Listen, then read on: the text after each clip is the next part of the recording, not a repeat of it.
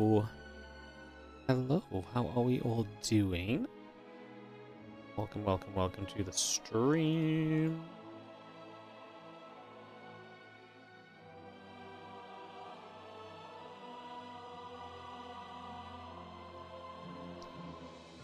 Put that webcam on.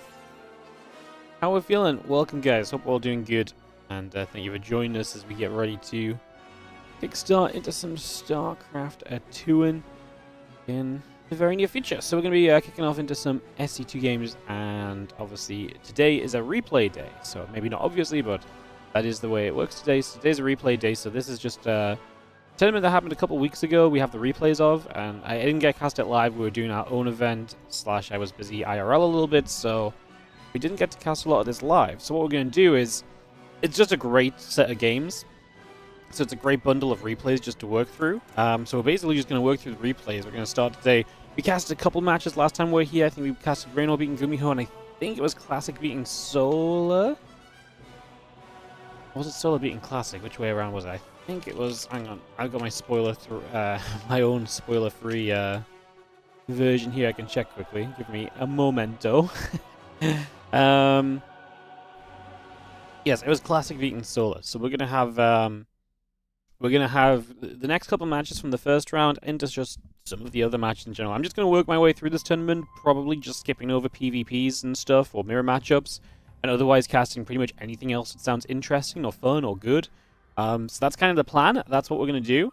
And yeah, like I said, just kind of felt like it was worth doing it because we got some days here and there that are just empty days like today, so we may as well just get online, and it's really easy if we just have 5 hours of replays to cast. Just come in and cast 5 hours of replays, put some StarCraft work in, get some casting going, and just, like I say, enjoy some games of StarCraft as well. So I think that's our game plannerino. I'm just thinking if there's anything else I want to say before we just kick off and just straight up start by just diving into the action, but I don't think there is. I think we are just in go ahead mode. So without any further ado, let's do it. I do have... there might be a moment or two to take, guys. If I get slightly distracted, or if you get slightly concerned, or I lose my train of thought, it's because I do have messages out trying to confirm schedules for the WardiTV 2025 Championship that's starting on freaking Saturday.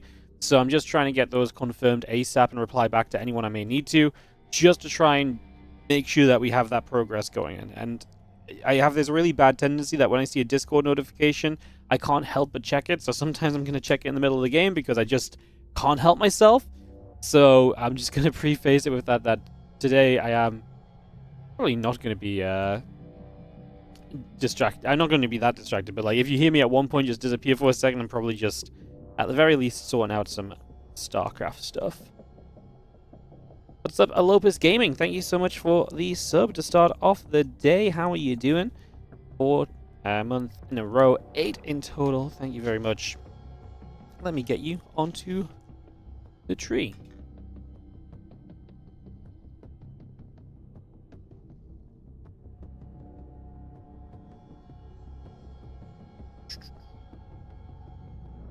When I can get this thing connected.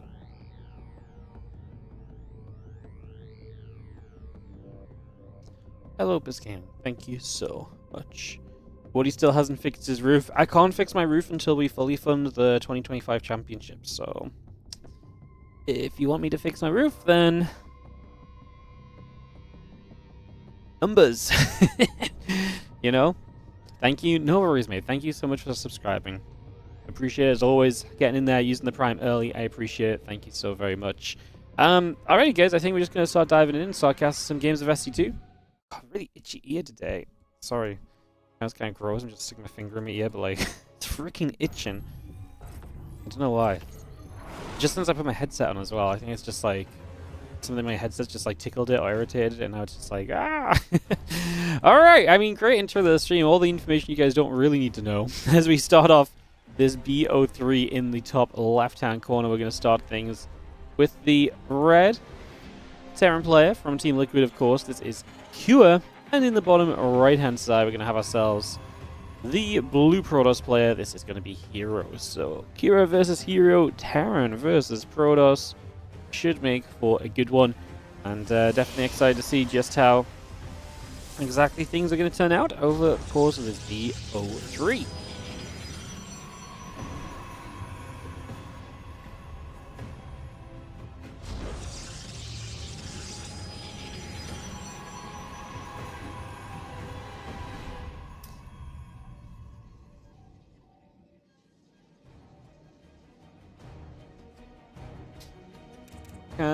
Sorry guys, I forgot one sec. Just, I like to be on a certain observer, and I don't want to spoil you guys with the time of the game when I bring it up to check where they are on the list, so just tab for a second, there we go.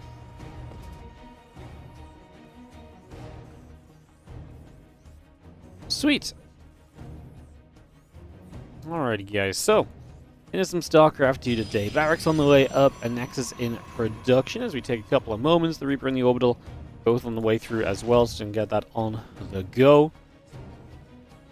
I am genuinely excited for casting these games. When I saw this tournament, I was really sad that I couldn't cast it properly because I knew I was going to be busy. And it just overlapped with some of our own event, and I did a bunch of scheduling around it. It was with the Korean Royale.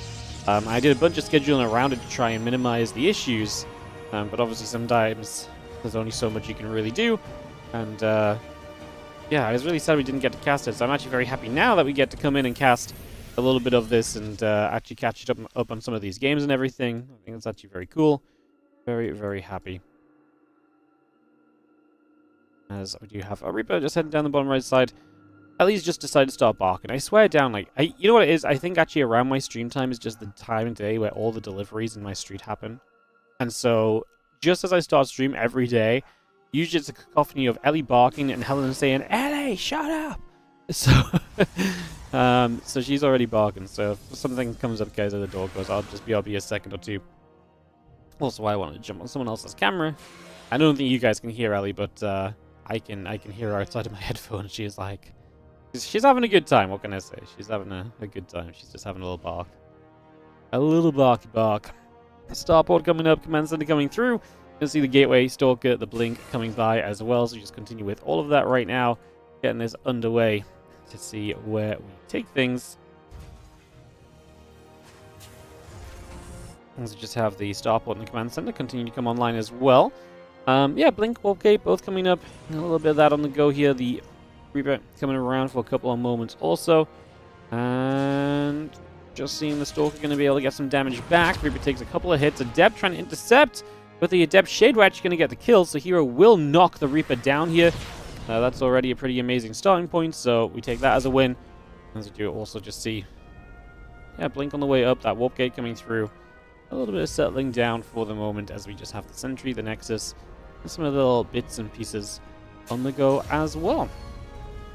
Again, blink coming about, take a couple of moments, see where things are going to go to.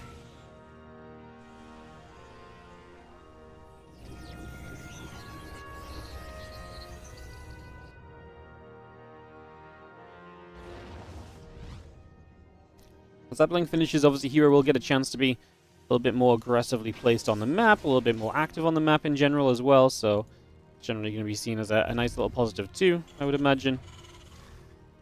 We'll just work kind of from there as that hallucination also works its way up currently, so just bringing that straight online. Medevac going to come in with the Widow Mine drop, going to unload, and the first mine does get killed off pretty swiftly there. Other couple mines going to go for 2 workers, 1 apiece. And Medevac does not stick around to save the mines. Actually came in to save them, but then was a little slow to react, so I'm not sure what happened there, but it didn't feel quite the way we wanted. Like, it was exactly what we wanted to happen. I was going to see the couple SCVs, tank and marines all building up. Barracks still on the way as well. Forge, Nexus, charging the probes, building also. Medevac still just looping around. Seeing where it can get to as well. +1 charge, both building by. The extra workers on the way up currently. So yeah, we've got that charge started up. The +1 attack is on the way. Probes and the Stalkers all continuing through just for now as well, so we get that on the go and figure out where we're going to take things. Stalkers will take a second. Actually getting rid of a depot here, so a couple SCVs down. Getting rid of a depot as well. A couple of nice grabs now. These Stalkers will go for a little bit of damage. And I mean, just doing what Stalkers do, which has been freaking annoying. This is exactly the kind of Stalkers I hate. at my front doorstep, just up in my face, not leaving me alone, not letting me do my thing. And actually getting into the main base and denying Stim might be the most annoying of all at the end of the day as well. So I think that actually is going to be a real disaster class of an opening here for herO, who just gets completely reset from where he wants to be early. Like I say, this is just really not what he wants to have had happen. He does get the Raven in, but then the Raven goes down, so you don't even get to keep that around and find all the longevity with that Raven that you might typically get. It's just another way in which this has gone wrong so far. And I do think it's fair to say that this is definitely going kind of the wrong direction from herO altogether. Just does not feel like there's any consistency coming out of his game. And like I say, it just feels like it is just trouble. We do have our third command center coming up in the main base of herO. So again, I got that third CC on the way, Stim Pack, Combat Shield, +1 attack upgrade, all coming through. The few Marines, the SCVs, and the barracks building as well. Robotics facility, probes also continuing by as those couple of pylons will come into play, finishing up very shortly.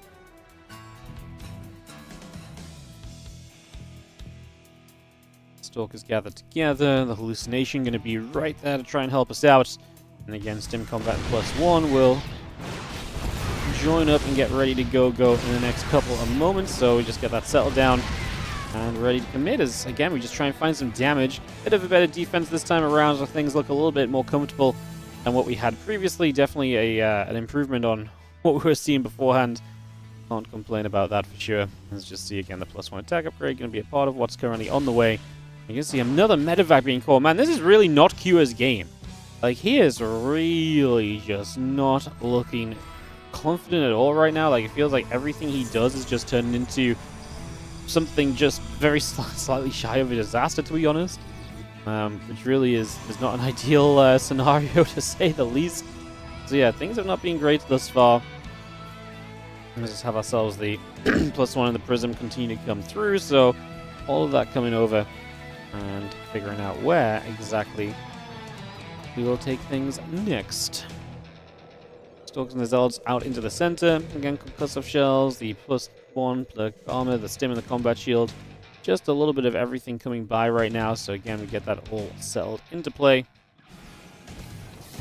Yeah, the orbital command sitting in the main base as well. So herO ready to go up to 3 bases. I feel like herO's ready to kind of make this aggression though. Like, I feel like he's about to play this in such a way that I just don't think. I mean, you can see herO is still trying to drop. He's still trying to find opportunities, but it is just not working so far. Like, it is not a good time at this point, as we see a couple of Zealots are going to come back over. They're going to get straight back through.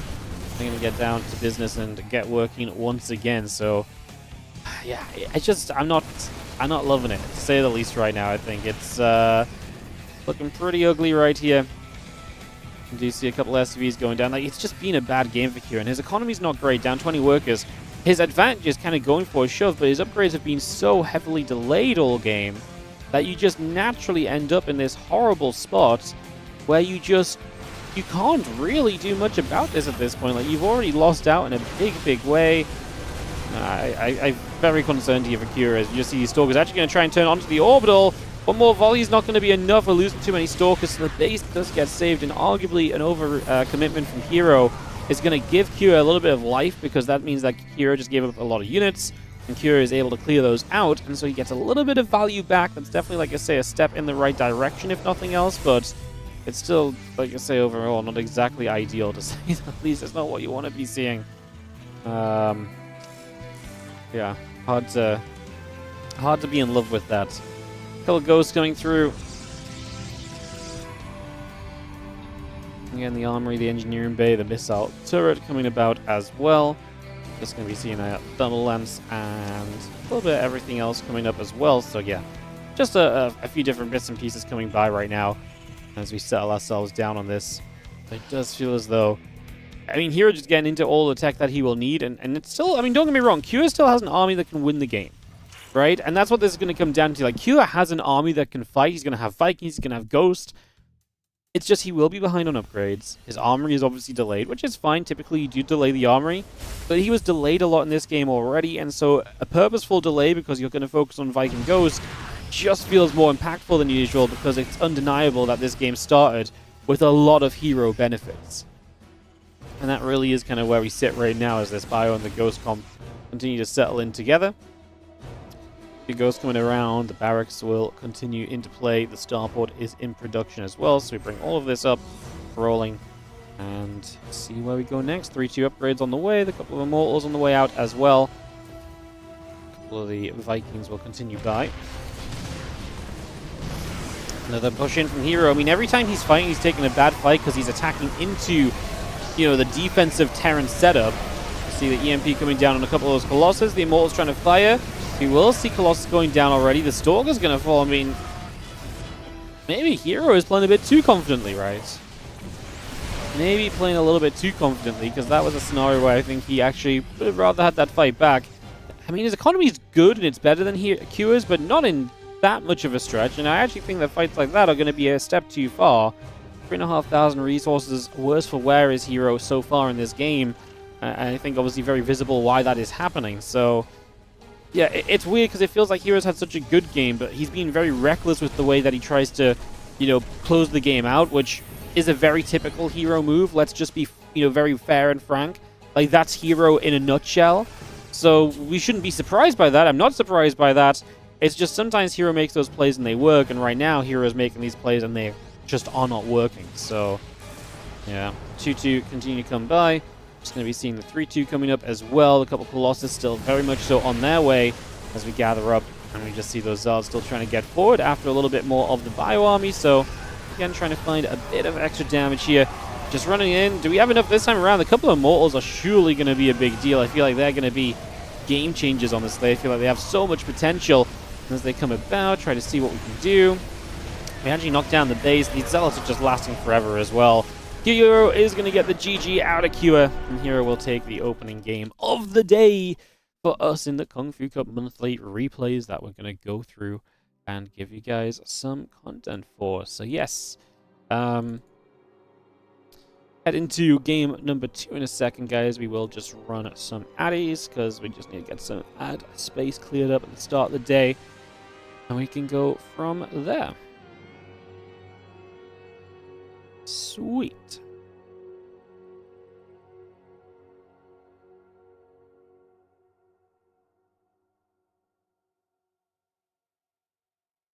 Sweet, sweet, sweet. Cool, cool, cool. All right.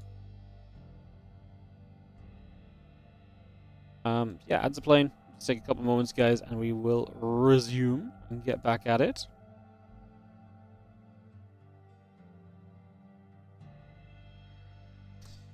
Awesome. Alrighty, so yes, we'll get going. Kick this off.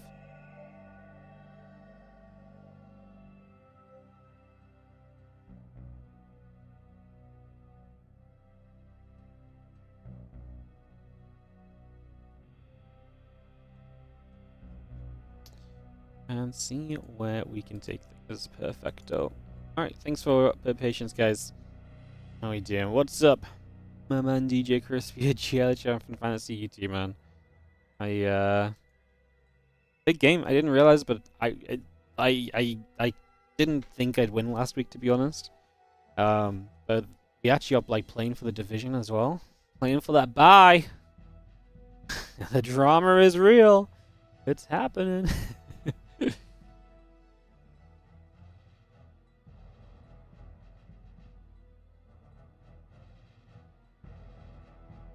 I still don't love my team. My team's roughed up right now. In a rough season. Alrighty. So we just came out of Ruby Rock. We're gonna be heading into Mama Ship, map number 2. We can probably just get this started, guys, give or take.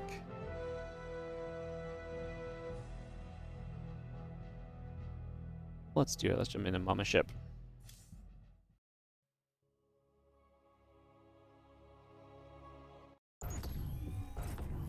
In the top right-hand side of the map. I will take you guys in a second. Sorry, I just realized I want to find my observer first. Perfecto. Yo, Taco Stuff, what's up, man? Thank you so much for the 84-month resub. Appreciate it. I'll get you up on the tree. You expect the best games? You will not settle for anything less? No pressure, then. I mean, pressure on the players, though. I mean, I just have the games I have. I can't really change things, so...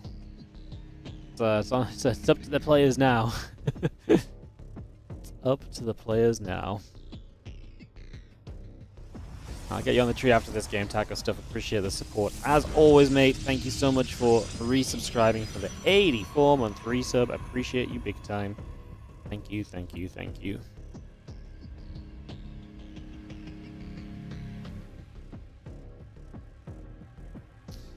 Alright, so game number 2, herO takes that 1-0 lead. Got a good edge early, and yeah, he had a couple of rough fights, but that's just kind of what you expect to have happen, is the couple of SCVs will go in for some probe actions. Just going to try and get a little bit of work done there right off the bat. A couple of nibbles coming through, that probie getting chased around for the next few moments as well. You've not really been watching SCT for a long time, but starting to get back into it now. Love to hear it, man. It's never a bad thing to hear people getting back into StarCraft. Still a great game, believe it or not. It's really crazy because I still feel like StarCraft is so fun to watch. I know the meta doesn't change as much or as dramatically at least anymore. You just can't tell me that it's not just freaking fun though. Like, this game is, I mean, obviously I'm very biased, but like, it's just something special about it. You know, I truly think it's up there with a lot of the other great esports, like, you know, where, like, you know, because, like, CS has a lot of longevity. League has a lot of longevity. StarCraft has that exact same factor of just, like, the ability to come back and just still enjoy it. Like, you don't have to follow StarCraft all the time, you know, and that's one of the best parts of it. Like, if you've watched StarCraft once, you can really kind of follow StarCraft anytime you come back still, you know? It's, it really does just have that kind of great feel to it. Zealot, going to be annoying here as herO puts on some pressure, so a little bit of value being found to kickstart this one, get some damage done for a couple of moments. We do see the Ripper Marine and a couple of bits and pieces coming through that Stalker, and try and keep poking over for the next couple of moments, try and get that on the go into a little bit more damage. If we can do so, then brilliant.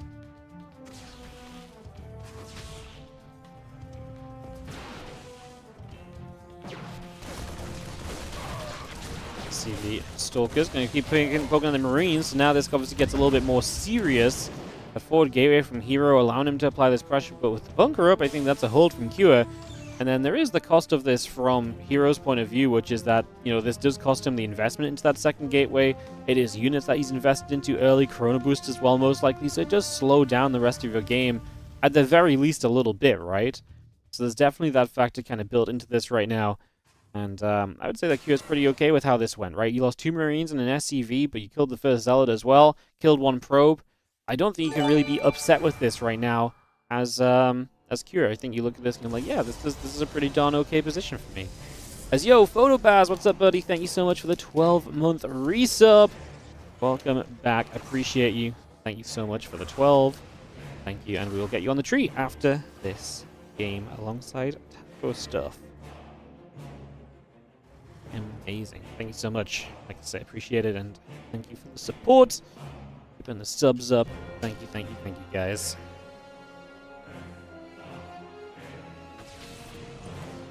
Ripper hops in. Just gonna have that Stalker coming straight by. Have to see what's going on. Just gonna be seeing the blink coming through, the Dark Shrine coming up as well, so we get a little bit of all that on the go right now. Just going to be seeing the SCV production continues. Like I say, it just feels like a better opening this time around from Cure. He's not going to be under as much pressure. He's not going to be taking damage as frequently as he was last time around either. So I do think this adds up quite nicely. We'll kind of go from there as the Dark Shrine comes about.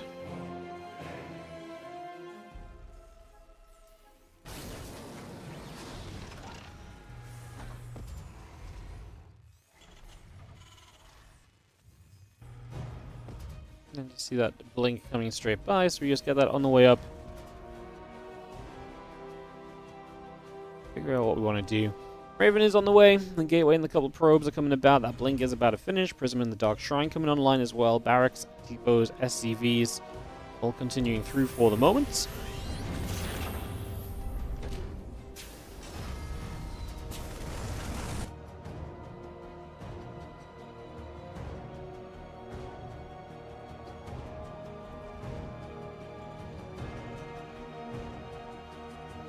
Again, charge will start. The Prism comes through. It's going to be seeing the Raven coming up, and the Stim Pack still building by as well. It's going to be seeing that Raven coming back over to the side.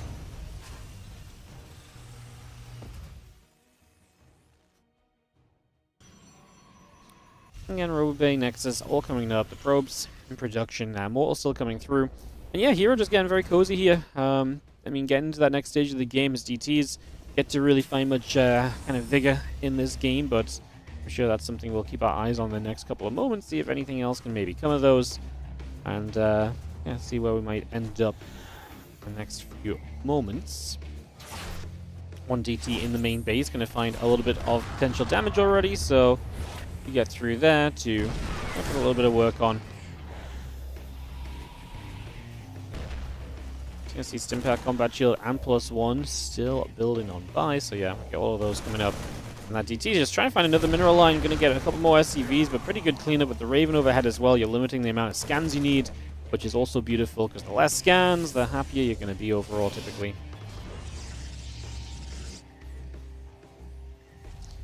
Again, Stim Combat and +1 all building through. You're going to get into a good position for the moment.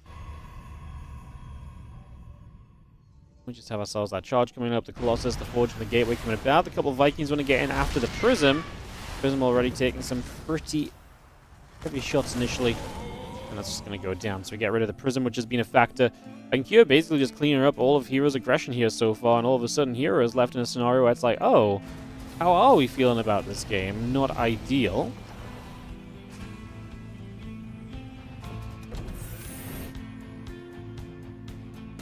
The Zealots, the Immortal coming about. The Stalk is going to put a bit of damage onto the Raven there. We'll see the rest of the bio stimming straight through at the Stalkers. And we do have the Thermal Lens, the Charge, +1. The Colossus and the Gateways all still building by. Let's take a moment or two. Bio going to get across. Let's see that Wolf Gate taking some damage as well. A couple of the Zealots going to go over the far right side too. So it's going to bring that straight over. You're going to see with that forward gate going down, herO will potentially be able to keep on pushing here too. He's got the third base coming up behind this, so he's not completely committed to this. Like, this is not an all-in with no other kind of factor involved, so keeping that in mind here is just see the couple of Zealots going through, the SCVs taking some good shots, a bit more damage being dealt for the moment. Again, that +1 Thermal Lance going through. The rest of this army will sit right here. Bio going to take the chance to jump on this, and we do try and make close the distance very quickly already. So in we go, a couple more auto turrets coming straight down. Just continue to push in and really trying to find this last little bit of damage. As I mean, herO's supply is looking fantastic. And right now, this feels like herO is going to go push his way straight through, and this is not even really going to be that much of a question mark about it. So I think that is probably all they wrote and pretty much all there is to say about it. I think this one is going to go the way of herO with a 40-50 supply lead. He's in a very comfortable position. The Bio Army is going to poke a little bit further onto that gateway. We do see some additional gates in the main base of herO as he tries to set up into an answer, but if you're building these right now, that's really not exactly ideal, to say the least. Yeah, it's really not what you want to be seeing. It's just the plain simplicity of this. And yeah, that's going to be pretty much all they wrote to kick us off on this one. We're just going to be seeing our Bio coming over, the couple of Vikings coming by as well. And that's going to be herO getting the game victory. So we're going to take that one as a GG. We're going to jump ourselves into next game here in a couple of moments, which will be game number 3 of this series. So away we go, and off we head. Perfecto. Alrighty, guys. So, heading into game 3, we'll be on Tourmaline. I'm just going to run one more round of ads, guys. I know it's a little bit aggressive, this many ads early. I'd just rather make sure that we have a little bit of space. I was just a little bit slow coming live today, and I didn't quite get as many ads played pre-show as I would like to. So just in case we get a longer game, I'd rather us take a moment now than take a moment a couple minutes from now, you know, halfway through the game or something, and be like, oh no, the ads are here. And we can't really do much about it, so.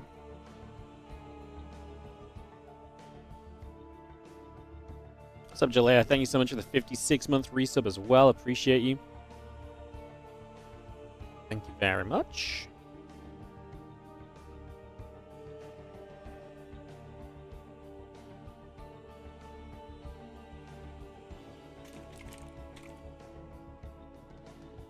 thing as well, Attacker stuff, and Photobaz going onto the tree. Jalea, I'll get you on the tree in a moment or two.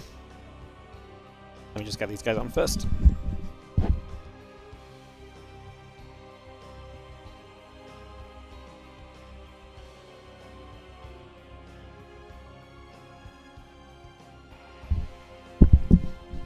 Jalea.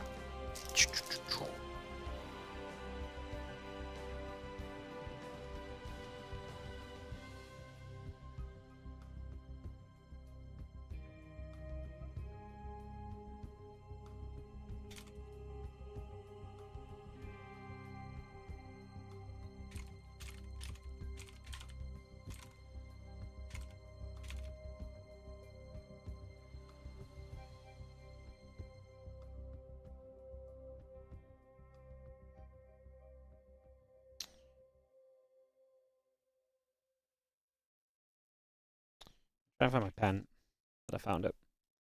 Beautiful.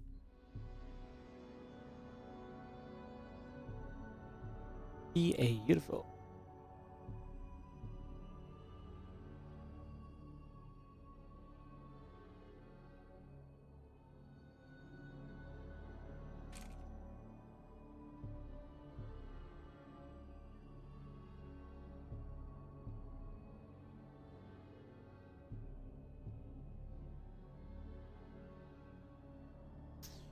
Sweet. Jalea.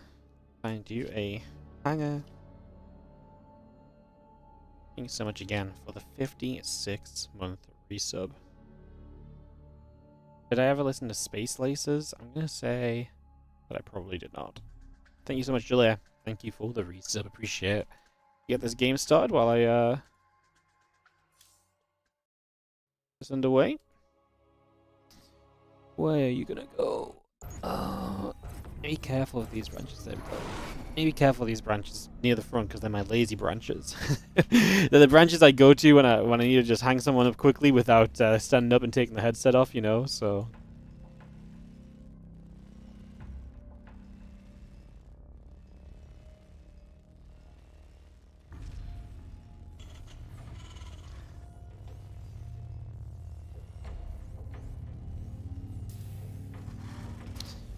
Alrighty. Again, probing the pylon coming about. It's going to be seeing the SCV and the depot coming through as well, so a little bit of everything coming by right now. Take a couple moments. Get this set and ready to go. There's going to be a little bit of action earlier with that probe coming by.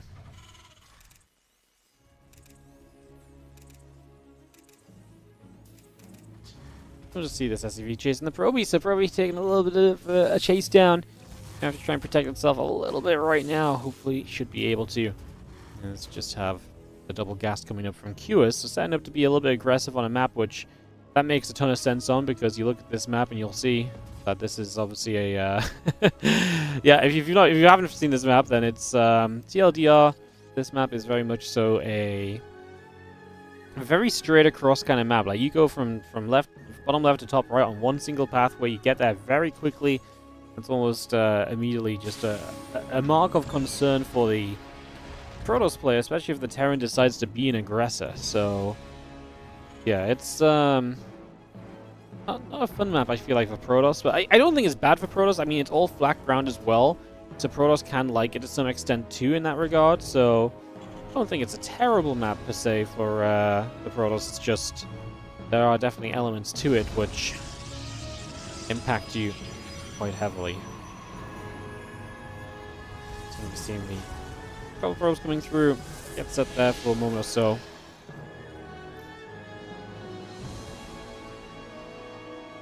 Factory on the way up, about halfway done. The reactor building by also.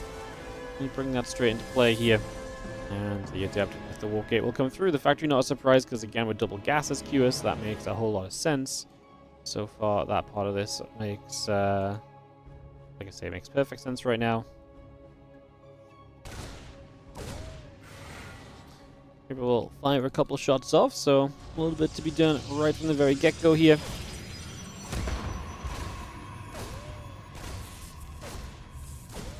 Probe is going to be taking some shots. Reaper doing a few hits as well. So we go back and forth. That Stalker still getting in after the Reaper. Trying for a little bit extra. And yeah, the Adept will come by as well. So just going to keep on poking. Obviously, hero's on the high ground, so it's going to be very difficult to truly break him down or move this position at all. So not much really going to happen in that regard. For the next couple of moments at least.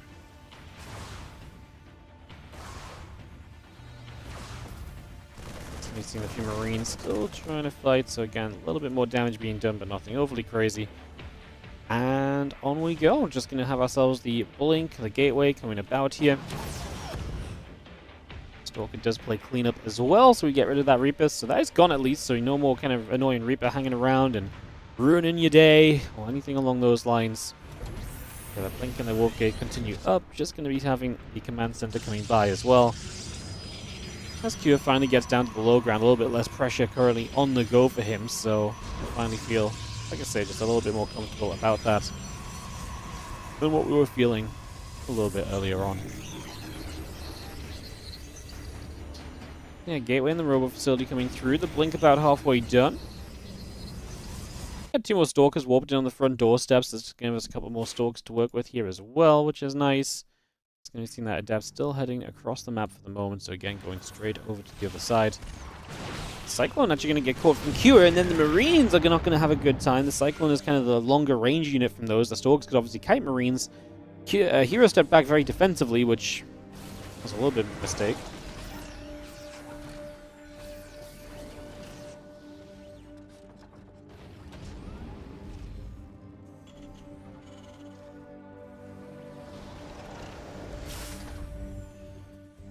And Blink coming through. Prism on the way.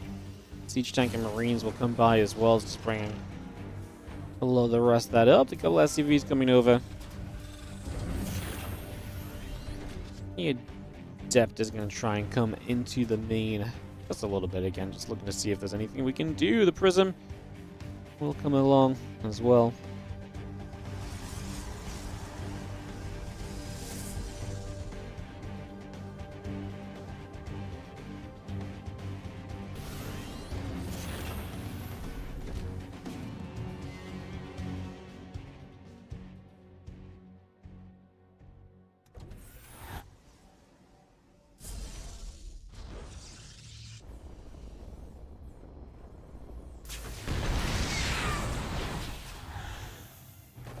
A couple moments, it's going to be seeing the Prism taking a couple of shots right there.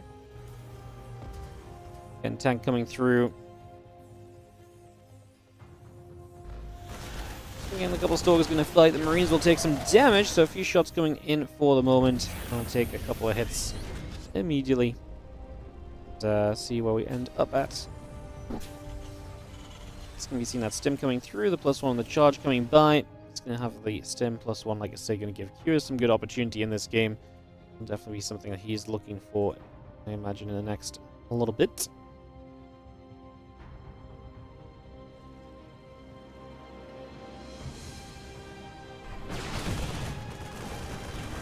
Stalkers try to get into the natural, but there is going to be just units there, so no opportunity for hero. A couple of SCVs going down.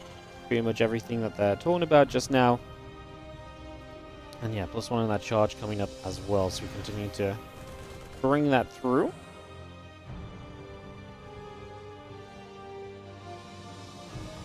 Put some chased away over to the sides.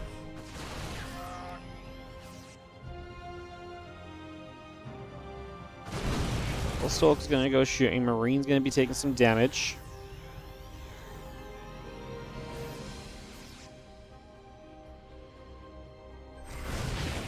Tank count's very good from Q, and that's going to be one of the main things he can, really rely on here. If that tank count stays very solid, then he's going to be in this position where you can more or less just... If that tank count's solid, you can more or less just sit here and just kind of deal with that army that's kind of coming your way. Like, that's not going to be an issue for you, so... Yeah, until, there's a lot of Zealots or so, these tanks will remain very, very viable in this game, that's for sure, so... Definitely a bit of a factor here. And let's just have... of moments of setting up right now. It's going to be seeing a couple of shots coming by. So it's going to be stepping back down at the bottom there momentarily, and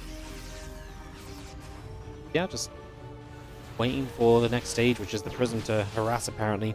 Kyo's going to be readying up for his third base sooner rather than later as well, so that will also be a factor. Very shortly, you'd imagine a couple of Vikings getting in there. They're going to be chasing after that Prism too, and just able to get in for some more damage. So the Prism actually goes down. It's nice because then all of a sudden, you know, as basically as herO here, you don't have the chance to be aggressive. So Kyo just feels way better about this scenario in that situation. So that feels way, way better. As the command center relocates over to the third location and brings that straight over.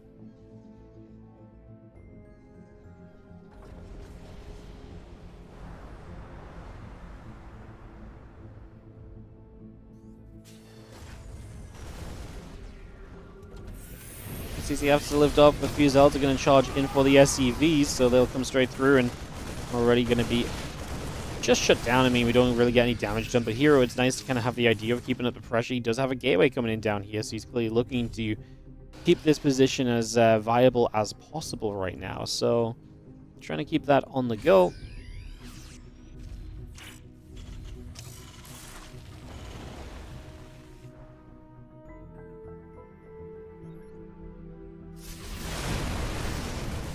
Another fight. These tanks are not sieged up, so if there was a time to fight, this may not be it.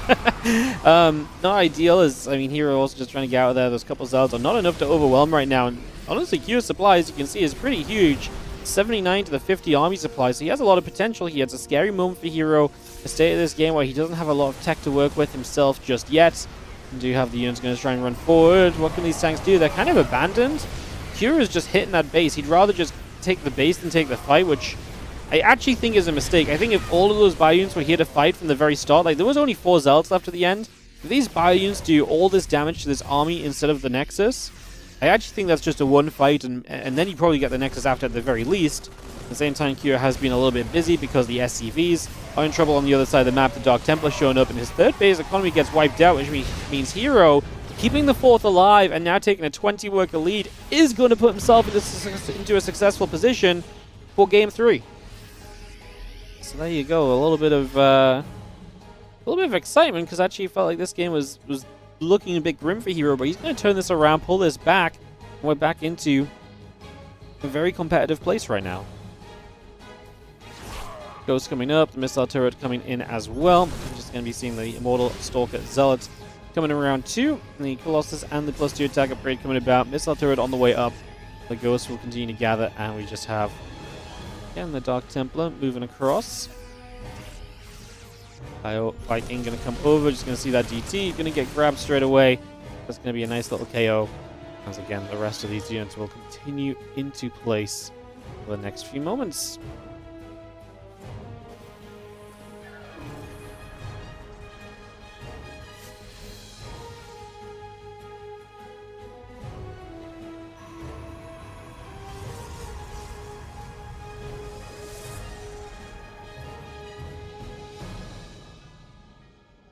And Thermal Lance +2 attack coming by, the Ghost Marine Viking all coming up as well. Take a couple moments here to still settle down. Obviously get all those tech units up, that's going to be a big factor here. You're going to see the rest of the bio army just recollecting together and still looking to threaten toward that base. That base obviously is going to regenerate its shields, but it does still stay low on HP from before, so that's something we can consider too. One more thing we can just keep in mind.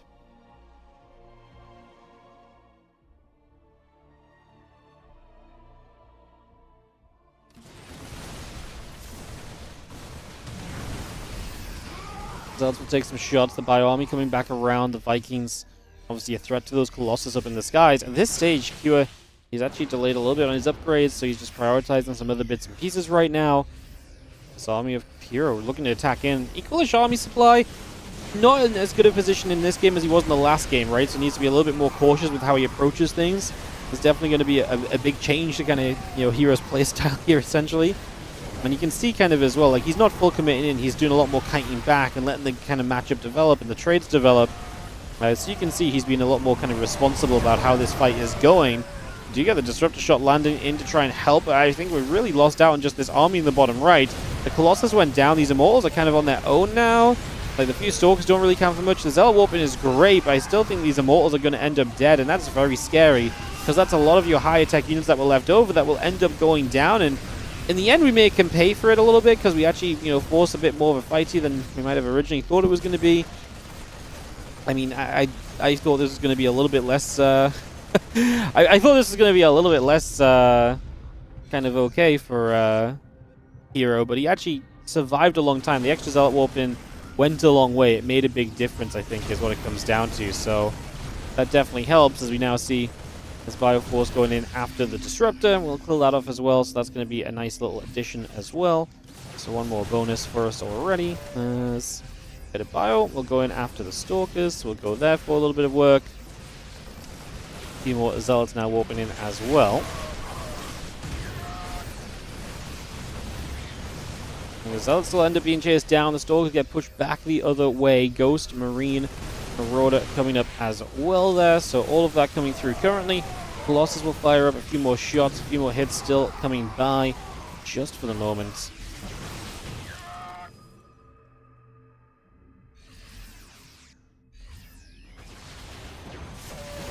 Stalkers come across. Bio units will take some damage. It's going to be seeing the Medivacs taking a few hits as well, so again, a few more shots on that for the moment already.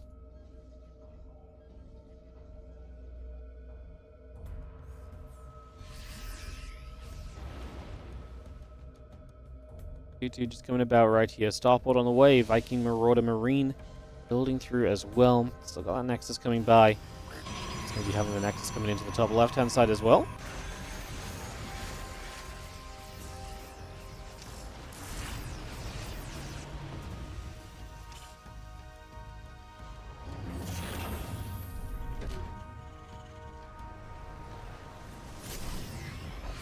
Still got a 2-2 on the way up. +1 ship weapon is going to be a part of that as well.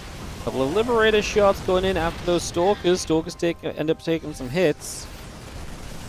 Big connections for now. Just going to be seeing the rest of these Zealots going down also. So just a little bit more being done still. For the moment, we'll do move on through. We got rid of a bunch of SCVs, so what, 6 SCVs go down. Now we get ourselves the 2-2 upgrades, finishing the +3 attack upgrade on the way from herO.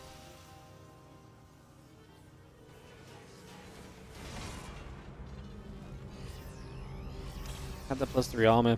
So he'll move into that faster 3-3, but only by whatever the Chrono Boost will be, more or less. I mean, the +3 attack starts right now, as you can see from Kira as well, so he'll get that started. Oh, we see a couple of Stalkers getting caught right there too.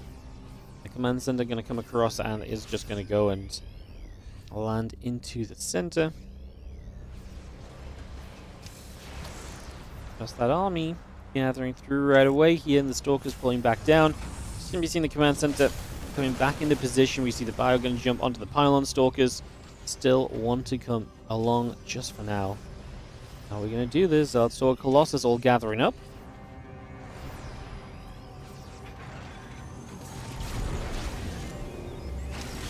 More hits coming through, just going to be having the command center still morphing into place as well.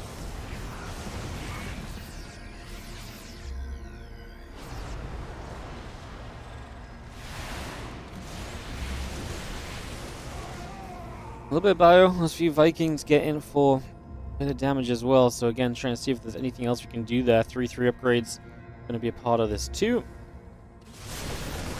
I see the Bio going in after those few Zealots, and the Zealots going to go down pretty quickly, so the Zealots are going to melt away. It's going to be a pretty easy pick-off as well for now. Not bad at all, as we just have the rest of the Bio coming about. 3-3 coming over. It's going to be seeing the couple of shots there. EMP's coming in. Nice disruptor shot. Lands on a bunch of the Marines. It's the kind of moment you want to see, right? That feels good for sure. Definitely take a hold of those when we get the chance to. Now we can see the Bio just going to clean up these couple of pylons. Getting that wrapped up.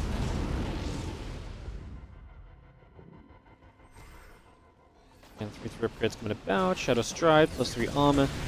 All those little bits and pieces coming back through. A big push in from here. I mean, he's still sitting here with this army and still just threatening again and again. Sitting on the edge of this base and really just saying, like, hey, look, like, I feel like I can do something at any point in time right now. Like, he's going to, you know, remain a threat, basically, in amongst this. As Bio still continued by Shadow Stride, the Dark Disruptor coming into play as well.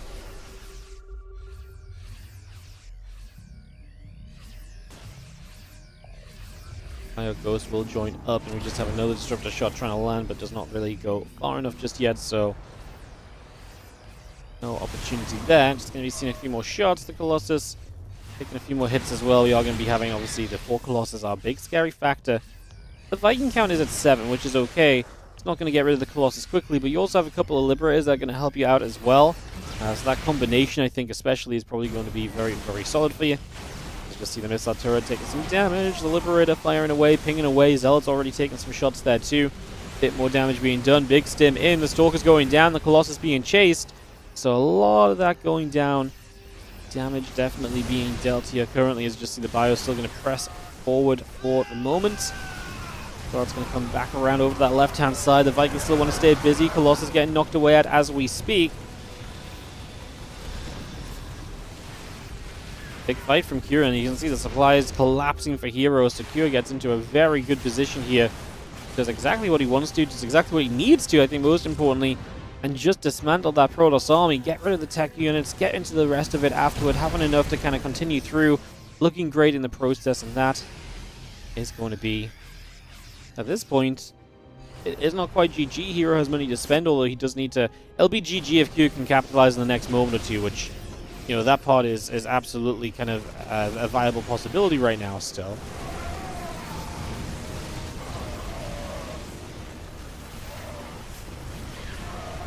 More hits coming through. I mean, the Bio are going to get that. There's basically nothing left here.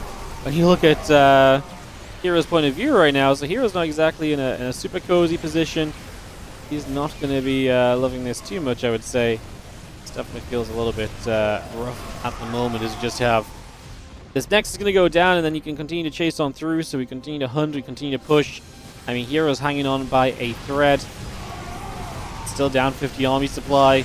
Now we're going to lose that Colossus. A new Colossus shows up. We're going to kill a bunch of probes in the process as well. Again, really difficult to imagine that this is going anywhere that isn't just, you know, out of the game from herO, and hence into the lower bracket as well, worth noting, because this is a round 1 match of a double elim tournament. So yeah, he might be in the lower bracket, because at this rate, I don't really see what herO's doing to save himself. Down 50 supply still. 44 probes gone. I mean, top left base. I mean, he's got Nexus still alive. Doesn't really matter if you don't have the bases to take advantage of anyway, does it, right? So, not really ideal.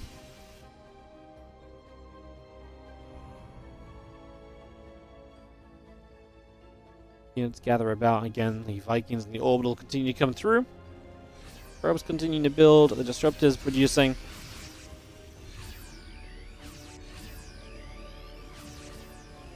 Medevacs coming across the other side.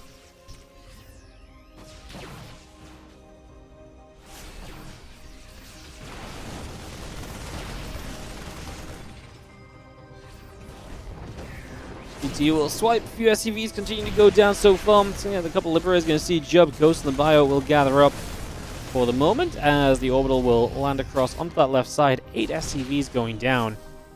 Big factor right now. There goes 9. Zealots and Disruptor still very much so building up for the moment. So again, a lot of that on the way in. We're just going to have ourselves the Stalkers and that Disruptor coming through as well. So we continue to bring that into place right now for the moment. Continue to go, go, go.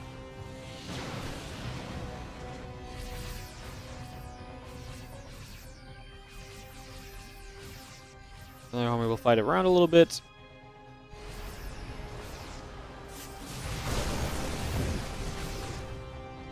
It's really hard to, again, just imagine how herO even truly properly gets back into this game. Like, this really feels like something that is probably just kind of done already, to be honest.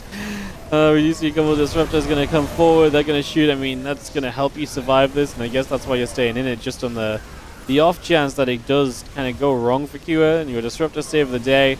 I mean, as long as you have bases as herO, it's not too ridiculous of a game to actually stay into. It just looks really ridiculous from our point of view, because to us, this could not look worse, right? Like, this could not look as though it was ever going to turn around, but I say it's here he's staying until the very end. To be fair, Kira's only like a 47 SCV Terran player. You know, you lose one army, there's a very good chance that is, you know, more than enough, so...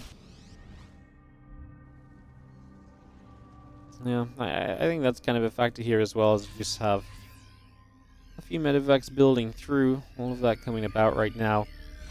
And Storks and the Zealot are going to come around as well. Just going to put themselves in place.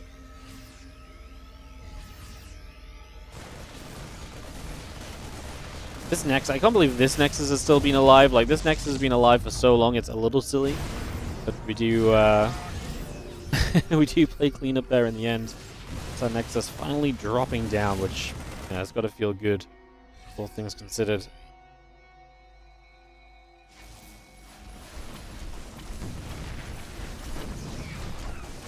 We've seen a few Zealots are going to come around as well, so we'll just see those SCVs coming about. Zealots are going to get in there. I mean, we'll get rid of 13 SCVs. To be fair, Q's given reason for herO to like stay in this. Like, he's letting 16, 20 SCVs go down. He's being pulled around by a group of Zealots and then there's a handful of Stalkers. The reality is that this should not be being as effective as it has been so far, but alas, here we are. Like, clearly we are letting this, you know, be a thing. So if you're going to let it be a thing, then your opponent's going to take advantage of it and try and make the most of the situation. That obviously makes sense. And that's exactly what happens right now. That disruptor shot at least landing for a little bit of a connection, if nothing else. And then just left asking, surely, soon at some point here, we're going to have ourselves GG. Because, I mean, to be fair, like, Kira is below 100 supply, but at this point he's also 75 army supply against 12. So, I feel like this is one where being a bit negative about hero's position was absolutely correct. It's just his reluctance to accept the position he does find himself in.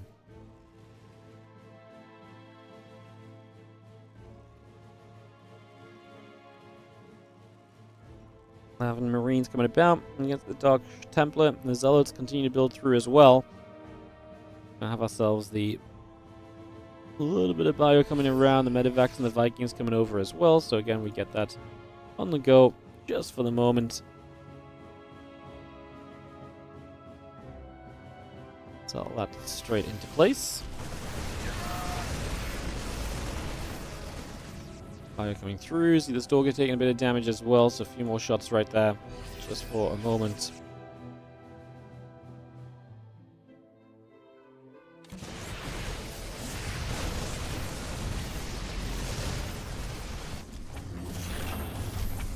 We get more SCVs. The Zealots come through once again. At the same time, Kira is demolishing the base on the bottom right side. Now herO only has the 3 bases that are left here. So he only has 3 bases remaining in the upper right-hand side. That should be enough to get this done at the end of the day. I truly believe, at least I truly want to believe, that this is actually enough to be wrapped up, sorted out, figured out, finished. I've been casting a game which I think has been done for 6 or 7 minutes at this stage, but like I say, Kira does not kill herO, and hence herO has not died. So what can we really do about it if those 2 facts remain true?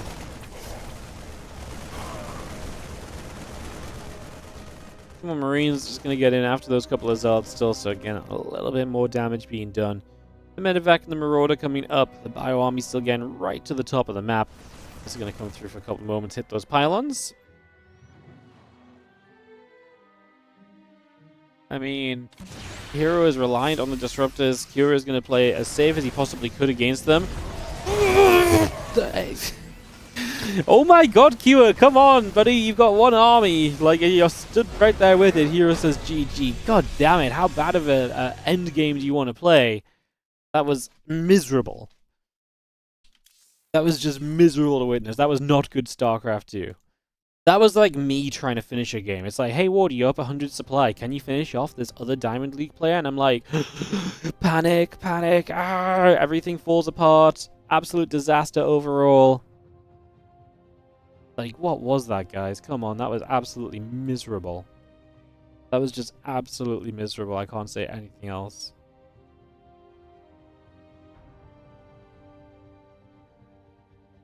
Q played so terribly, no one deserved the win. I don't know if Q even played... Like, Q just played like he didn't want to actually end the game, which sometimes you can be afraid, but, like, there's a point where you've got to, like, the longer it went, the worse it is, right? Where it's like, at some point, you've just got to recognize that you're in, that you can end the game, no? Like, obviously, it's more frustrating from our point of view, because from our point of view, you recognize, you know, you can see the game plan, you can see the game state and stuff much more comfortably, but, like, that was just, it was ugly. It was an ugly win from what was meant to be, and what was initially a very smooth going win, you know? Like, initially it looked absolutely great, and then it just looked absolutely horrendous for a while, simply because he just never figured out what was going on. Alrighty, guys, that's going to be our matchup to start the day off on. What we're going to go into next is we're going to head into... So, I'm just going to go in the order my replays are in, and anytime I find a series that I'm not interested in, we'll just skip over it. But next is herO Solar, apparently, so that looks like it's from the lower bracket. So we're going to do an elimination match between herO and Solar, and then just kind of go from there, I think, is the kind of plan. Like I say, we'll just go into day 2, and we'll see what the day 2 games are, and we'll just follow through from that. And just cast any match that sounds good, and herO Solar obviously lately has been a particularly good series, so that's going to be one that we do indeed sink our teeth into and get a hold of and get ready to rumble with. So, get that started out, and we'll go in just a minute or so once the ads are done.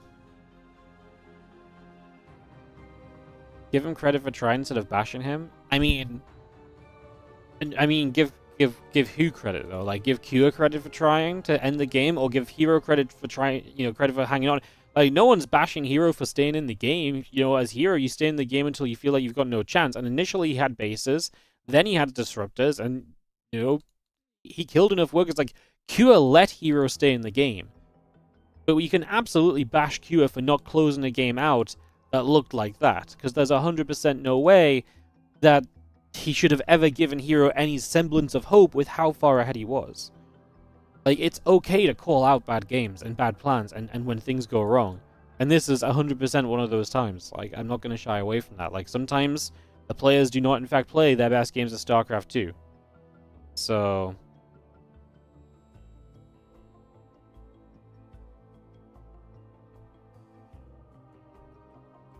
To be fair, it's hard to kill a pros when they're on 10 bases and they can keep spamming disruptor shots behind cannons. And that just was not the case in the slightest, no?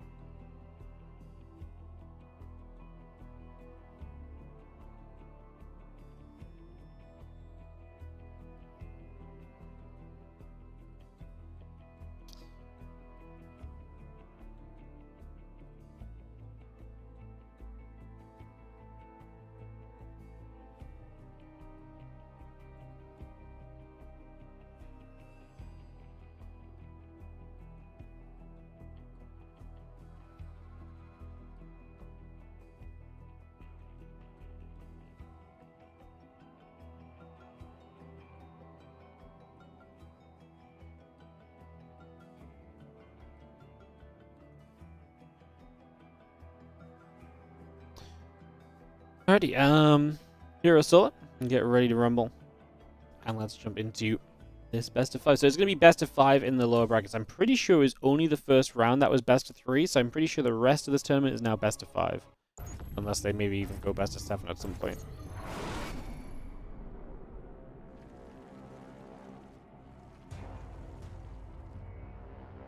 In the bottom left-hand side, our blue Zerg player is going to be Solar. And he takes on the red Protoss in the top right. It is herO. And sorry, guys, give me 1 sec just to grab the obs that I want, because he's not on the list. There we go. Back into it.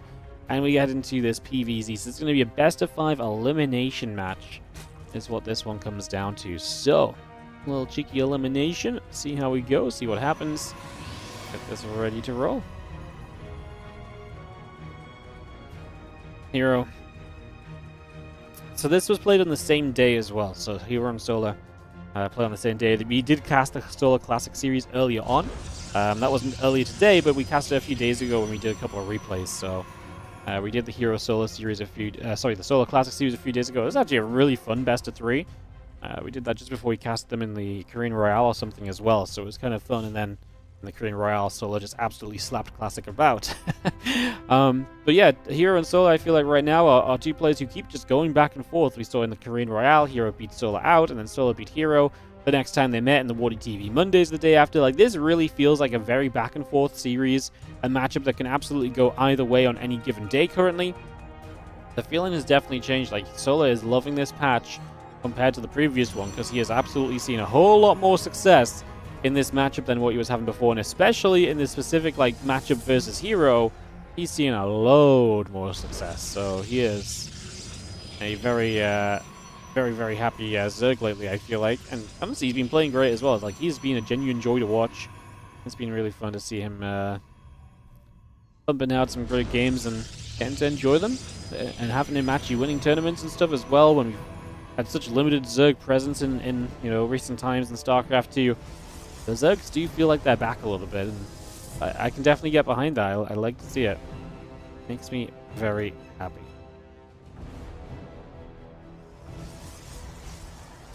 Cybercore coming through. That next is going to be coming around as well. It's going to be seeing a couple moments of setting up. Overlord coming about as well, so we take a few moments there, see where we go. We've seen the Stargate coming about, the Nexus coming over.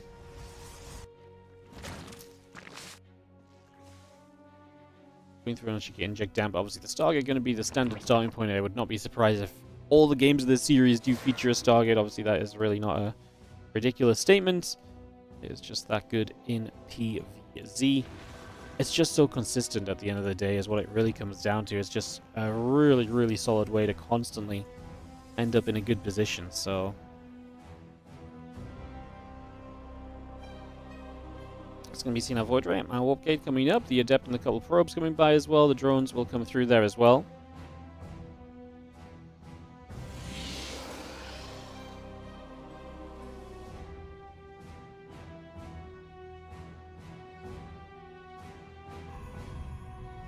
Void Ray not far from being done. Again, the Warp Gate coming through, and drop the Nexus down on that third base. Just going to get that going right off the bat.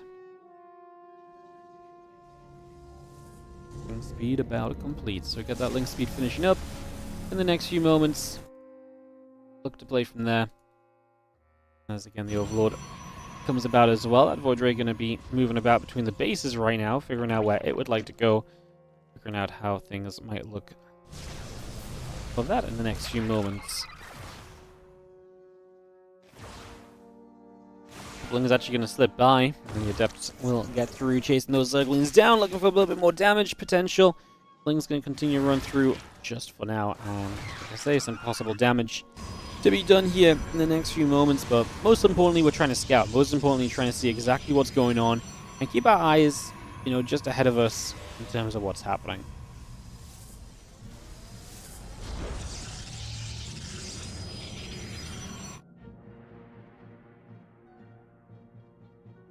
Gates coming through, Blink coming up.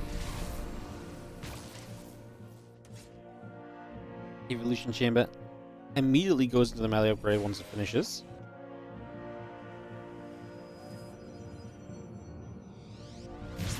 As things gather about, the Adept is going to get in after a Creep Tumor as well. It's just going to get a little bit more value right there already. And yeah, the Zerglings will try and run by, but will not be able to do too much. And again, we have ourselves Solo who's just heading into that melee upgrade, so going to be Ling heavy against a Blink opener. You'll see Solo probably try to play a lot of Ling heavy styles in this series. And it's going to be a fun kind of game of rock, paper, scissors, where it's like, does he play a melee upgrade and his opponent does something good against melee? Or does he get away with kind of the Ling Bane heavier style, which I think is going to be the big deal breaker here a lot of the time, actually. I think that's going to be one of the things that absolutely kind of becomes intriguing to us, I suppose.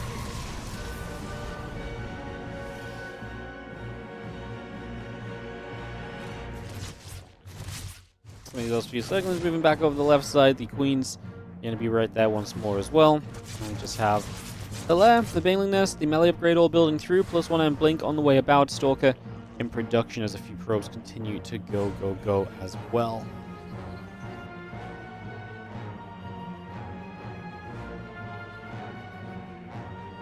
10 drones in production. The melee upgrade coming by.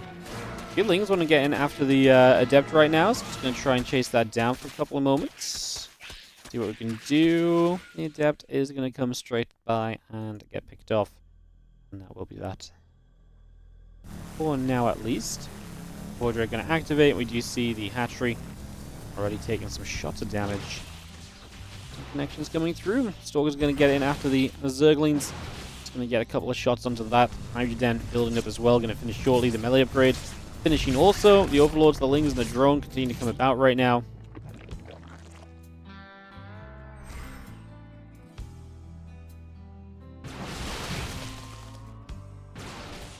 Phoenix from herO.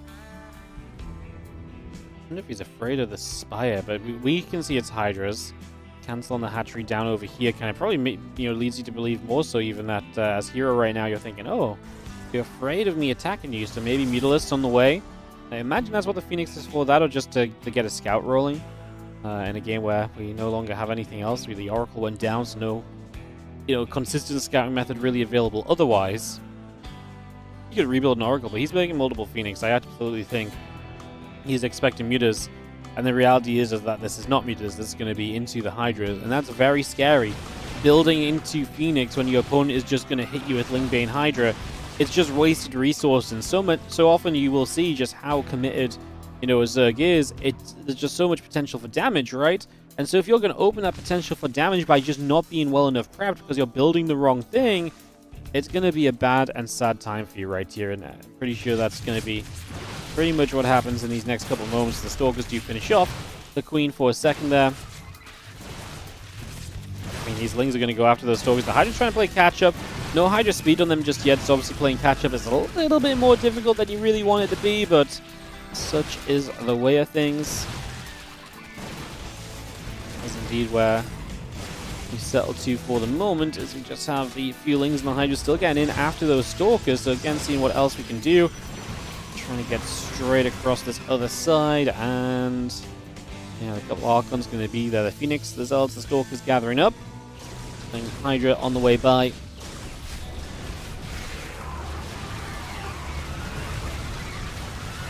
So let's see, the Ling Hydra continues through for a couple moments. So a couple more shots going by just straight away there.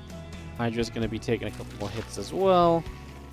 I mean, Solar's just already, I feel like, in a good position as the Bane's coming up, and as he gets better upgrades and just more of this kind of spam of units, this is only going to feel better and better and better, I feel like. So I do think this definitely has big potential right now on the side of Solar to be a very explosive opening game of this best-of-5 series. Let's see what happens as the Fusel's counterattack once again. herO wants to try and stay consistent with that, if nothing else. The Lings will move themselves into position, and we will not at least feel it achieve too much right away on that one. Bit of Hydra Bane still coming about as well.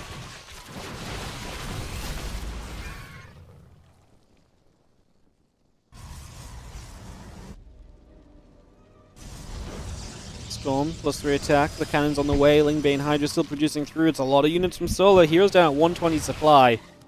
Just don't really feel like this one is going to do that much of anything. Resources lost 6,000, 5,000. The rest of the Lingbane Hydra continuing by as well.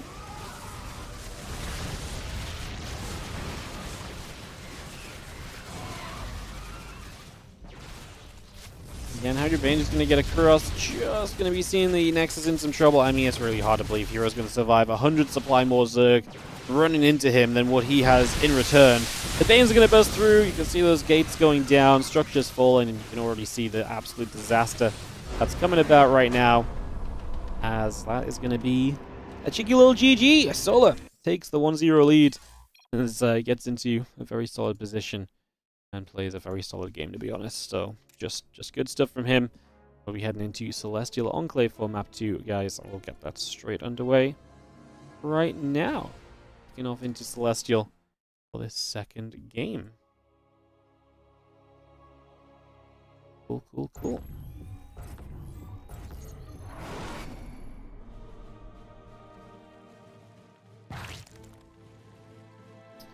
Alrighty, let's jump into it, guys.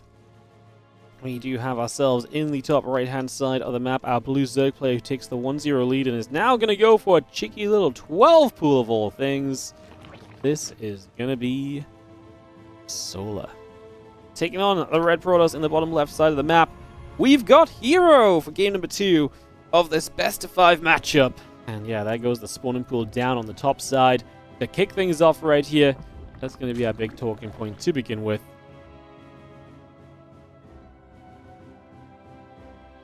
Away we go.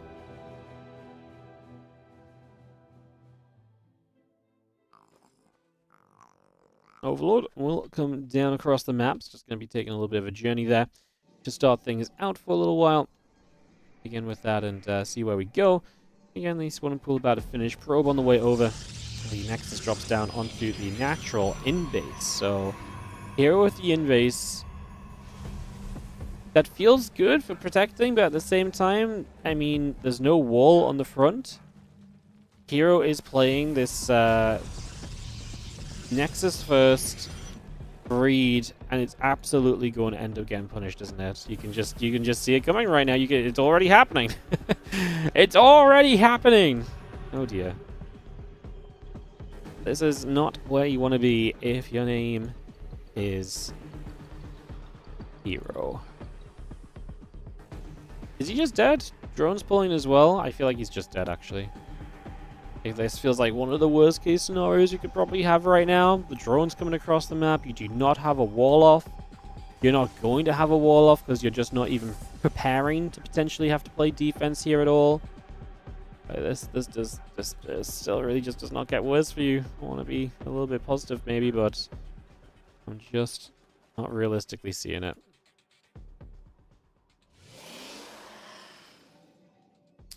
Drones arrive, the Lings arrive, and Solar may as well just say, "Get out of my game!" And he would not be wrong to do so, to be honest. So, yep, looking very, very solid here for Solar. As they are going to pull the probes, the drones are going to fight. We have the Zealot on the way out.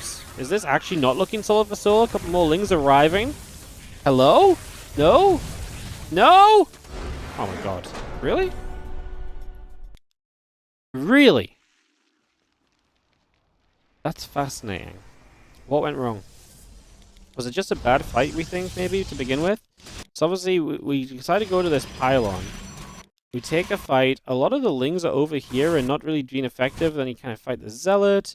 The pros get a good surround. I actually just think Solar ended up fighting in a very choked area. And the thing is with this fight is that you can't mess around, you know? Like, there's no messing around in that regard, so... yeah, GG's. GG's, and herO is going to get the game. I was so convinced, and obviously just did not turn out in that way, so... not ideal. Not ideal. I guess I'm going to have to go double check on what Ellie's barking at for a moment or two, so you're going to have to give me a second.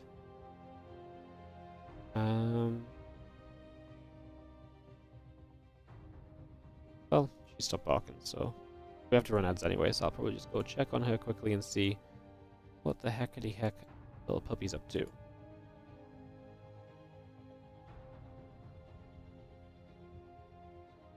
Alright guys, give me 1 sec, I'll be right back. I'll check on Ellie and we'll come back to you guys. Am I pretending to be Harston? Why? What am I doing? Maybe.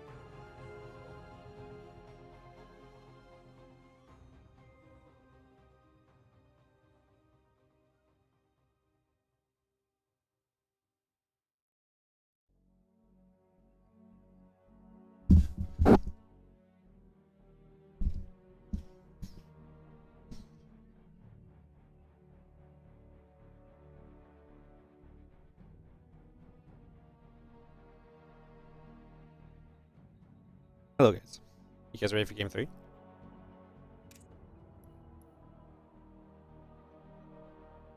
Let's do it.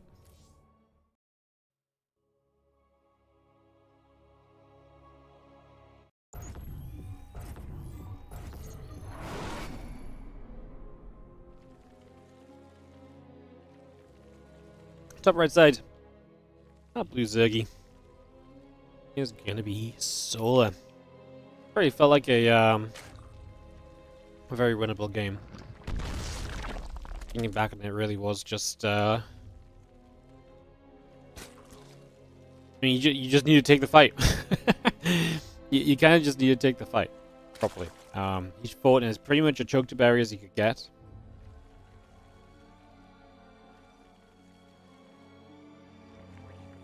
So yeah, game number 3. Get this on the way. Start off with a gateway on the front door, so that's going to be our starting point of this. Get on the way to begin with. The hatchery coming through. Get that going. Trying to figure out what we're going to do next couple of moments. Hatchery overload coming about. Gateway and the assembler coming up. The probe is going to produce.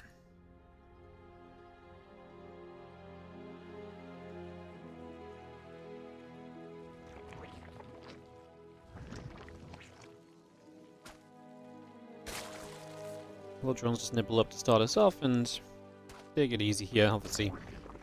Just had that super aggressive game. Would be surprised to see something as aggressive a second time around. Obviously, we're already not 12 cooling, so we already have that confirmation in our kind of minds. But we'll see what happens. Again, the side core and Nexus both building up and online right here. Catching the pool coming through, the drone still on the way.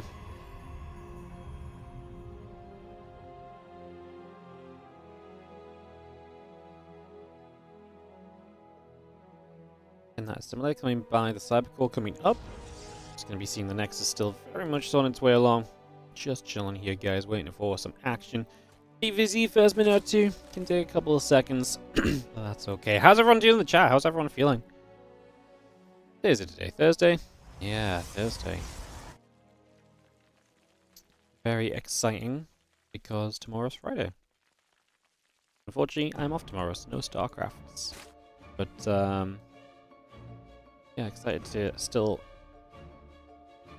No StarCrafts, but still excited to get in and gonna be waiting around to get the backup internet improved. So that's very exciting for YouTube viewers, because the backup internet is what allows us to... The issue right now is if we have to go to the backup internet, the YouTube has to go offline. Because the backup internet's not good enough for 2 streams, but on the new internet it will be. So we'll have some good old backup internets for you guys if something bad happens. Happens like twice a year, but then like 2 times a year it happens. It means you won't lose the YouTube stream, which is really nice. Did I cast the finals for the Cracked Team League, and did I miss it? Yes, we did that. Did we do that a week ago today? I think we might have done that a week ago today. We did it in like the last week or so.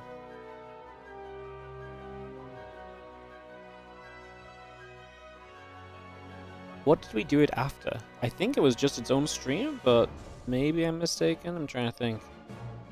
Let me look at my schedule.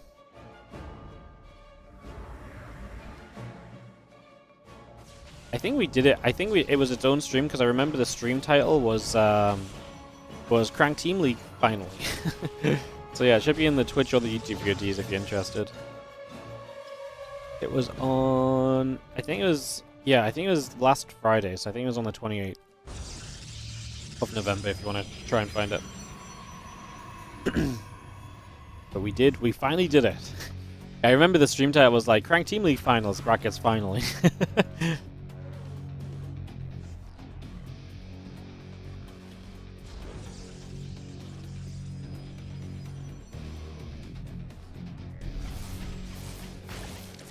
Oracle is going to get Group Gimmick. We're going to get the Oracle. Take a few moments. Oracle takes a few more shots of damage, so a few more hits coming through. Just going to see that melee upgrade, the Overlords and the drones all coming by. Twilight Council about to finish up here. The gates and the Nexus on the way through as well. Bring that in. The Oracle will activate for a few drones. It's going to be 3 workers. A nice start from herO here. Going to go into the glaives behind this. I mentioned a lot of this series is going to be about kind of how much do you get away with as solo. Like, how often do you get away with going into melee upgrades? And this is 100% one of those times where herO's going to try and punish him for playing anything kind of melee related.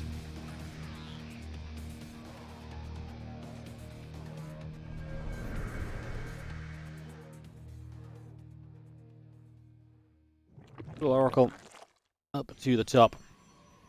And glaives coming through, Lings and the melee upgrade coming by as well, so all of that coming over for the moment. Then get that glaives finishing very soon. Forge still coming by also, and yeah, the Oracle is still just cruising about a little bit here and there, trying to see what else is going on.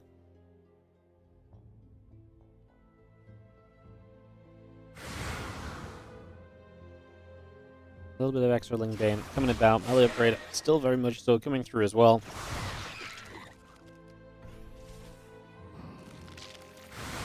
Depth's going to shade upwards, and the +1, the blink, comes in immediately, so straight through with that. And now just going to be seeing those Lings. Going to be coming around as well. They are going to melt, and the Adepts are going to get into the main, and drones are going to start dying. And this is fast becoming a very fast-paced series. As you can see, this is absolutely going to become a little bit of a disaster here already, so... yeah, this is really not ideal. This is not what you were looking for, not what you wanted. Blink and that +1 still coming about. The Stalkers still very much so on their way through as well, so again, we get all of that on the go just for the moment here. Continue to bring that by.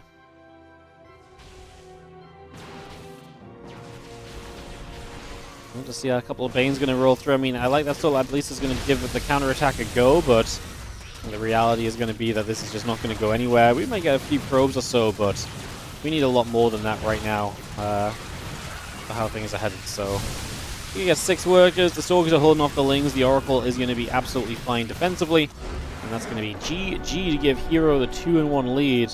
And after an awesome first game, still a really just flops game 2, obviously with that attack failing. And in this game 3 as well, everything is just flopping for him. And we have ourselves a not so pretty scenario anymore. Solo maybe even in a little bit of trouble.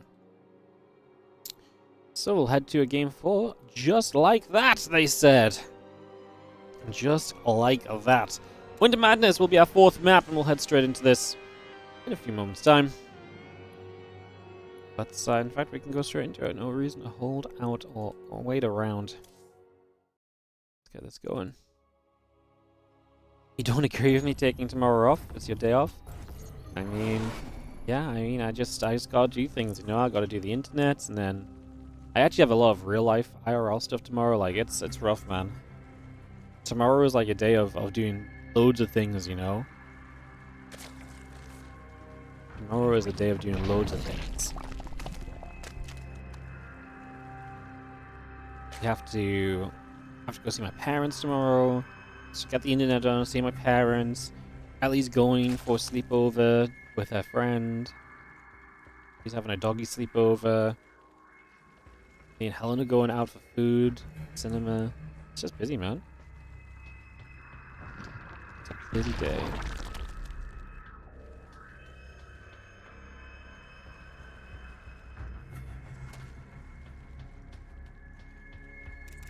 Probably gonna get chased around herO with the 2-1 lead in this best of 5.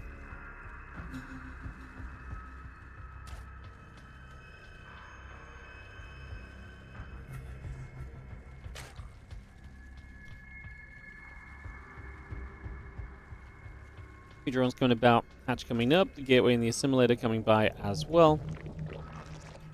Let's see how we get things to for the next couple of moments. Continue to settle down. Let's see what we can do next.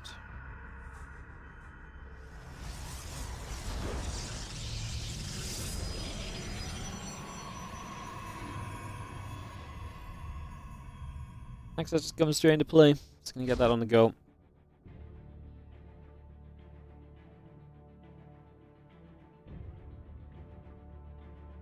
And hatch gas in the pool coming about. A couple of drones all on the way by as well. Everything is very peaceful here in the early stages, so Not too much, like I say, happening just for the moment. Is this the final? This is a lower bracket match. I appreciate it's not obvious with stuff on the screen, but everything from here on out is at least a best of 5 in this tournament. So this is like lower bracket round 1. So we have a lot of games to cast. I'll do my best. If you're ever interested in what kind of state of the game or tournament this is from, then just ask away, because I appreciate there's not an easy way to see it. So yeah.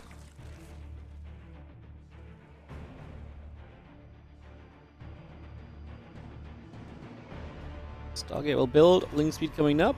Queens and the drones continuing about. The warp gate and the adepts still coming over. Just gonna see our Zergling moving around on that hand side. Moving back and forth a little bit there. Stargate still coming through. The Nexus is about to finish. A couple of additional probes still just building out right now.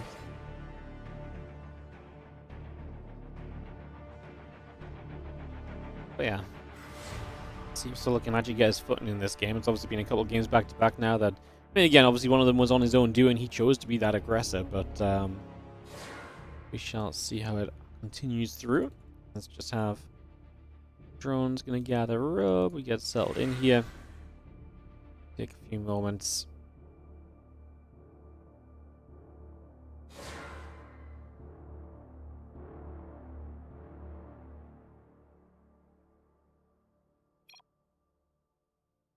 So sad, because I think his Overlord is just being found and killed, and a bit of a mistake from him. He'll lose out on that one. Unfortunately, as yeah, hero's not going to allow for the mistake. Punishes it immediately. Perhaps that Overlord kill. Damn.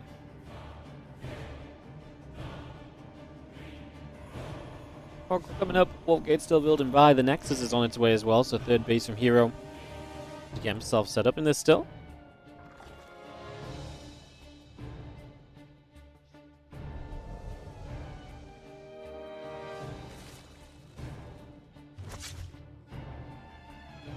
Queen's going to be there. The Oracle goes back around the other way, so again looking to move over there.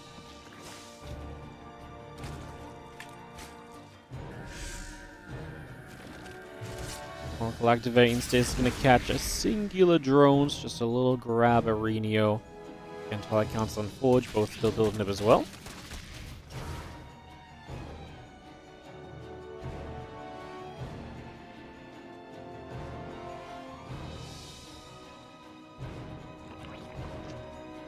Things move over. Again, the Queen's going to be coming across there as well, so again, just reposition a little bit. Take a few moments.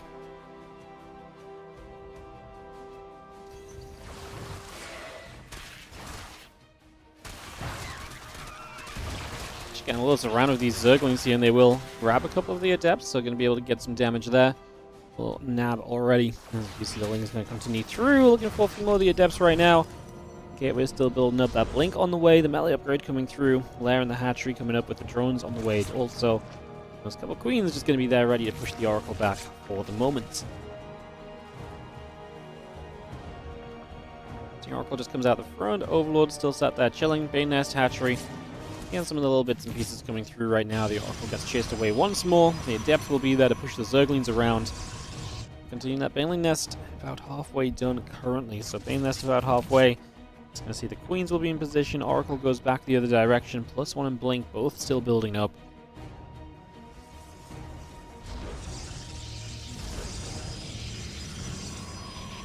Archives will, again, really not be too far from being done right now. So that's going to give us our next stage of the tech. Solar is in another one of these games where he's going to get away with playing the Bane, the melee upgrade and into the Banelings and everything. So he continues through for that right now.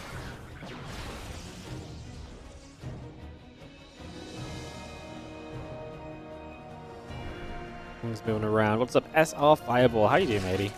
Thank you so much for the 67-month resub on the Prime. You know what that means? It's time for the tree to come out of this game. Thank you so much for the 67 months. Crazy big one. Thank you, thank you, thank you.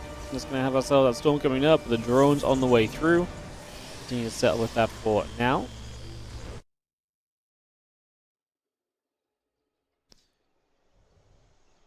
Look to see where we are headed.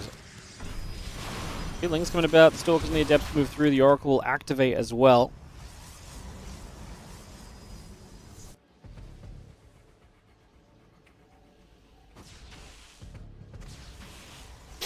Overseer. He'll be a part of this process. Go down 2. So the Overseer will fall. He's going to be seeing the Stalkers playing cleanup. A little changeling also going down over on the sides. A +1 attack upgrade coming up also. And the Lings and the Hydras are just going to take their way through these rocks. So we open up the rocks a little bit, push our way through this. The Lings continue to jump on that. As you see, the Hydras actually getting across. The Oracle will be killed. It's the Oracle going down already, and it's not exactly great for herO. Now you're going to lose some of the vision and maybe even some of the defensive capabilities you have there.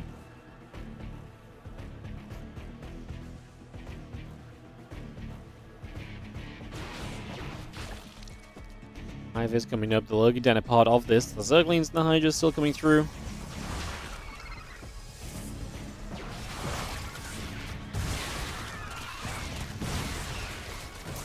Yeah, with a couple of units still, again, whacking away. Just going to be seeing the units coming back over the other side. We are going to get a grab and some little bits of damage being done right off the bat. The Hydras, can they do enough here? Obviously going to be a little scary as we settle. And see what we can do. Answer so far is not really very much of anything. Again, the Lingbane Hydra still coming about. Lurkers in the Hive building into play. Stalkers flank up, a couple of Zerglings going down. We will see the Stargate and the Fleet Beacon building by. All of that continuing to come over for the moment. The +2 attack and charge still coming about. Stargate and the Fleet Beacon continuing into place. Hydra Bane. Going to force a couple storms, stepping back. Still got Ling Hydra to threaten the counterattack or the surround. Surround could be huge, but I think the counterattack even better. It's just a more guaranteed way of getting in and doing some damage here.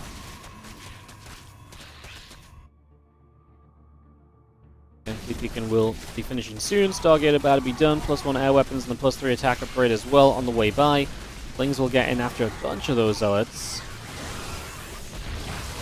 So we've seen the Lings continuing to go after the Banes.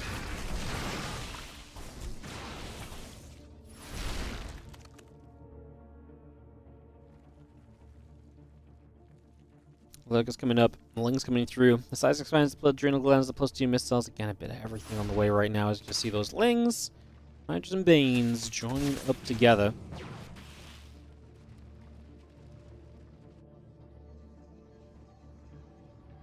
And the Tempest coming by, the Mothership and the High Templar comes up for the moment. Again, just going to be seeing the air weapons and +3 attack coming through too.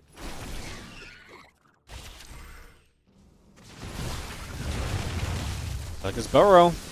Also being up to Lurkers is amazing as well, especially in a game which you've been kind of controlling, so there's a lot of work to be done here for herO to kind of just stay alive, really. And I think he's going to be in a little bit of trouble here. Right now you can kind of see it happening, breaking into some disadvantaged states. As you see the Lings still going, big storm on the Zerglings there. The storm is absolutely massive. The Lurker's still going to sit tight. herO on the other side is going to push through, so he's going to go and push his way over. Lurkers Hydra's trying to hold their own. Continue to push through again, just a moment or so, wherever we are able to.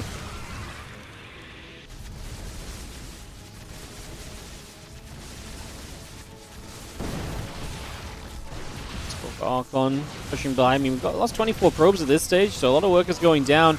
Still needs to clean up this army, which I do think he's capable of doing. You see a couple of the Archons at this point exposed as well, so you're starting to see that weakness truly coming into play. Link Hydra coming about.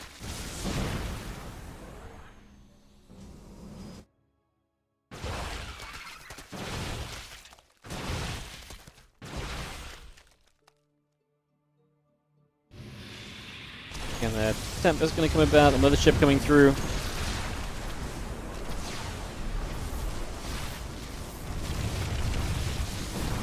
Mothership's obviously always a big factor, always something that can do a lot.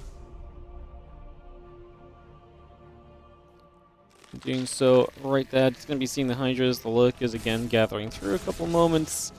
Just having the Lurkers going to fire up a little further as well. We do see the Lings getting after a bunch of those probes, so damage being dealt. As the Mothership will sit overhead, Ling Hydra will continue through. Again, putting a little bit more damage out. Tempest going to get back onto the rest of this army as well, so a lot of damage being done for now. cranking through this. The Hydra's jumping onto this base, and it does not feel like herO's army is good enough to really contest. Otherwise, he probably wouldn't be having this discussion right now. He would have just kind of pushed this back already. The fact these lurkers are sieged up covering the ramp makes it so very difficult, and that's pretty much going to confirm all we need to know for this one, which is that I think this game is done, dusted, and is on to the next one.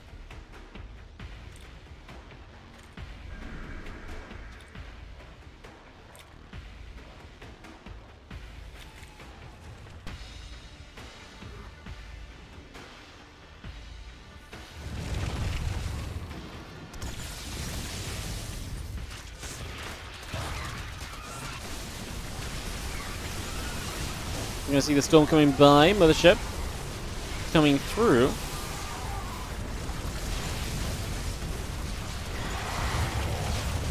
It's not really going to change things, and the probes are going down the other side as well. The Tempests are falling. I think this is going to be our GG being called already.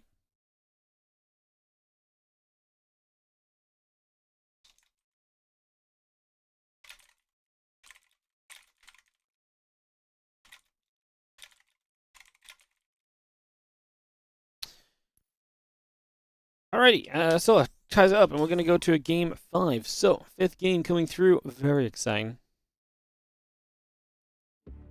And we'll set up momentarily. So, we will run some ads. I'll get this one going.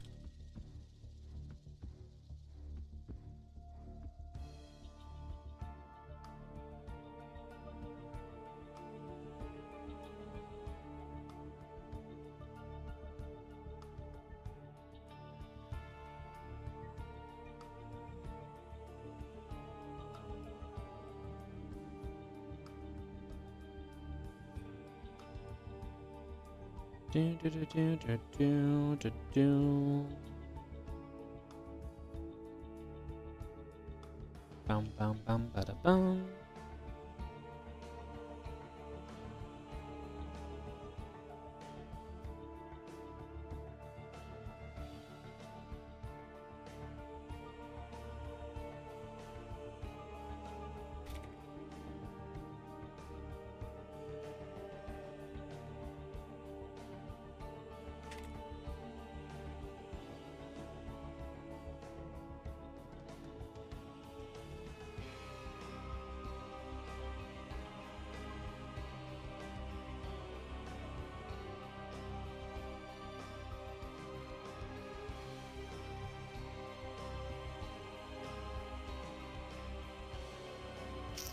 Cool. Alrighty, I got SR Fireball as well. Thank you, mate, for the sub. Let's get you on the tree. I've been kind of mean to Pikachu land. Let's give a bit of love to Pikachu branches. Beautiful. Beautiful.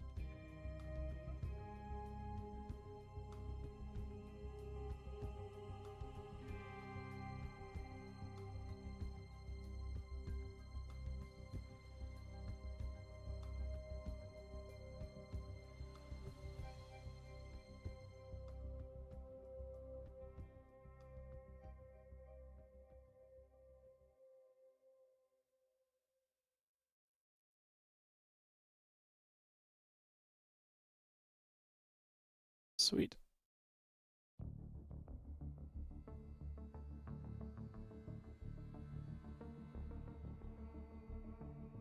Alright, let's jump into game 5, guys. So, 5th decided map between Soul and herO for the lower bracket, and let's just keep going with the rest of the games.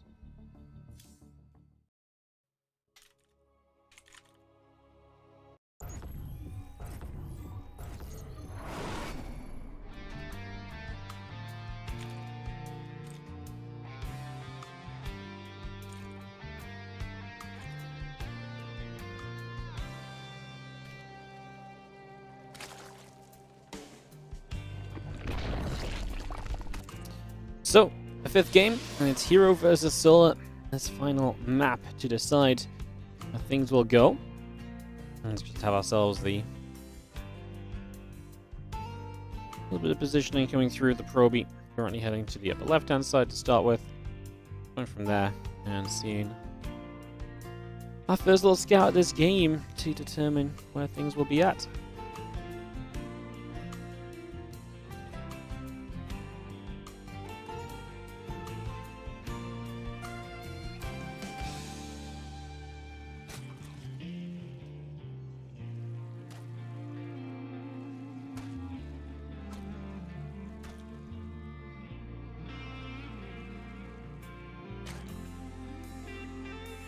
So that probe comes about, the drone going to be coming through. Take a couple of seconds to ready ourselves here. Let's just have hatch coming in, the gas pool coming up. Get ourselves ready for what feels like a pretty standard first few moments of this game, so nothing too crazy just yet. What's up, Nero Uno? How you doing over in the YouTube chat as well? Hello, hello. How you doing? Thanks for dropping by. Thanks for saying hi. You're doing great. Looking at some chill casting today, guys. Obviously, we're covering some replays. So just kind of taking it chill, taking it easy, and enjoying what we come across along the way, basically.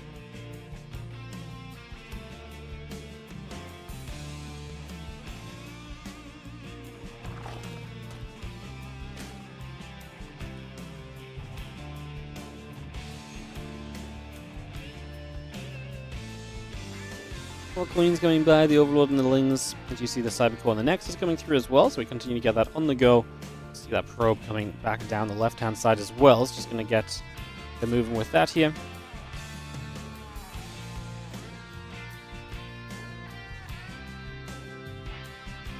Again, the Queens and the Lings be continuing by, just getting all of that on the go for the moment.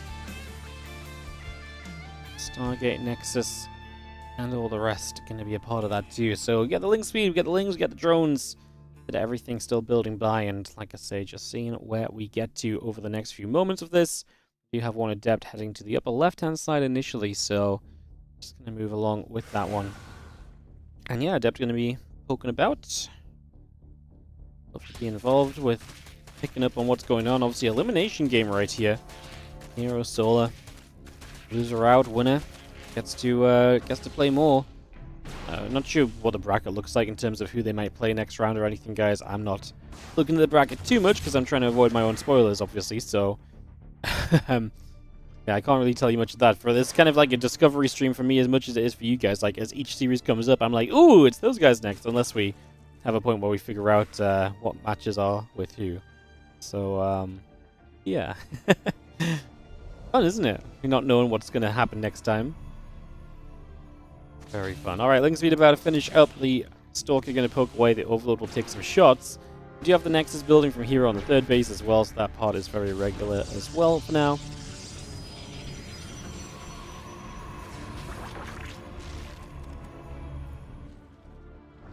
Stalker will just kill that Overlord.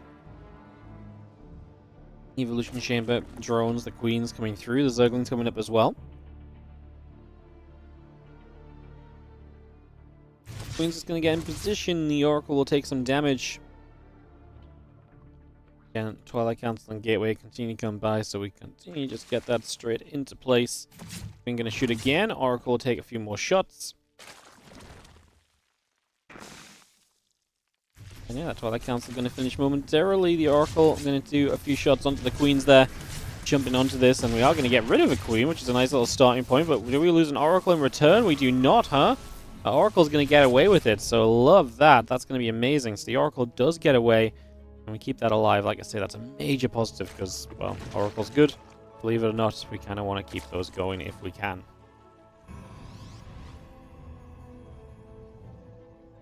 Charge gates, probes continue through also, so again, a lot of that on the way out as a few Zerglings are going to try and hit on the other side of the map initially here, so we'll try and find some damage with that one early.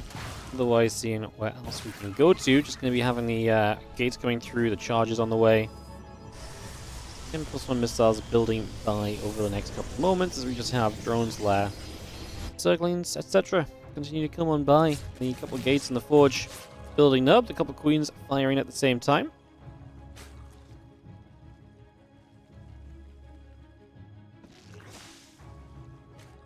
And lair coming through, just going to have ourselves a few extractors coming into place. Again, that's set to go.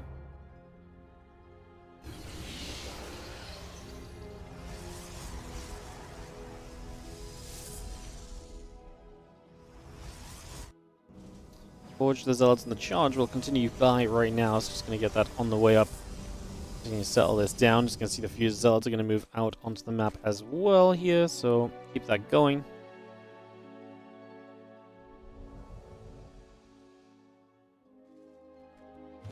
Plenty of roaches on the way through, but these zealots are already arriving and the roaches are not ready yet. So you're going to have some time here as herO try and take advantage of what is a little bit of an open opportunity.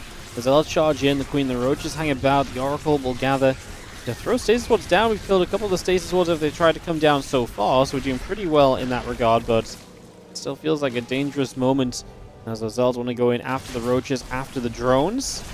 Zealots will continue to fight, a couple of roaches still going down. We are going to get a grab on that oracle.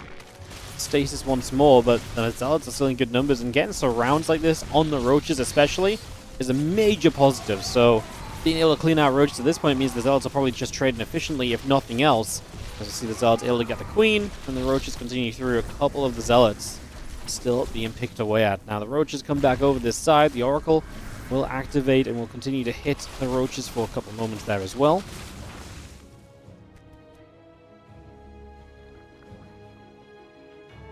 This +1 blink come through. I mean, have we done enough here, basically? I mean, the question is, have we done enough to end up in a comfortable position? And I mean, it's a good question, isn't it? Yeah, I think herO has. I think he traded well. I think he found some value. I think it's very obvious he's done plenty on this one. So I think, yeah, he's going to find himself in a comfortable position following out from this. As we do see the Robobay, a couple of Immortals, the Gateway, the Blink and the +1 all coming by as well.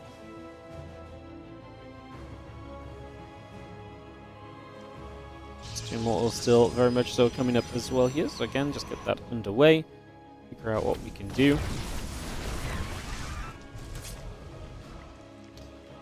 Roaches in production.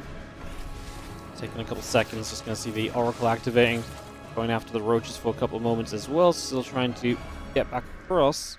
A couple of Colossus coming through. Temple Archives and the gates continue to build by. And just having Roach, Ravager, Ling all producing over for the moment. So we get a lot of this coming up. Seeing where our next stopping point is going to be. Trying to fight against these zealots. The Immortals in the back obviously going to be huge here because this is a Roach-based army. So that's immediately just going to be massively beneficial to you. So, expecting that to be good for herO. He's got one battery here. Obviously, maybe would love to see a little bit more static defense in a scenario where you are pushing forward as that Disruptor Shot is going to get close. It's going to hit one Roach to kill and hit another couple to bring them low. Stalker's still trading. Roach is still taking damage. Oh, next Disruptor goes down as well. It's going to be another pickoff as the Roach Ravager continues through. The Immortals just about dodging away one more time. The Roach Ravager still pushes over. There's an Immortal going down. Corrosive Vials are going to land onto a couple of the Zealots already. Now these other Zealots are going to try and push through as well. Stalkers will shoot. Roach to take some damage. Another Disruptor Shot. Bam! For the Ravager. So we get in there. Ravager falls. Another Disruptor Shot here. Bam! For a couple of Ravagers once again. He still chase through. The Disruptor's going down. Solar actually doing very well for himself here as he continues to push into this position on Ruby Rock. He is on a timer. You know, typically this kind of scenario for Solar is absolutely one where you need to be winning sooner rather than later. The Sorga's actually getting involved right now, and these Ravagers start to go down. That's going to take away your potential to really keep this going in your favor. I think losing the Corrosive Files, I think, is a big problem. And I do fear that that may be the biggest issue of all right now, is that we're just losing a little bit too much in that regard. And that obviously could be absolutely kind of a painful situation to work our way through as well. Disruptor Shot still landing. We lost 14 probes as herO, but this is only going to equalize the worker count. So Solar needed to do this kind of damage as well. That's obviously not going to help his case right now, where he's arguably not necessarily really done enough as well. So these Stalkers keep on going. Those Roaches keep on taking hits. +2 attacking the Disruptor. Still on the way, but I don't even know if that's going to matter all that much. It's going to definitely help herO further as Solar tries to recover this game and move in toward a melee upgrade. He's trying to move into just a little bit of everything else that's coming through, as you can see. A Bane Nest coming by also. Drones on the way. Ling's on the way. Just see the Roach Ravager gathering through. And I mean, honestly, the fact that Solar didn't end... Like, Solar needed to never let this attack stop, right? Is basically what it comes down to. Like, he needed to just go, and like I say, never really look back. And obviously that's not quite, you know, how this has turned out to be, so not exactly ideal. These Stalkers will get through. Just a little bit more to be done already. Just going to have ourselves the Another upgrade, and that Bane speed still coming up. Roach Ling on the way over as well. A little bit more value being found. We got the double disrupt on the way as well right now. It's just going to continue to bring that about just for the moment.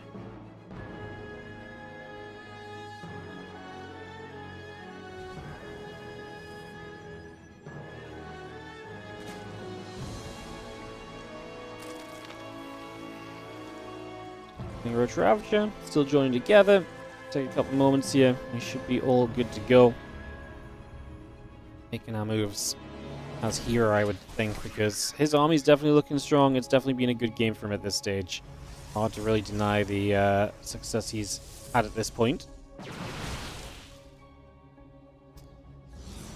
More Stalkers warp in, and just going to see that Prism coming through with those right now. We are going to make our way out over toward this left side.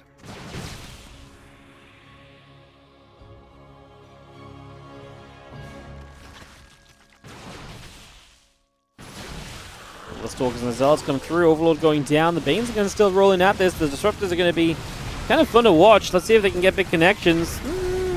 That one was okay, but it also blew up some of your own units. So a little bit of friendly fire in amongst that connection, as we do have now the Roach Ravager Bane looking to keep pushing through. The couple Disruptors going down. The Stalkers are in some trouble. Another Disruptor shot will land. A couple of Ravagers are going to end up being clipped. Soldiers will chase. Queen goes down. A couple of drones falling.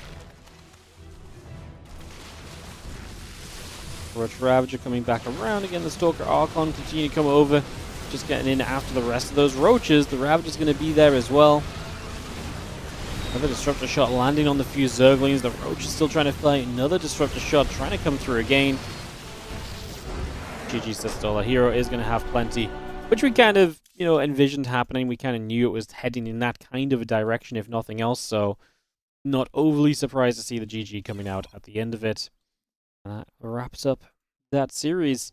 Funnily enough, guys, out of everything we casted, considering we did some of this the other day as well, that was everything from day one from this competition. So, we actually have a lot more still to go. Oh, this gets interesting because there's different servers now, so I'm going to have to figure out what it is by time. Alright, so, heading into day two. The first match was Showtime Manor. I think we're going to skip that.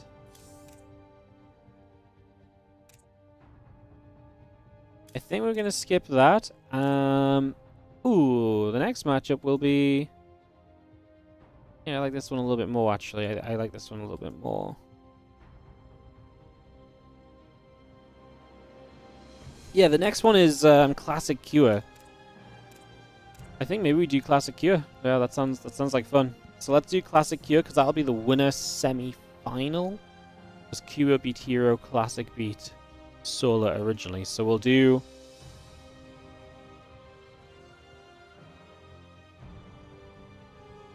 We'll do that, I think, is probably going to make good sense, I would say. Yeah. Yeah, let's do that. So let's do Cure Classic, and then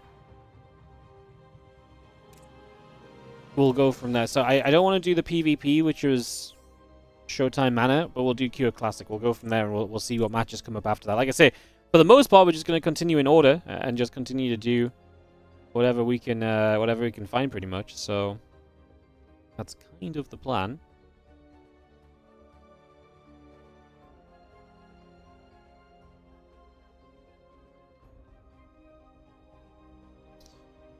Cool. Alright, I'm going to take a couple moments break, guys.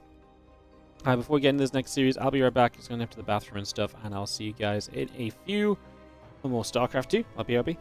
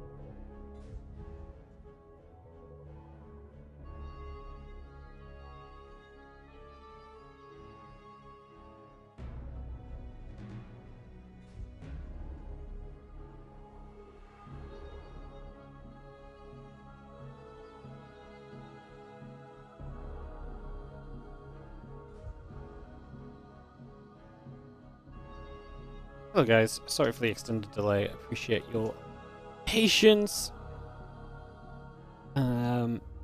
Apologies. Just needed a moment. Pull a couple things out. Cool. Hope you're doing well. Again, thank you for joining us, guys. Appreciate the patience while I BRB a second. So we're going to jump into the Cure Classic series here. We're going to cast for about 3 more hours today, as I mentioned before. We're going to do about 5-hour streams, so we're going to cast for 3 more hours. We're literally just going to go through as many of these replays as we can, and any we don't get through, we're going to keep as like, you know, whenever we next have some free time, or we want to make a stream a bit longer, we're just going to use them for that. So, let's get into some Cure versus Classic TVP action. Get this on the go. Get this working out, and get into some gameplay on White Rabbit. Ooh. We're going to start off in the top right-hand corner of the map with the Blue Pros. This will be a best of 5. It's going to be Classic in the upper right. And he will take on, in the bottom left, the red Terran player from Team Liquid. It is Cure. Away we go. Alrighty, pile on the probe coming through, deep around the SCV coming about. We'll just have ourselves a little bit of establishment right now. Have ourselves the depot coming through on the front door right there. Again, pile on the probe coming about. A little bit of all of that coming by for the moment, getting that underway.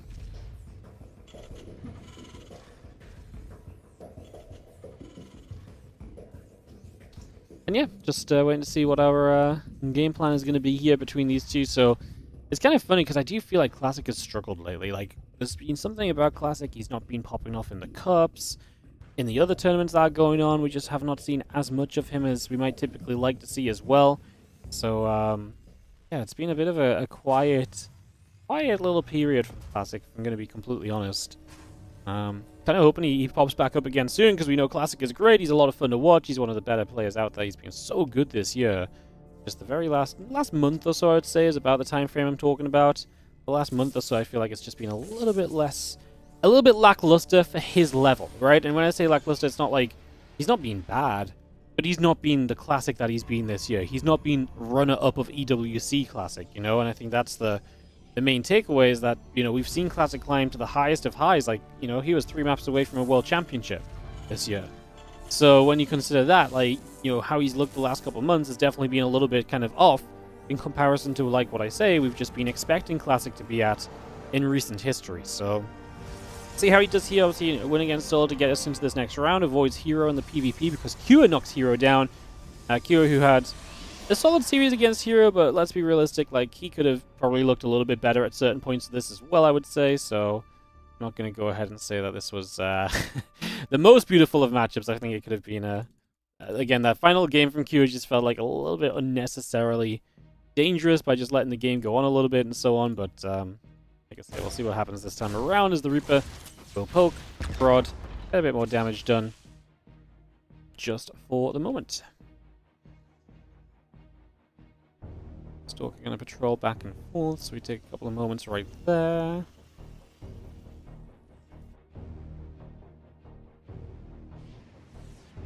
Reaper's just going to come about. Again, the Hellion and the Reaper both on the way through as we speak, so again, getting all of that on the way.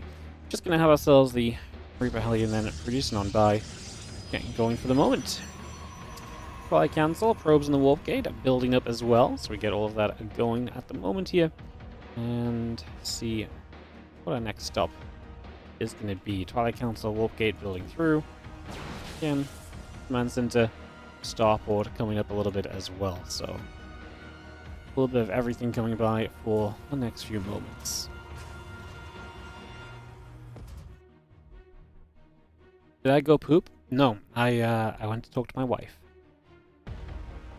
Just figure out what her day's been up to, and she's had some tech issues with her work and stuff, so I was just checking out because she'd been to the office to get something fixed, so I was just looking and just interested in how her day was going, to be honest, and took a few minutes.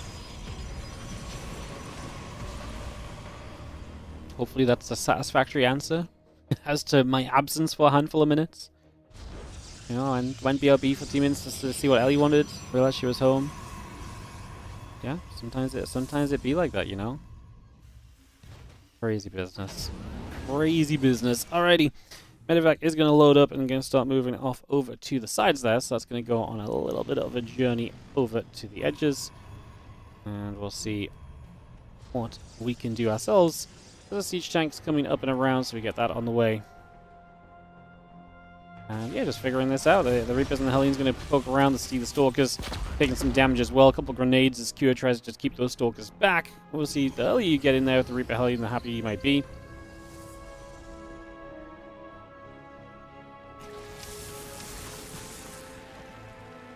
See the couple of Widow Mines going up. Just for the 2 works, can Kira save these mines? I feel like he could have saved both.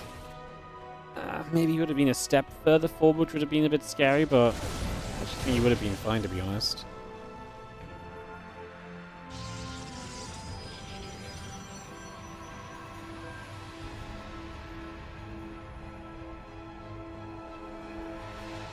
Head back over on that side, just going to see again the Temple Archives, the charge, all coming through. Having ourselves the starport coming back over as well. It's just going to be moving that off the tech lab over to a reactor. We'll get ourselves some medevacs on the way sooner rather than later, we imagine.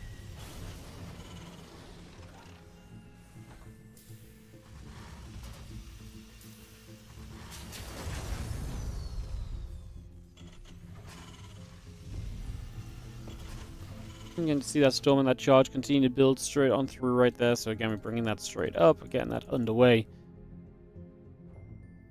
Again, storm is going to be on the way by the couple gates, and the Zealot still building through for the next couple seconds. Storm Corona boosting. See how it ends up. The charge coming by as we speak.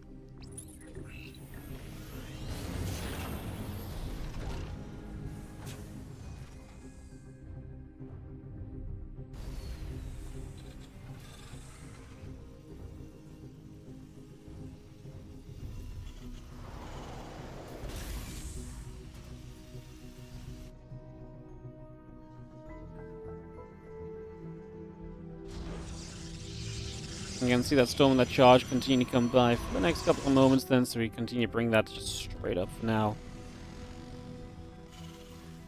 Getting going for the moment. Again, the Forge and the couple of gates coming by. Just going to be seeing the Reapers and the Hellions going to get up to the top. Trying to see a little bit of what's going on with those. As, yeah, the Reaper Hellion going to run in toward the natural. High Templar Stalkers, the Zealot's going to be there to push things back.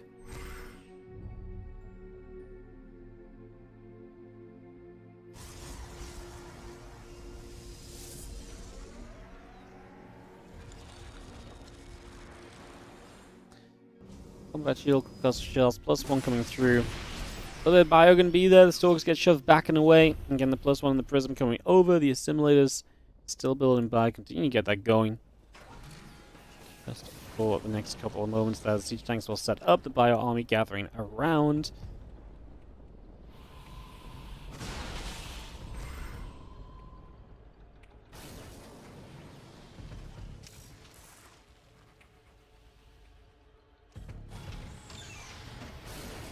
I'm getting cluster shells and that +1 coming through. Just gonna get that Ghost Academy coming about as well, so we continue with that. A little bit extra for us to work with here. Get those ghosts available, gonna give Kira a good option to work with right now. Gonna be seeing the Viking Marine Marauder coming up, the +1 attack coming online. Robo Facility, Robo Bay. So we see Classic wanting to move in toward those Colossus more than likely over the next few minutes. Get that up and rolling.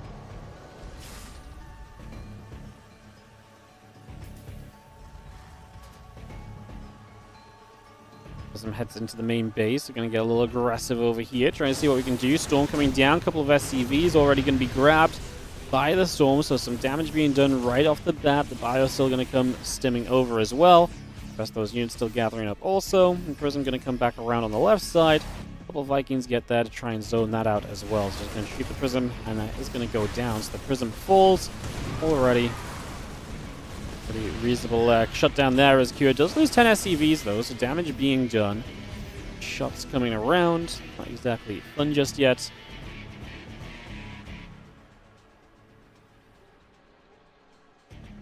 Just going to be having the couple of Colossus, the upgrades, the thermal lens. Again, a little bit of everything coming through right there.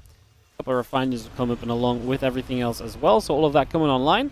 Those ghosts will be here in the next few moments, figuring out what we can do. Again, Marine Order Ghost coming up, the armor upgrade coming about as well, so all of that coming over right now.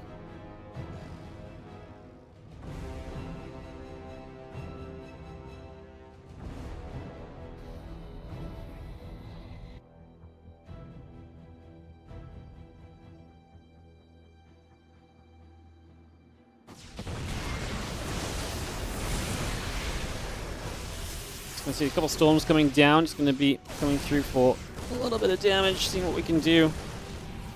It's going to be seeing the Stalkers and the Sentry taking a step away, so they're just going to back away from that as well. And we're actually going to have a chance to maybe run ourselves at the Colossus here. Colossus is going to be kind of out in the open, which is a little bit less than ideal, to say at the least. So, yeah, not really a great little situation on that one. And as we just have moments of chaos reducing the results in that main base, going to cause some issues as well. So, again, looking for a little extra wherever we can find it.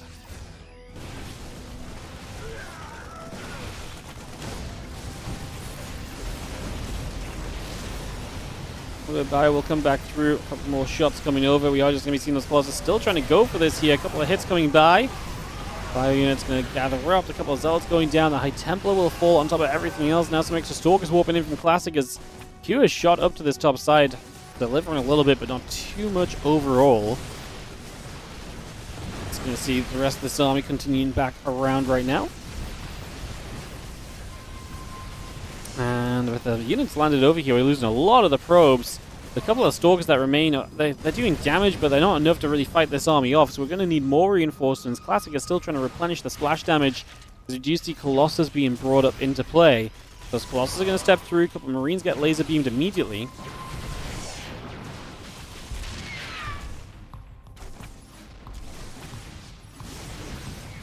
More shots, we do see the Zealots taking damage. More hits coming through. Probes will run forward. The Bio going to keep on running out of there. So again, just trying to stay clear for the moment.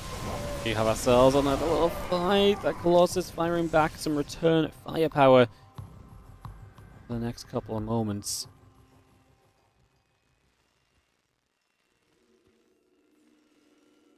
Just going to see Viking Ghost still very much so on the way in here. Colossus coming up. Probes on the way. The pylon being added onto.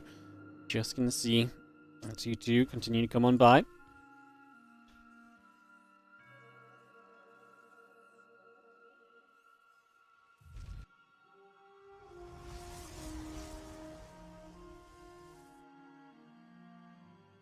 Three 2 upgrades on the way from Classic. He is ahead in attack upgrade right now. He is on his way to 2-2. It's about halfway through at the moment. See how a couple of Stalkers will blink down and start to chip away at the Wooden Mine already. So first bits of damage being done there immediately. Next is coming online. Again, 3-2 upgrades coming over as well. Get as much of that going as possible in the early stages. Vikings, Marines, and the Ghosts continue to produce at the moment. +1 ship weapons, 2-2 upgrades still coming across.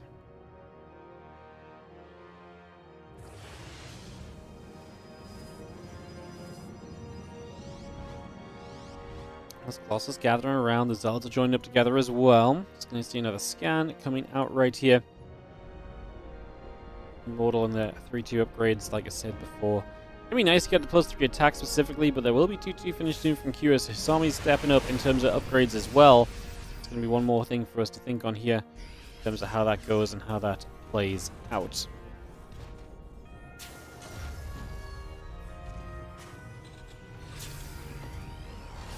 Upgrades still building straight by. Figure out where we can go with this.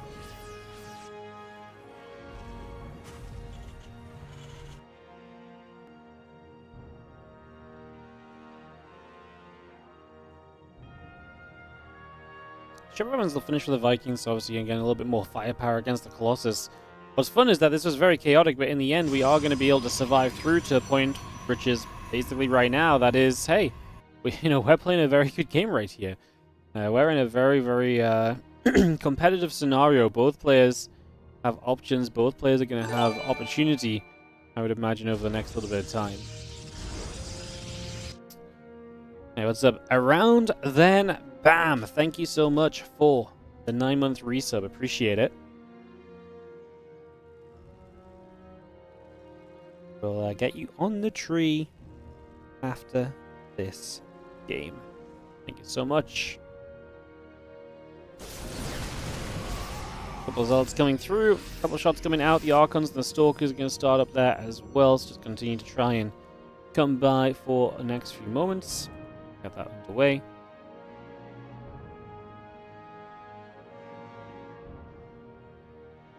And +2 ship weapons, +3 attack, and +3 armor, both on the way through as well. So we just bring all of that over.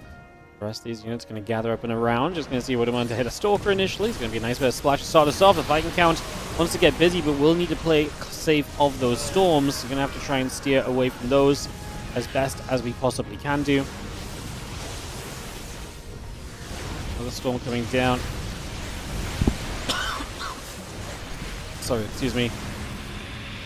That's just going to be seen. The Vikings will get a fight back. So after the storms are expended, now the Vikings get to come forward. The Archon's not ready yet, so we're not actually able to go after those Vikings as comfortably as we might like to. Maybe would have been more opportunity there. Those Archons were ready. I mean, Classic's army gets absolutely destroyed. The EMPs have been good. The Vikings and the Ghosts almost go untouched, it feels like. And nothing survives this from Classic, more or less.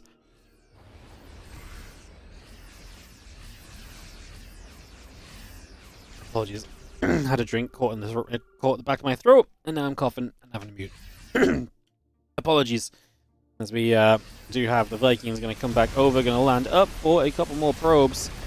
Bit more damage being done here. The Vikings will continue onto the rest of this as well. Because across the map, I mean, Classic's going to say, well, what opportunity do I have here? And the reality is, his opportunity is to just basically dive on this position. And that's exactly what he will aim for. As a couple more hits come straight on by. Just going to have ourselves the Vikings getting rid of the Colossus. The Stalker's going down too. Again, there's really not much else to be added onto. On this one, I think we're heading towards a GG. As KYO really did just kill so much last time out. I think that's becoming very apparent right now as the Bio continues to sit here, clean up, and just get rid of absolutely everything. Really not much more to add on top of that one. Bio will fight, those continue to gather together. The Vikings back into the main base. I'm just going to see these trades continue to play. Again, not really believing. I mean, to be fair, Classic supplies are terrible. KYO lost a lot of workers. The base trade is... It's a base trade. It's just KYO has so much in the base trade. It's hard to imagine that he loses everything. Like, it goes... It's hard to imagine it goes that badly wrong for him, I suppose. As you see the Bio Viking going to continue back around, and we just have the Gates, the Probes, and the Zealot coming back through as well. Hard to really imagine this is going to go any other way. Bio just going to fight. Another storm comes down. A couple of SCVs get grabbed immediately. Another EMP onto some of the Stalkers. Archon still trying to lead the charge forward into ward. The Bio falls in toward those Ghosts. Couple Ghosts going down, another Storm being picked away, or picking away there for a couple moments as well, so a little bit of extra value just for the moment. Again, the army is just 30 army supply from KYO, but he doesn't have a single SCV left. Can he genuinely lose this base trade? There's a command center of his bottom side. Like, Classic has the major advantage of actually just having the structures at this point in time, and it's very rare it kind of comes down to that specifically when someone has such a significant army supply advantage, but there is a point of call here where we just don't have the units as KYO. He's going to see the pylons bottom right with that CC that's floating around. He needs to put that CC into the corner.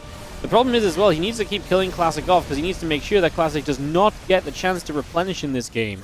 Because there is 100% a world where if Classic replenishes his army, then KYO can't really fight it anymore. You look at what's left in this game, 9 High Templar, 8 Ghosts. The Vikings are kind of dead weight. I mean, they're going to be able to join the fight on the ground, so they're not going to do nothing, but they're not exactly the most pristine of units. And there's a few Zealots get walked in. That's exactly the kind of thing that Classic is going to be living for right now, as KYO has issues closing out this game. Crazy. You're going to get the EMPs, though. He's going to actually walk through the storm because he's so confident in this situation. And he is going to take... I mean, getting rid of the High Templar like that is obviously absolutely massive, so that was a major win already. Just removing so much of the splash damage that's available there is huge. As you see, the couple Nexus still coming about. The Bio-units will gather once again. We will go and try and trade. A couple Nexus still building through. The Bio will fight. The Zelds will go down. Stalker's in trouble also for the next couple moments. Bio will join up. Just going to be seeing the Bio Viking force all together there. A little bit of stim through. Pylon will take some shots as well. Get rid of this Nexus. Pick our way through that immediately.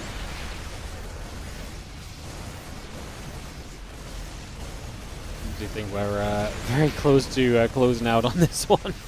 Does not really feel like we've got much left going on, but what will it come down to? Because we are at 73 army supply versus the 51, so we're very close to an endpoint. Classic still has bases. Try and build new gateways. The gateways specifically are the big deal right now. If you can get those gateways up and a bit more production going, you're going to close that army supply gap just that teeny tiny bit, and right now that really feels like the deal breaker in this. Factory moving around too. Just going to get that on the go. Stalker's going to find this factory that shouldn't be engageable, so that's the thing. You need to stop Classic from getting like a Stargate up. Because if Classic can get to a Stargate, then this is not a draw, right? Like right now, a lot of the time you'd be like, oh, well, it's a guaranteed draw for the Terran, but that's not currently the case. That is not currently a true statement, basically, so... Orbital lands in that bottom left-hand side. The Bio runs across at the units. I really felt like this was going to be fine for Q once he knocked down the High Templar, and it might still be. But obviously he does have to kill the bases, and so he has to keep on fending off this army. Stalker's trying to find efficiency with their blinks. We are going to go and get a few more kills. I like that we pull the Zealots away there, because I actually feel like committing in with the Zealots is just the last thing we really want to be doing now is anything that actually commits us to the situation, right? Like, we want to try and stay well clear of any of those kind of scenarios, if possible. Couple more shots going through. The Zealots are going to turn back around. Get that all on the go. So we're seeing a couple of I mean, at this point, we're chasing the army down, and anytime you're going to grab some of those units, that's great, but we blink back forward, looking for the Ghost. Classic knowing that efficiency really is his one way of winning this game at this point. And the Stalkers is what it pretty much comes down to. Another Nexus coming up elsewhere. We're going to recall here to try and give us the fight. Oh, I like the idea coming in with the recall, though. I thought it was actually coming in from two sides. I thought he was like double attacking in and trying to make something of it. At least we're going to fight with the probes, which is the right call. It's just probably not going to be enough to win still, because Kira's army has looked a little bit too good.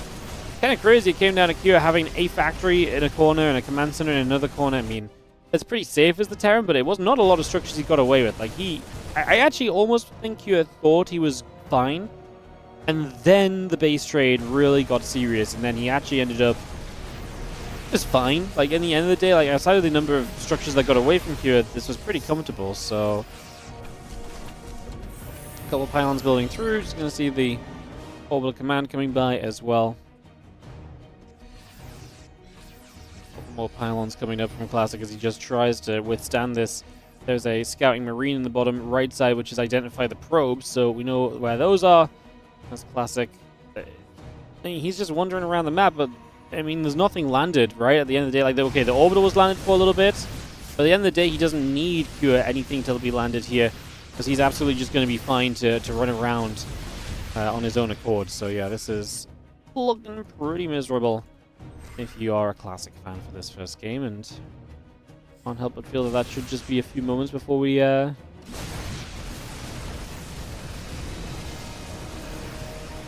this one out. Nexus goes down. I mean, we're just still waiting for... Yeah, here to basically just find each and every base is what it's coming down to. And Kira finally got to the point where Classic was like, yeah, you know what? I think I might indeed be dead. So he taps out. He gets ready for game 2. This class Kira will take the opening game of this best of 5. Around then, bam. Thank you so much for the sub, Reynor. Appreciate it. Where are you gonna go? How about we try and get you over... So my headset. How about around, then bam, at the back of the tree. Just like that.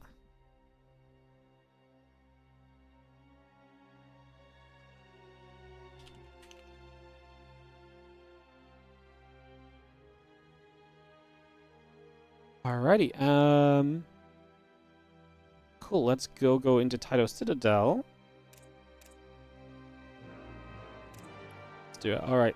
Game number 2 of this best of 5, guys. Secure Classic straight up into our second game. And some fun games today.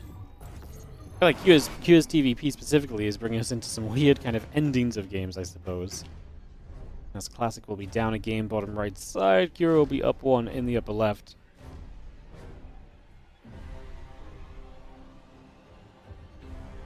Away we go.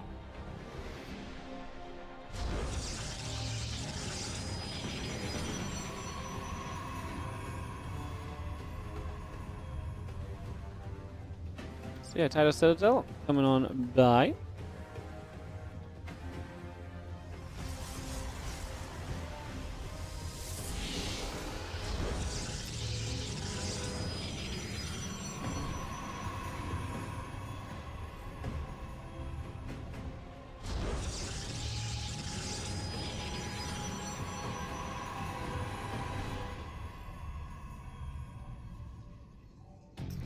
We have a couple of refineries coming up. We're going to get this settled, and we do have that probe just going to wander about for a couple of moments. So get that underway and figure out where we take this over these next couple of seconds. So, bit of action building up, get some scouting done. See how this goes as the orbital and the Reaper coming through, the Cyber Core coming about. Probe and the SCV gonna go back and forth. I'm just gonna see the Reaper and the orbital coming by against Cyber Core Nexus, both building into place. The pylon coming around, factory coming up as well. Depot in production, orbital on the way. A lot of that coming through for the next couple of seconds.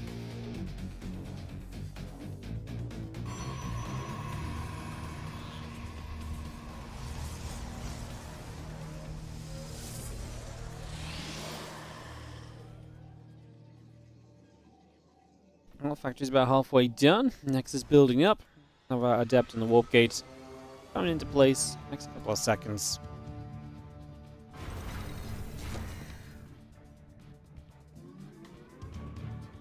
And Adept and warp gate coming through. Our next is coming by. Just going to be seeing the battery coming online as well. So all of that coming up. Both players will expand. And that probe has just been here to scout. And the next moment, bam. Next thing you know, there's just going to be a starport right there. That's so frustrating for Classic because he obviously just went to check that specific position. And then the next thing you know, like I say, it's like, oh... Next thing I know, there's actually a proxy there. So he did the work in terms of trying to make sure that this was not going to catch him off guard. And alas, he's probably going to have found himself caught off guard. Unfortunately.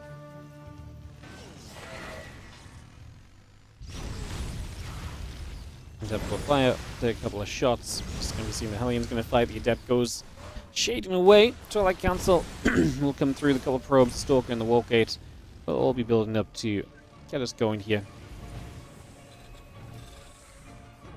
Yeah, that Blinker's on the way about. Command Center coming up. Medevac Hellions coming about. The Tech Lab building as well. Just waiting for this Medevac to come in. So there's going to be a Hellion drop to start us off. Q going to look for big damage early. Classic has nothing in his main because he scouted where he thought the starport might be. He was just too soon to get to it. So, in a very frustrating scenario, this is just going to be really rough for you here as Classic because you have no idea that this is coming. The drop in the main base is going to be fully unloaded. You're going to run into this mineral line, and that's just going to be damage done right off the bat. I mean, Hellions get force fielded in a second or two. We're going to kill 2 probes pretty quickly. A bunch of the probes now getting stuck on the force fields. That didn't really do too much delaying of the Hellions. We're going to get the sentry as well. Still the damage output missing, and now the probes are lined up and stacking up, and it's getting worse. If it can get worse, because realistically this was pretty much as terrible as it was going to be in the first place. 21 probes, I mean, is pretty pretty heckin' awful for Classic. It doesn't usually go worse than that, and that definitely is a point to be made that was pretty darn bad. So 21 workers going down. Classic is going to be in a world of trouble. Now a Liberator showing up. Everything else about this game is just going to be miserable for him as he has to play out of this situation, which is just not good. Lib Sieges, he says GG. And we go to a game 3 with Kua taking the 2-0 lead over Classic right now in this B05. Yep, that'll do it. That will do it.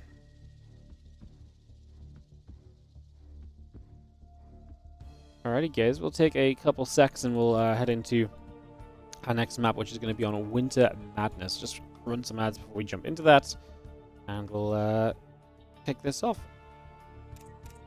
So Winter Madness for map 3. Kua leads 2-0, so very good starting point here from Kua. Obviously exactly where he wants to be. He's going to be loving exactly where he's at right now. No complaints, if I had to make a guess. At the very least, he's not going to be complaining about this one. And like I say, we'll be into this next game in a moment or two.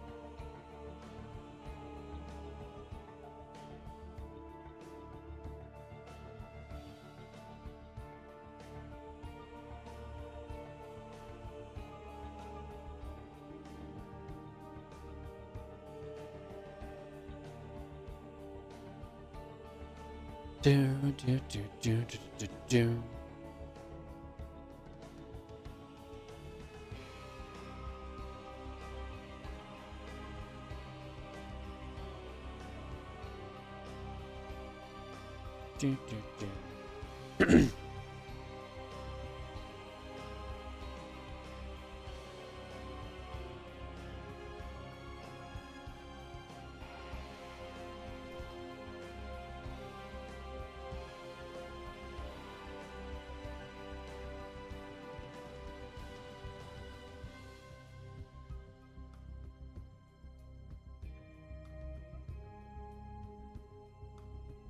At least here to start my food, guys, so I'll give you some Ellie.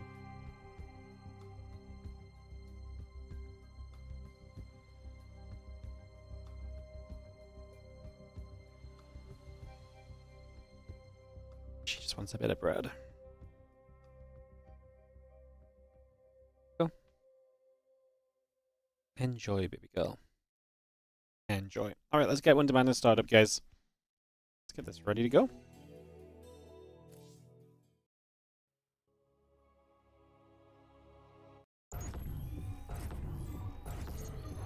Down 0-2 in the bottom right side of the map is going to be our blue Pros Player Classic.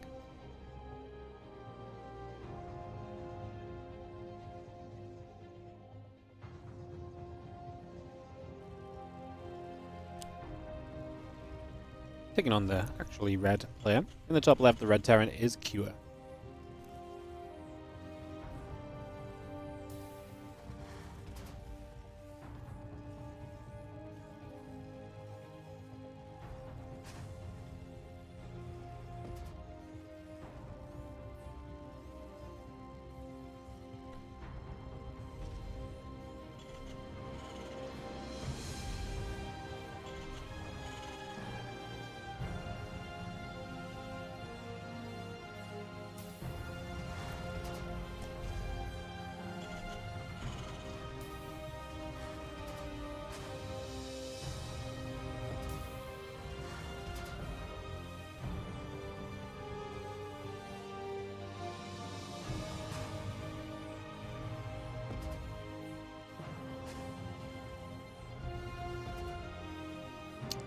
Winter Madness, fun map. It's definitely been one that's delivered some pretty mixed games on.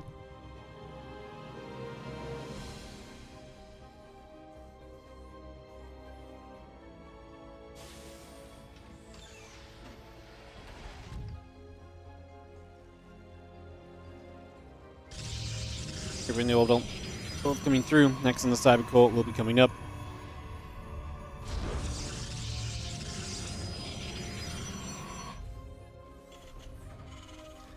Going to be seeing our factory building straight into place, so get that ready, get that rolling. And factory coming through with that rebuild on the way by as well. Cybercore and the Nexus both coming up.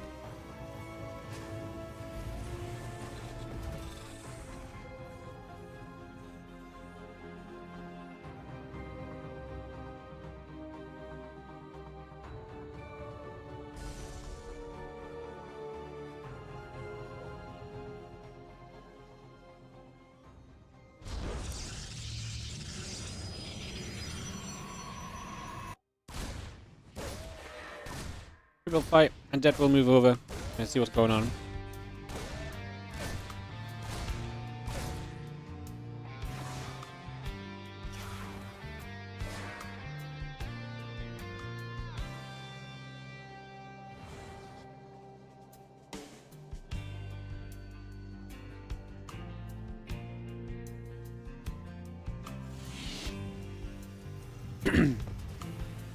Just gonna see that starport will finish.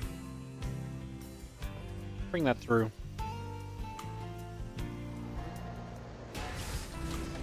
Stargate the Tradesman Classic, very defensive.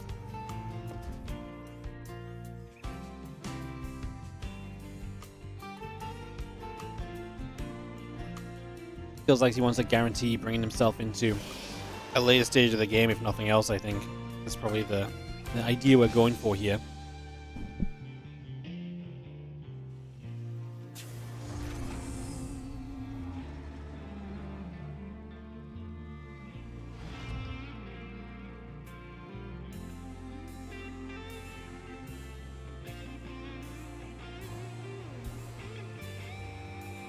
Well, the medevac comes over.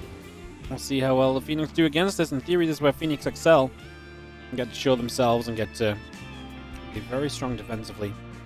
Let's see how they do.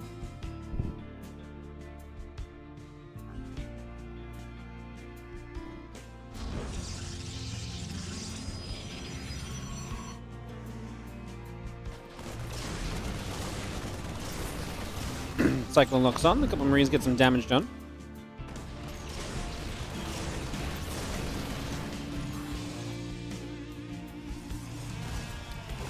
People will shoot. A couple of probes taking some shots. The Phoenix, obviously, like I say, great defensively because they can do this.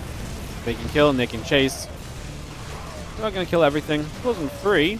As the Adepts finally get rid of those Marines, that other Phoenix was getting low. A little scary.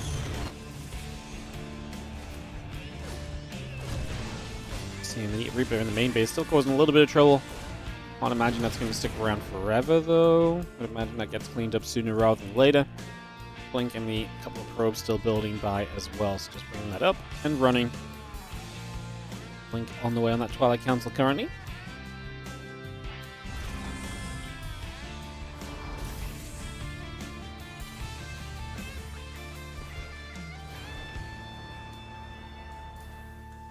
The Nexus coming through, a couple of probes coming about. Robotics facility is going to be on the way in as well.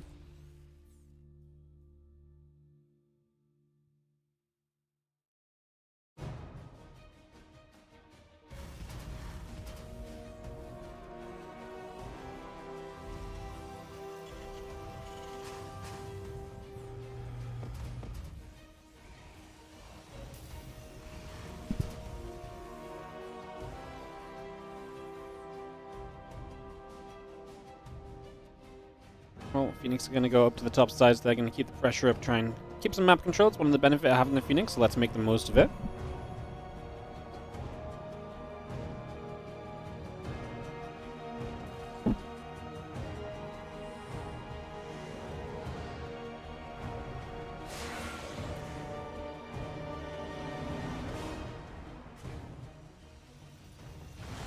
And Depths threaten that shade, moving about right there. Not going to quite find too much of anything just yet, but we will see.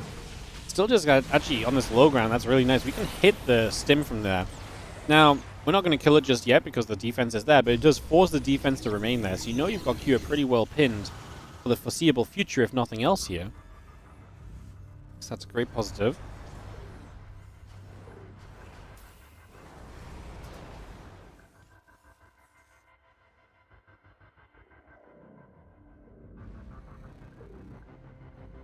Storm and the charge coming up, the Forge is on the way, add some pylons and the assimilator on as well.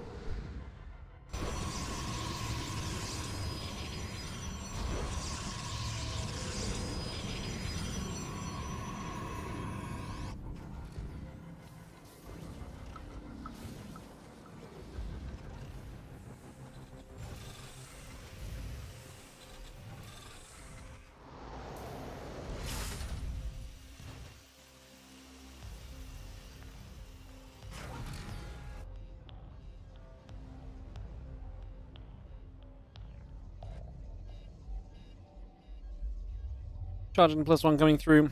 And again, the +1, the concussor shells coming over. With my Marine Marauder building by as well.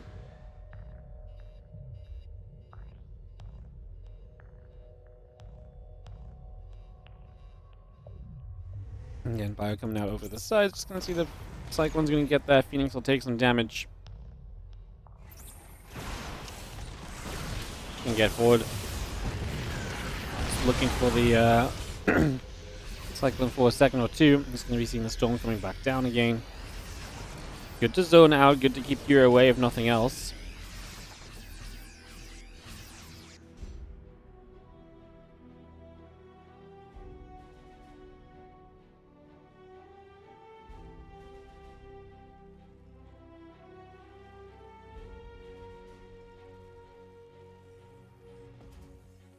As I'm into the main, gonna unload. Obviously, a couple of depots are gonna be nearby. SCV's moved back for a couple seconds. Just gonna pull away from that immediately. As I mean, this army from Q now gets around that right side, gonna be in a reasonable position to play from. You see Classic gonna try and protect this, and having lost the position that would be his 4th base. Wants to try and make sure that Q pays for it. Has him kind of pinned in. The Storms are decent to keep him back. A lot of these units are low HP, but Classic doesn't feel the ability to kind of stay consistent here. And so we do back away from it. Armory and Engineering Bay coming up as well. The Ghost still building through. And that army of Classic heads to the upper left side for the next couple moments.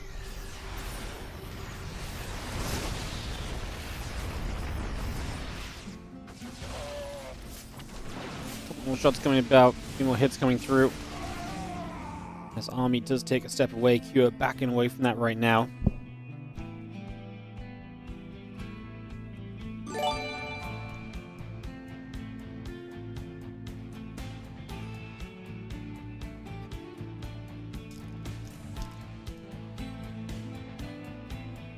Falcon got Tokaji, thank you so much as always, buddy, for the 67-month resub. That's our second 67-month resub today.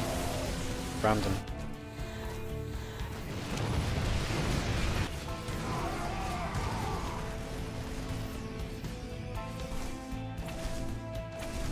Thank you very much, appreciate you. And get you on the tree after this game. That's more importantly. A couple of SCVs go down. Here is going to be back at home defending against that here, and Classic will start to re-establish control of that 4th base location. They're looking to get that done in the next few moments.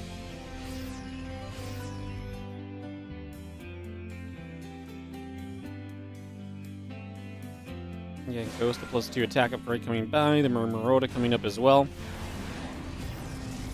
Gonna get to the top corner, get rid of the Prism there, so just going to be able to grab that as well. Nice little catch. Again, a couple of Colossus, the Gateways, the High Templar continue to come through for the moment.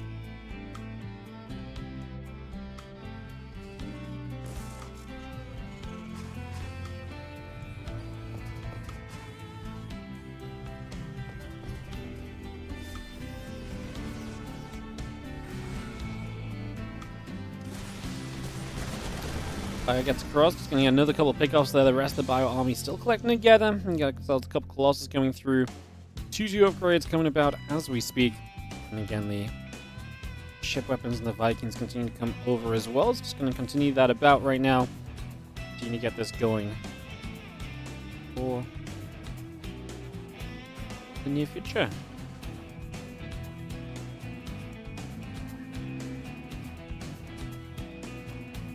And Reynor Viking coming over as well. Just going to settle down with that for the next couple of moments. 2-2 upgrades coming about also right here.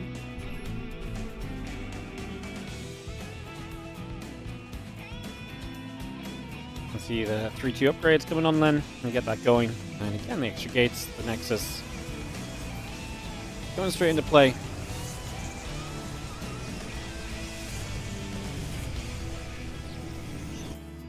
Classic takes a step out to the middle of the map.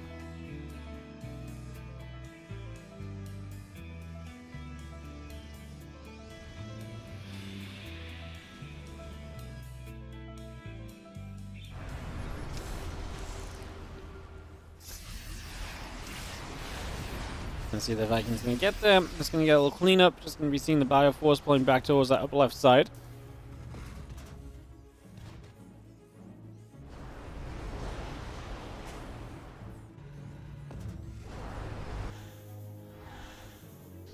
T2 still coming about, CCs and the ship weapons coming up. We're going to see a couple storms up to the high ground.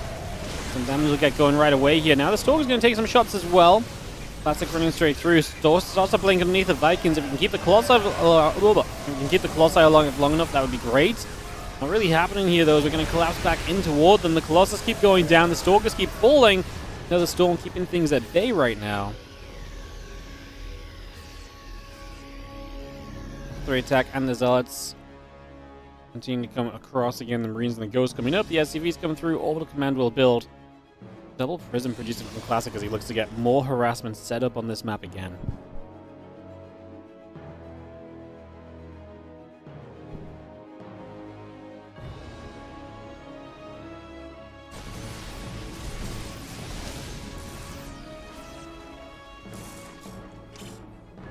Mine burrows.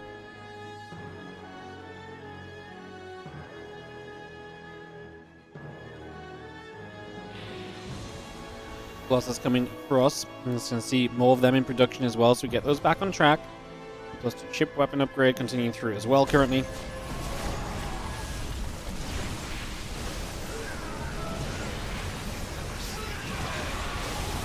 Dragon's going to shoot another Storm coming down into place. That Bio Army still taking a lot of hits. Oh my god. That Storm is huge, and Q just refuses to kind of move away from it, but he is going to wipe out pretty much everything, so both players end up with a big trade at the end of that.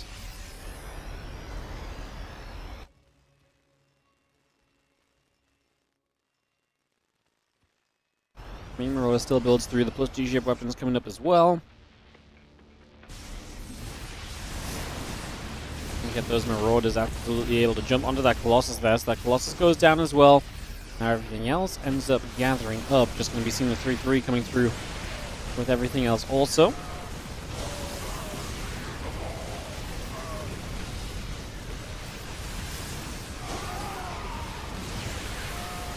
Vikings get rid of the Colossus. The Stalker still under fire. The High Templar is still being chased as well. So again, good damage across the board here as once more Cure wipes out the army of Classic. And we'll be able to force him away. But we're at this point where Classic has a lot of bases, if nothing else.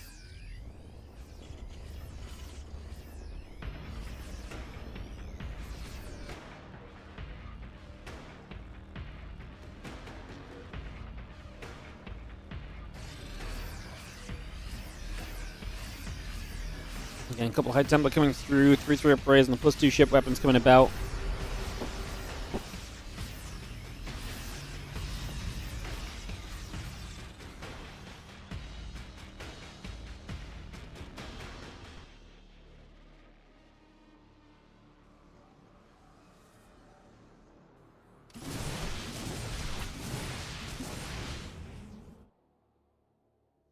With the 3-3 there, going to be very close to being done, giving Q equal upgrades again, so back on track upgrade-wise. Prism loads up once more, moves over to the sides. I do feel like the harassment is kind of necessary, because I do feel like we're at a point here where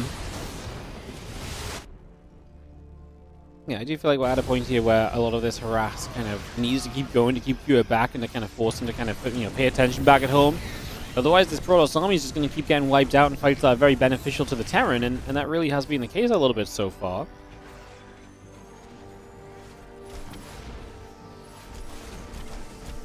And even just these couple of Zealots that are leaking around really do add up over time. In the grand scheme of things, you get after some Zealots as well.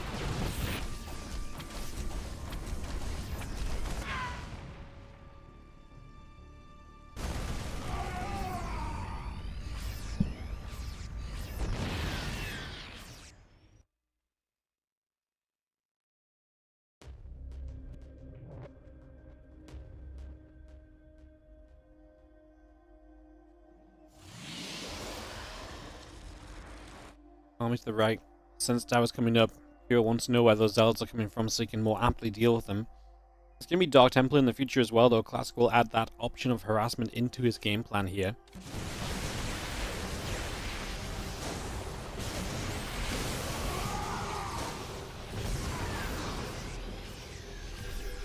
So stepping forward, just going to be seeing the Honey Templar again taken down already, so nice little jump on that. Damage done right from the get-go. And let's do have the missile turret. Again, more side defense at home, planetary fortress as well. Neither player coming into the big fight just yet.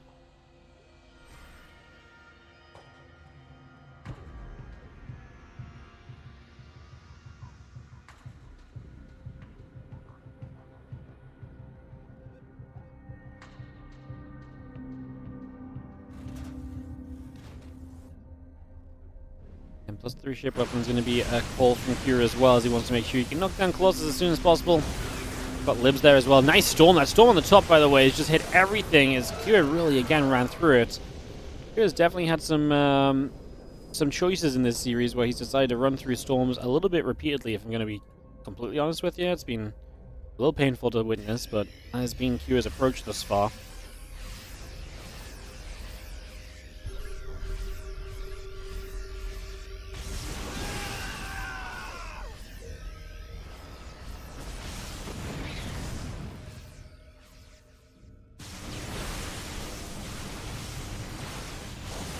Gathering up. It's going to be seeing Classic getting into a good position, getting between the bases. If he can use the storms effectively to zone, then he's going to be in a great spot. And that's so far what's happening. Another storm coming down to the low ground there.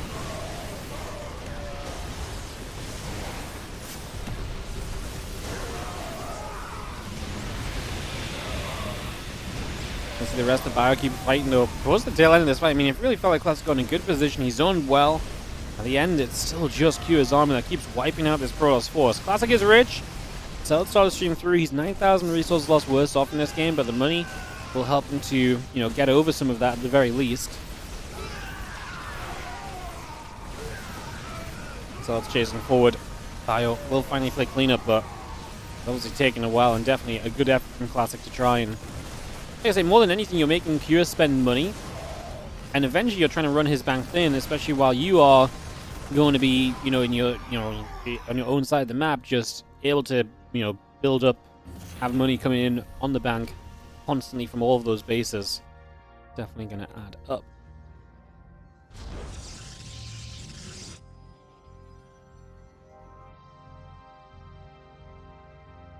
Biolib, Medevac, Ghost coming through. The +3 ship weapons coming online as well still.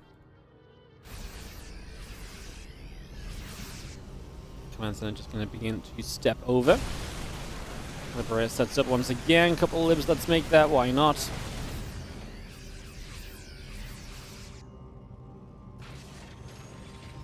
And the +3 ship weapons coming through. The Liberators on the way in as well. Plenty of those libs. Those libs are going to be key in the later stage of this game. Getting those libs in good position and allowing them to get some work done is going to be an absolutely huge factor, I'd imagine. Let's get to the left-hand side, so let's get rid of the missile turret already.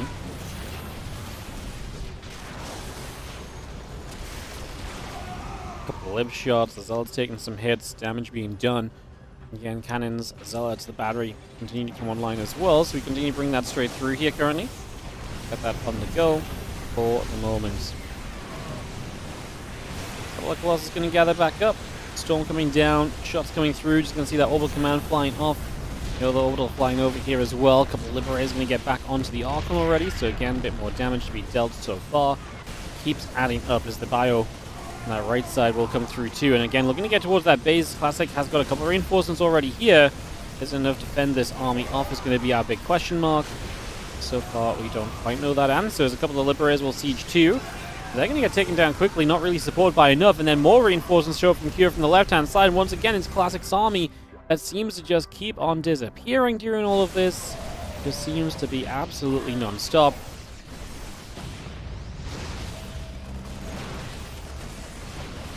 A bit more Bio unloading. We do have ourselves the Stalk Colossus still poking away at the command center. That's just building up as well. This push on the other side still getting going. Again, Classic just has money behind this. He still has the worker advantage as well, so he's still just mining more.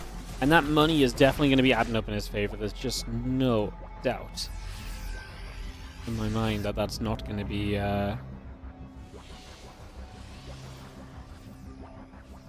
Turning out okay. Prism, a couple of Colossus still coming through.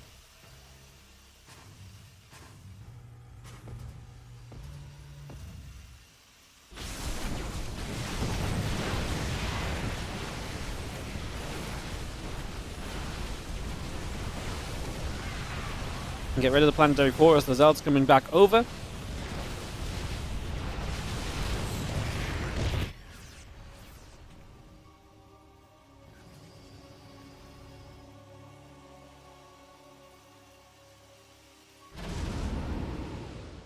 And a few more Vikings coming up. Next is coming through.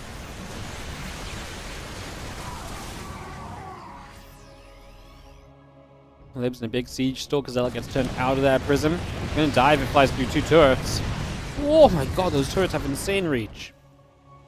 High sec, man. +1 range.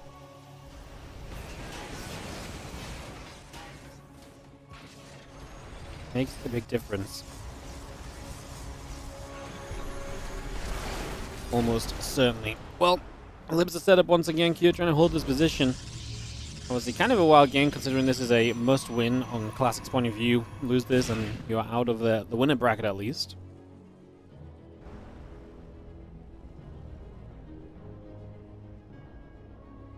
Viking Lib back to the top.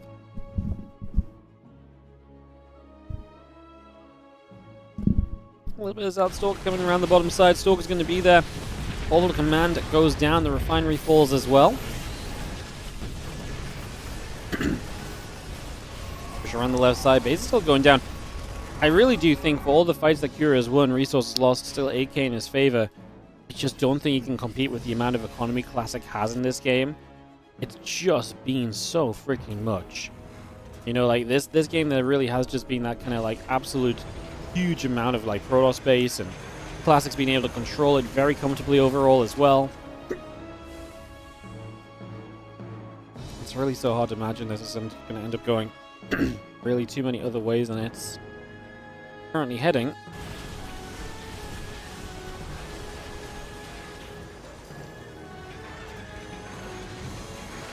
Another round of Liberator's sieging. I mean, that is the issue, is that maybe Q can just find insane efficiency now he gets up to these libs, but he has to start doing it in such a way that he protects some additional bases, because right now he is not in the best position base-wise. That's going to be a big problem if you don't do something about it over time. If you just let your bases continue to be punished, that's just not going to be a good time for you. So, something to think on. Just CC's building up. The vehicle plating coming about. Liberator still just sieging that bottom corner, keeping some probes at bay. More Liberator sieging up over here. Zealot Stalker pushing on through, and the missile turret will fall. A couple of Zealots still going down.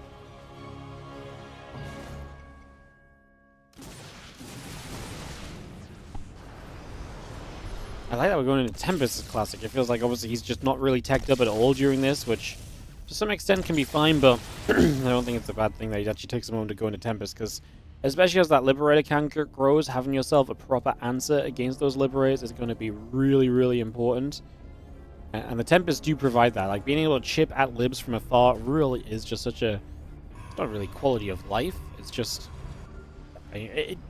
It's not really quality of life, but it is very, very solid for you. So, definitely imagine how that is a factor here. You can see the libs sieging up aggressively, Cure pushing up. Like I say, this is exactly why the Tempests are great, because now these Liberators actually have to back away as we actually do force the unsiege and try and capitalize there with a couple of units jumping forward. Classic going to work his way up the right side here of Winter Madness. Another storm, a couple of feedbacks. The Liberator is moving forward unsieged as well, so not having a great time in that regard. Now the Bio going to get rid of the cannon in the bottom left. A few probes in the pylon going down as well. Liberator falls. The Stalkers, you have to blink away from the Lib siege. And we get rid of one base, man. It's one base of many, though. Classic has 11,000 minerals in his bank. That is a lot of Zealots he could make, and even at this point I think Zealots could trade well. As long as you continue to have a response to the libs, I think you're in a position where you're just, again, still feeling very cozy in the grand scheme of things right now.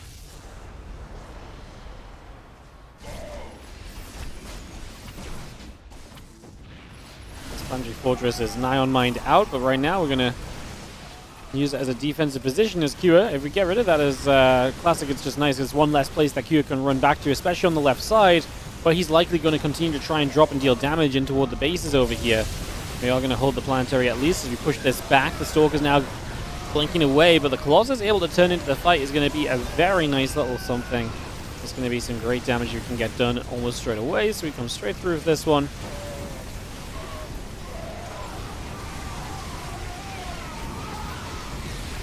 You're going to say GG. Classic's army really is just too strong in the end. You know, it was a case of obviously Q's just running out of money as well. He's running out of bases. He's been kept from mining for so long as well. All of that really adds up. Classic is going to take game 3 of this series. We'll head into game 4 in a couple of moments, but after a long game, guys, I will have to run some ads. Thank you, Lambo, for the raid. Appreciate it. Excuse me, guys, my voice is dying a bit at the end of that game for some reason. I think just because I had to cough a little bit in that last before it started. Just a little bit like, pain.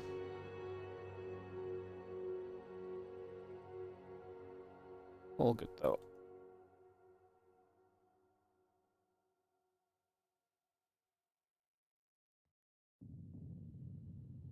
I'll take a couple moments then, guys. It'll be Tourmaline for map 4 as Classic does get a game back and does it in a good way as well. Like, it feels good to win like a McRoy kind of long drawn-out game. You know, it's always going to be the kind of game you want to win. 30 minutes. I mean, obviously in this case you lose and it's not going to affect your mentality because you don't get to play another one. It would have been a 3-0, but yeah, a couple of things to think on there. So you ready to resume?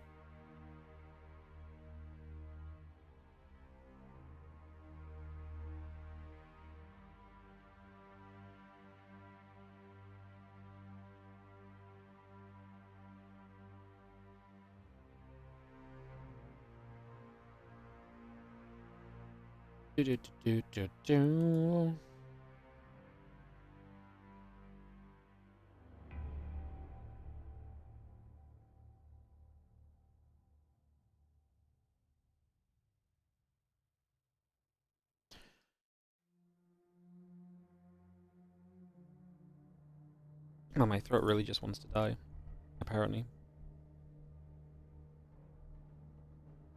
Why would it do this?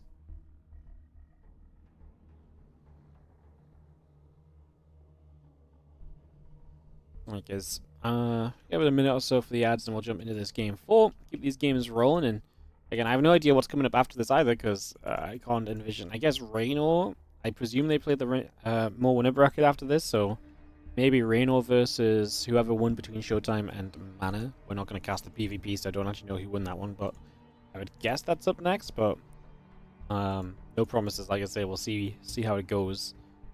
Kind of depends a little bit, to be honest. Depends a little bit.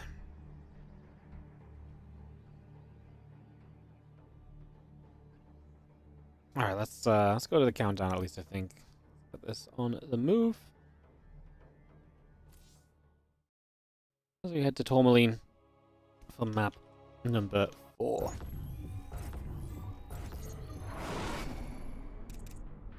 Well, in the top right, Classic will be down a game in this series. And he will be trying to bring it back 2 in a row. See if he can do so. As we have in the bottom left, Kia needs one map to see us through. We've had a long game, a short game, a long game. Another short game, maybe? Guess we shall see very soon what the plan around is going to become.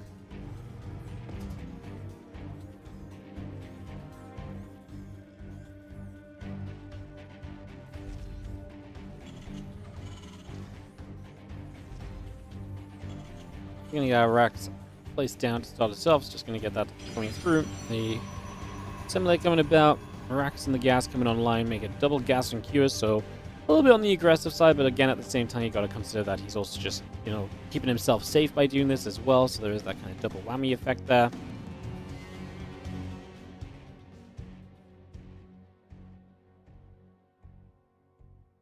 Follow our probe across the map and see what will happen here.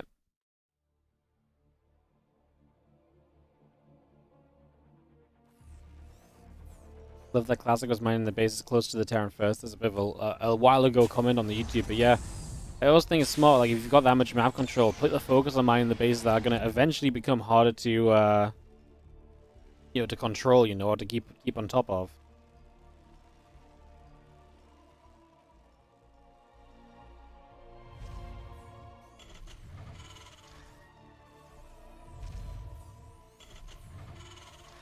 The factory coming into play.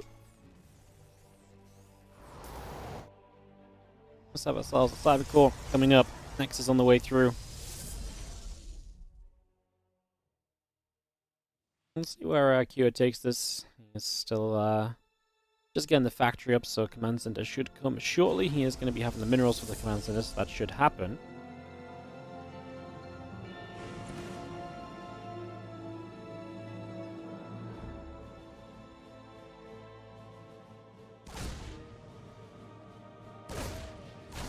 Shows up. Alan will take some damage. Just going to be seeing the Stalker coming out as well. We'll see the center and the warp gate still coming through. Next in the batteries. Coming online. Stalker will push the Reaper away for the moment. The sentry's still building up right there. Getting that all underway, all on the go. For a couple of moments.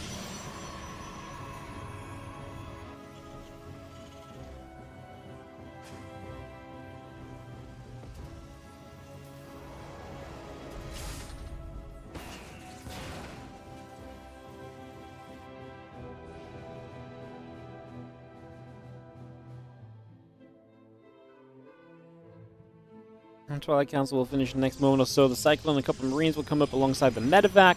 Bring that up and online here from Kira as well. So just going to get that straight through for now. Get that on the way. Figure out what will be next for us.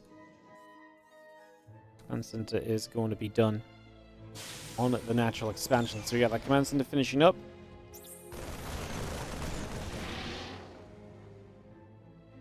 Marines and the Cyclone will just get rid of the hallucination there. Just going to grab that for the moment.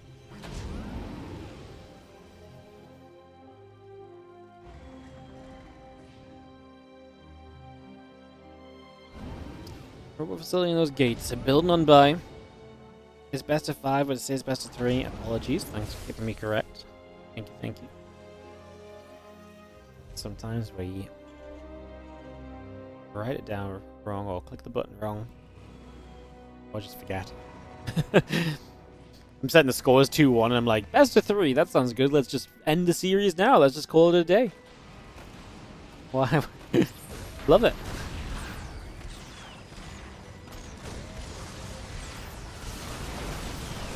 There's Akira showing up early with this attack, and with the tank here, they put some work in. The battery is not healing the entire way through this. A lot of probes went down already. Tank falls now. We get forward. We get rid of a couple Stalkers pretty quickly. No blink, remember. Nice micro on the Cyclone, picking that back up. The probes are going to stick around there, taking a little bit more damage. Cyclone coming through, a little bit more up and down going on, so we like to see that. A bit more fun continuing to happen for the moment. Apparently that's going to be good enough to call GG even. And that is going to be that. So that will be Kua taking the series, and kind of a fast attack. That actually was fast game, long game, fast game, long game, fast game, long game, short game, I guess. It's a fast game. GG's, man. That was okay. Didn't really expect Classic to kind of die there, especially the way the other games went. Like other game that was short was like, okay, you scouted the proxy location a second before the proxy went down. Like, that sucks. And you're not ready for it because you feel like you're meant to have scouted for it, and you did, but it was just the time was ever so slightly off. But this obviously feels like you just weren't really ready to come and play as Classic, which is not very like Classic, although maybe it has been lately, because I opened this entire series talking about how Classic has not been as convincing to me as I want Classic to be. Like, I want Classic to be this beast who's just so good and awesome and great, and I just don't feel like he's been that lately. I feel like he's been a lot less consistent overall, so... Alrighty, guys, what is next for us?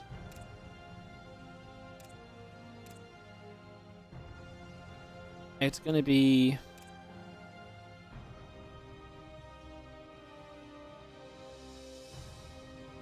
it's gonna be Reynor versus Showtime, apparently. Awesome.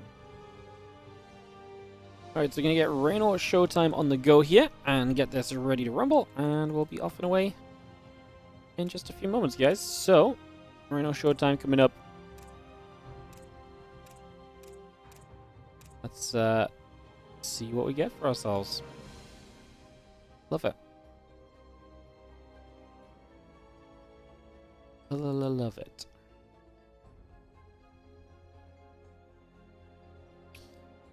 Alright, we'll go Tourmaline for map 1. I guess I'll just run ads, guys, just in case it's long. Showtime, Reynor, PVZ. Has been long in the past, hasn't it? One of those matchups that often had later game tendencies. I have no idea what to expect here, because this is the first time in Showtime played in like a hot second, so not really sure how good Showtime is feeling or looking. So that'll definitely be fun to see.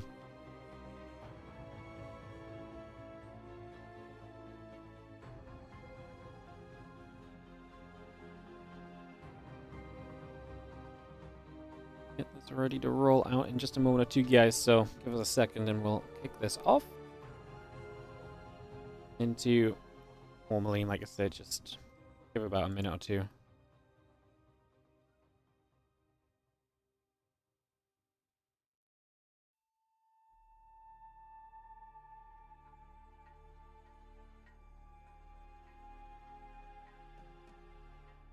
Oh, I can't believe it got as well. Sorry, Palkin. Because of the long game, I forgot. Palkin took Haji. Thank you so much for subbing up. Welcome to the WardiTV. You are going to join us. There's a bunch of branches in here that are unoccupied right now. Add you on over there. Beautiful. Alrighty, guys. So, I have something in my arm. I think I dipped my arm in my lunch. Don't mind me. I'm just being gross.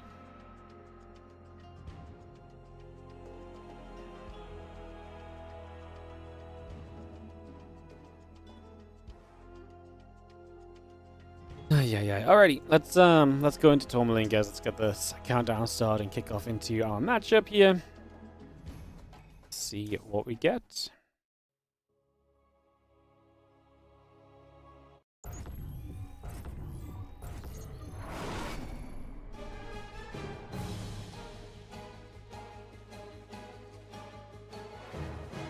We're going to have ourselves in the bottom left-hand side, starting off this next winner bracket semi-final. It is going to be Rainor, our blue Zerg player, taking on Showtime in the upper right corner.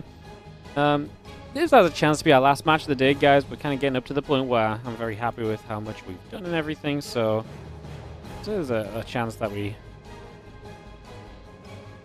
wrap it up after this one, but it kind of depends how long it is. If this is like a faster best of 5, you can probably sneak one more in after as well. I'm just skeptical of jumping into too many best of 5s if I want to be done in an hour and a half, you know, so just letting you guys know this might be our last series.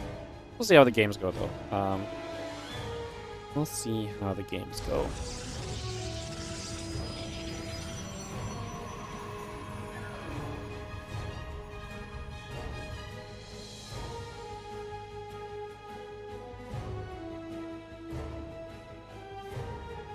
Gate assembler coming through. Let's just have ourselves the hatch gas coming up.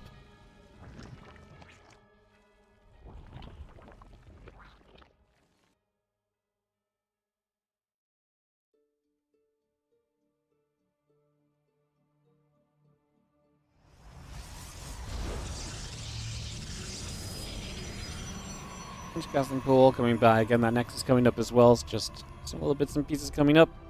Getting underway. And seeing what we can find for the next few moments.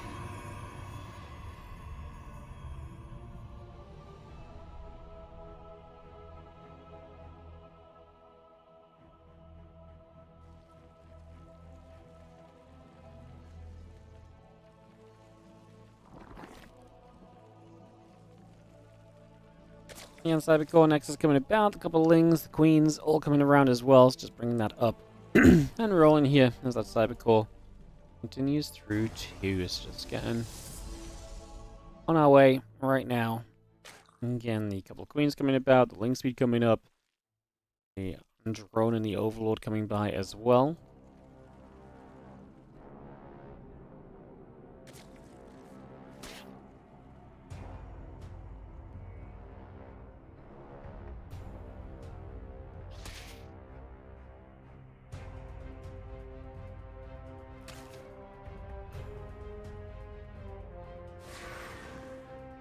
And it's going to be having ourselves the Stargate coming through, the Adept and the Warp Gate still very much still building up. This first Adept's already going to come poking across the map as Showtime looks to get a little bit of info gathered here in the early stages. So just going to be coming through with that, looking to see what we can do.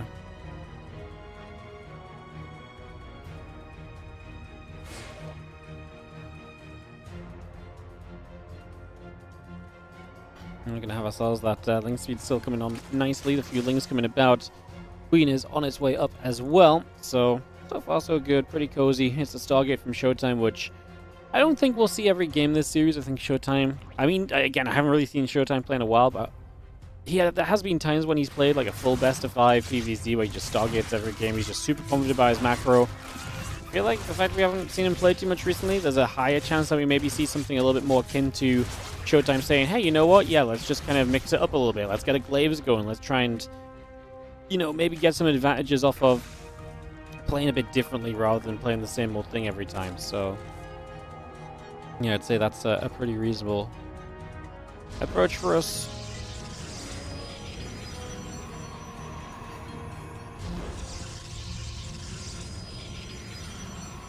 Have ourselves a few things getting in after the probes. Just going to go straight about for that.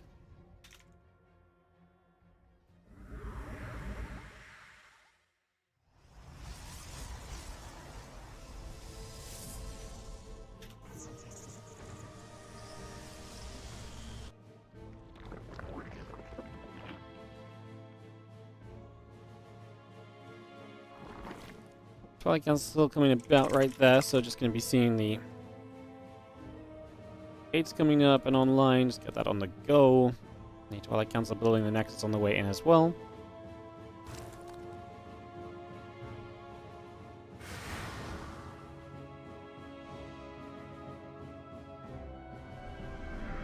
Yeah, just bring that a lot of that about right now. Getting this up and running. As you see, a couple oracles is going to get deflected. Oh, there's the Glaives already coming through, by the way. So he's going to go Stargate into Glaives. Or, as we should have always called this, Starglaives. So a bit of Starglaives from Showtime, and it's against a melee upgrade, but it's also a very fast roach run from Reynor. So I think Reynor's preparation here is actually going to be pretty reasonable. I don't think he's going to be in too much trouble, actually. I think that's going to be looking pretty okay in the early stages. Yeah. That Resonating Glaive is about halfway done at the moment. Just going to see the Robo Facility coming up. I say, with the roaches being able to be produced, I feel like we're going to be pretty well prepped for this, so I'd be surprised if this got too... I'd be surprised if this went badly, I suppose, is what it comes down to, so... But we shall see.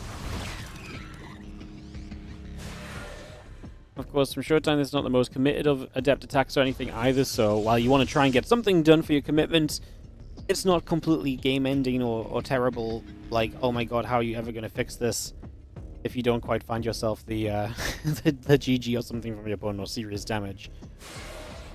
See how it goes. We just have the Adepts going to shade about. +1 melee coming through, Forge and the Gate coming about, the Probes and the Immortal and the Charge continue to come online as well.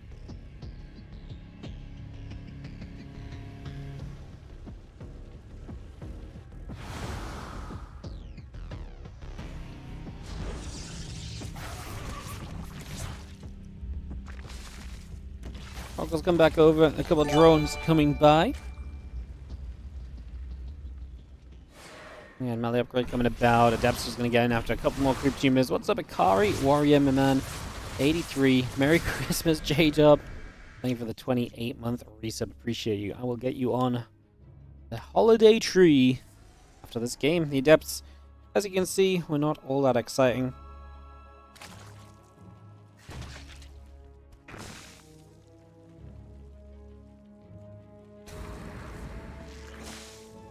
Didn't really do much of anything, so yeah, not much to talk about on that one, at least, just for now. We'll hold back and I mean, I kind of like that we get the Adepts going, so it gives us a little bit of a chance to kind of get some things underway there. Charge the +1, the extended thermal lance coming through, additional gateways coming online as well. We add on a cannon. It's going to be some the oracles. We'll fight a little bit onto those queens.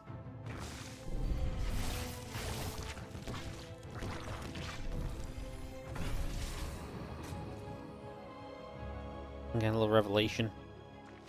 just being used. And again, obviously, Showtime keeping those oracles alive, going to give him a bunch more potential as this game progresses. And then got to imagine that that's something he wants to try and stick to as well to the best of his ability. That's the chance to keep going with that then. Some general positive take from this.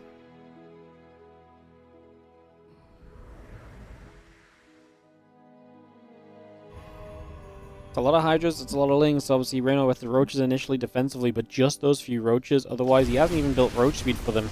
He is going to focus on the Ling Hydra kind of follow-up here, so that's going to be his style of play for the next few moments, as we just see those Lings and the Hydras together, getting after a couple of the Adepts already.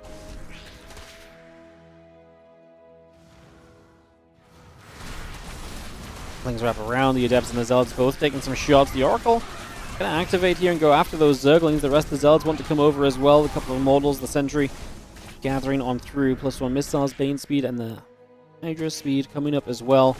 Again, a couple of Archons, the Immortal. And, sorry, a couple of Archons and the Colossus coming online. The Thermal Lance is not far from being done. We're going to get that finished in the next few moments. Ling Hydra still producing on in.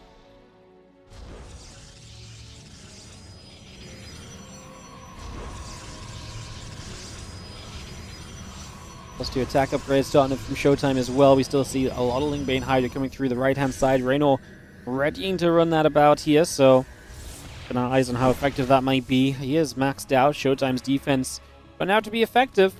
We'll see how good it can be. He's got some good stack defense set up. I actually like the layout for him so far. Good defensive stasis ward pop from Reynor. Not going to let that become a factor, so that's obviously good to see too. Having the rest of these units continue to come about, and there's the dive in. I mean, the couple of Colossus on that top side starting to get jumped on, but they're keeping themselves, I would say, safe enough so far. I'd say that they're doing just about fine at the moment to stop this from becoming too much of an issue or anything, so it seems pretty reasonable right now.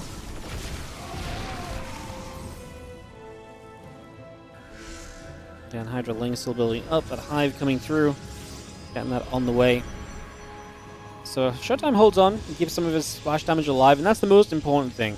Not getting your tech unit to reset, because if you get your tech unit to reset, you get into a position when every single moment of this game, you're just constantly rebuilding the same tech units to try and survive another wave. Keeping a bunch of them alive means you're already good on splash damage for the next wave of attack, and it just does so much for you in terms of being comfortable in this game and keeping you in that kind of very playable position in comparison. Now, we are going to see the Hydra Roach attacking in up over this side this time around. Few Lings coming about. Army going to get in toward that gateway. A couple of Lings still going down here.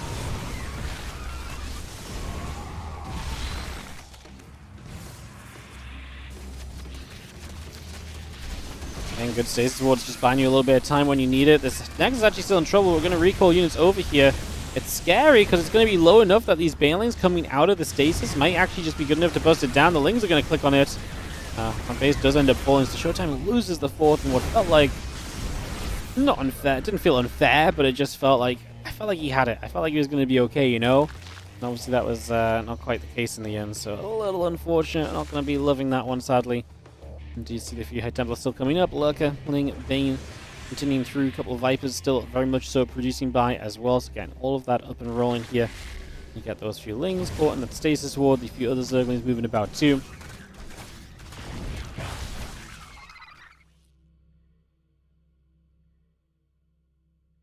Archons, Zealots, the Colossus gathering up, the few Lings getting caught in the stasis, a couple of Lurkers are coming through as well.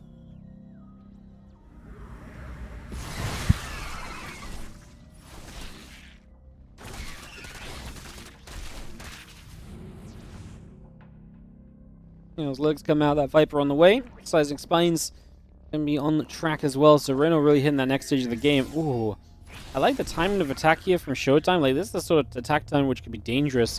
As Reynor is setting up towards Lurkers, but they're maybe not fully upgraded just yet, right? Like, it really feels like this is one of those moments where there's a real chance or opportunity you could get something done. Zealot Archon coming about, Spinecrawler taking hits, the Banes rolling through. A couple of the Zealots have to back away already. Just going to try and stay out of trouble there as best as we possibly can do. Those Lingers getting wrapped around, Zealots going down, still got Lurkers coming up. The Adrenal Glands in production alongside that. And +3 attack, Blink, Archon, all of that coming online for the moment right here. The Zerglings going to make their way about as well. Adrenal glands still very much so coming through too at this point in time.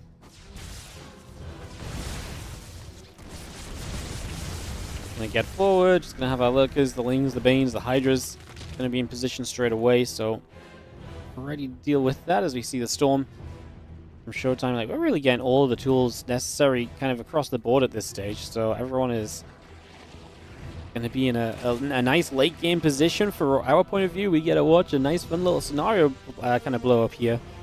Plus the attack off we've done as well from Showtime as the Reynor of Spire comes online, so he'll look for some later game tech too. Good Lord's a little bit more viable in this matchup than they had been for a while. And the Zealot Archon will fight. The Zerglings will, with the surround play, clean up overall. A few other Zealots stepping out. Storm, shields, the +3 attack again coming through. There's a few Lurkers on the way as well. And you can see the Colossus and the Archon going to get shoving, pushing, and all the rest of it back over the other direction.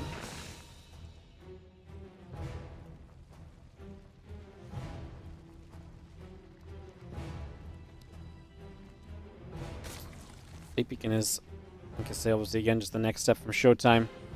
Both players heading into the later stages.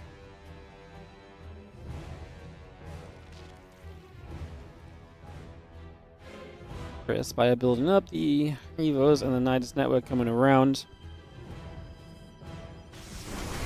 Overlord speed coming about as well, so just get that on the go. A lot of the Archons, a lot of the Immortals gathered together. So they're just going to wait for their chance to see what is next. Again, the Great Spire coming through, the few Zerglings coming by. The Steam Missile is going to be a part of this as well, so continue to get that on the go. Pushing forward, a couple of Archons going to get some shots off toward those Banes. The Lurkers are going to come back around over to the far left-hand side as well. Continue to move through that just for the moment.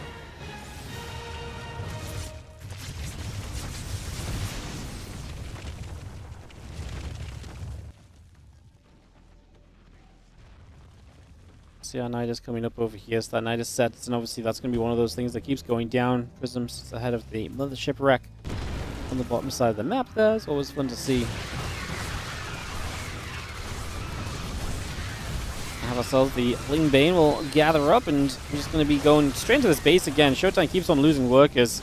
There's been some good consistency there from Rainor just to keep those attacks going and to keep that pressure coming by. So a very decent effort on that. Now we're just going to roll Banes into this mineral line as well. So again, keeping Showtime very busy, keeping him in a difficult place.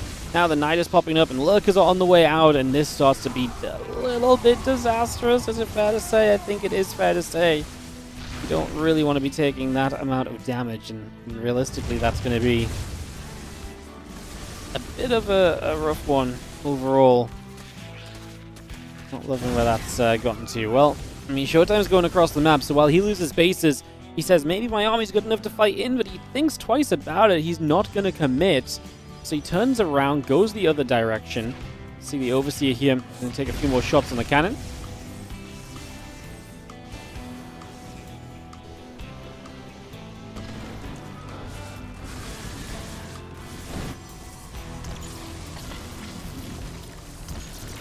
Lurkers will come through, a couple more Lurkers are going to burrow.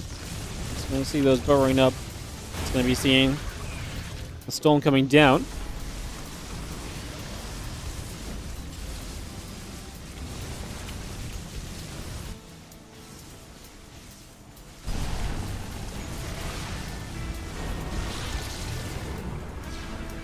You got that Nidus coming across. That's going to be seeing the Archon's going to be there. So that Nidus will go down. Mothership and the Colossus is going to be gathering.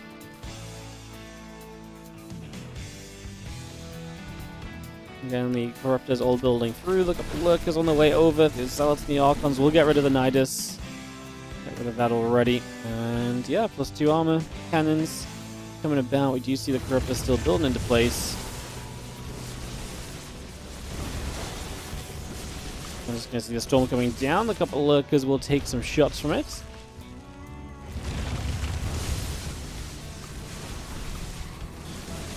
Showtime wants to try and get into this. Obviously, Storm's going to do well against Lurkers. These Lurkers aren't very well protected, which is why I think Showtime absolutely wants to just send it.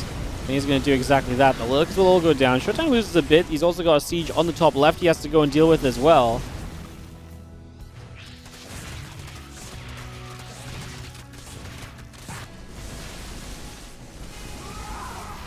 Staying active. A couple more shots coming through. Just going to have a few more hits coming down. The Lings are once again going to hit on the other side as well. So again, a few more shots done.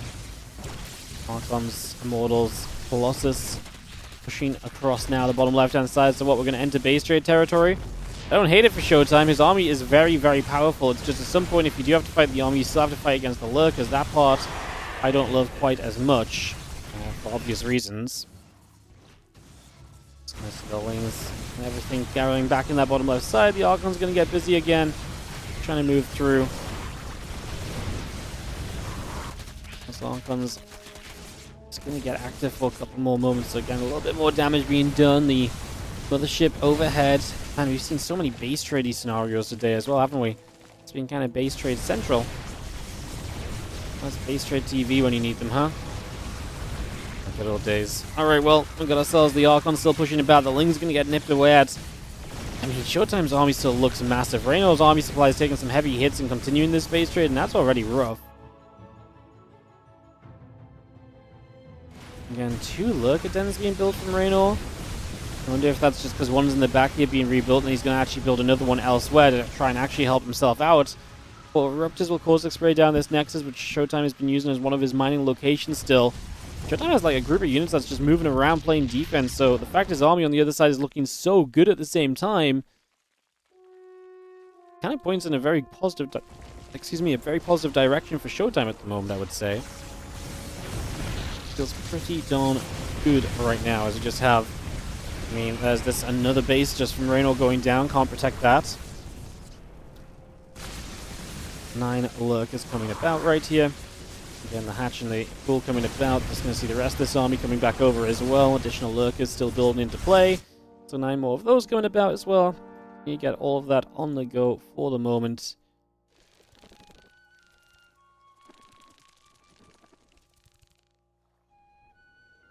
And hatch coming up. The spawning pool about to finish. Showtime has not rebuilt that base and is being revealed. Uh-oh. Up this gathering. Just going to be seeing the Archons, the Zealot coming through. The couple High Templar joining together. Archon's going to get in. The Spore Crawler goes down. The Prism's still moving over. High Templars will be going back over again.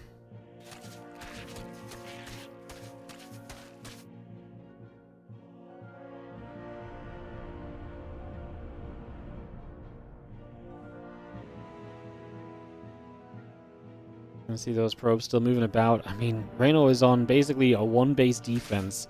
Bottom right base is whatever. It's that one single base at the bottom that we're going to see in the next couple of moments, and we'll see if Showtime can break through that position or not. 127 to 109 army supply-ish. It's obviously a lurker defense here as well. The problem is, can Showtime not just poke away at this from afar? Little by little, like with the Colossus and so on, maybe a little bit. He needs to kind of get Reynor to kind of jump up the ramp toward him, I think. Or we're just going to try and send this. We're going to send it down the ramp. We're just going to go. Storm's coming down. A lot of the lurks to the right side. Honestly, I don't really know what to make of the fight, but the lurkers do not seem to be doing enough. The Corruptors are kind of dead supply as well, so that kind of pushes it even further into your favor in that regard.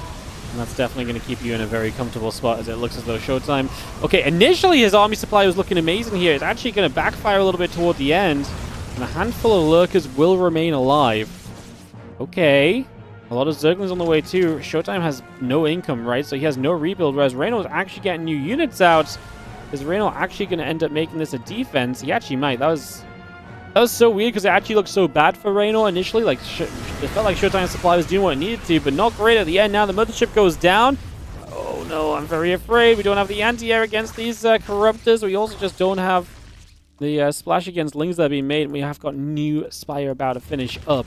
And there is a serious anti-air issue, and like I say, Showtime can't build anything else. 0 probes, no mining, no Nexus. Reynor pushed him completely all in. And Reynor, I think, is actually going to do it, surviving on that bottom side base at the end of the day. That is a little bit crazy. As the Hive comes up, the drone comes through. Just going to be seeing the Corruptor's going to be there to try and fight against the Colossus. A couple more shots coming by. Immortals and the Archons coming back through as well. Just going to be seeing the Spore Crawler. Going to get taken out. The Immortals still fighting. Just pushing through. The Zerglings going down. Just going to see those Zealots jumping on top of the Lurkers here. And just continue to pick those around for the moment. All of those immortals still going in after those zerglings, a few more lings in production as well, so continue to bring that up.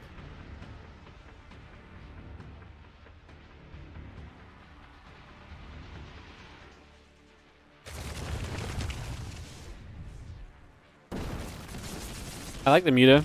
I was gonna say, like, I feel like mutas were kind of gonna be the win we needed, but I mean, not that it's really needed here. That's gonna be enough in the end with no Colossus left or anything. It's gonna be GG's. Wow, what a game! As Reynor just about edges Showtime in this one with no observer. But at the end, there's no way to detect. Showtime's kind of doomed, and that will be that. Just a handful of lurkers left alive, and it just took a handful of lurkers remaining to do what we needed in that one to get the GGs. And that was a really, really ridiculous matchup. All right. Well, we'll head into game 2 in a second. We're going to be going to Old Republic. This can be a bit of a longer map, guys. I'm just going to be a little cautious here and just wait for the ads to play, just in case we get another long game between these guys just because of the map. So give it a moment or two. And if not, then we can just go, back-to-back games very easily and comfortably, just trying to make sure the ads don't play during the game as much as possible. Dun, dun, bum, ba, da, dum, bum, bum.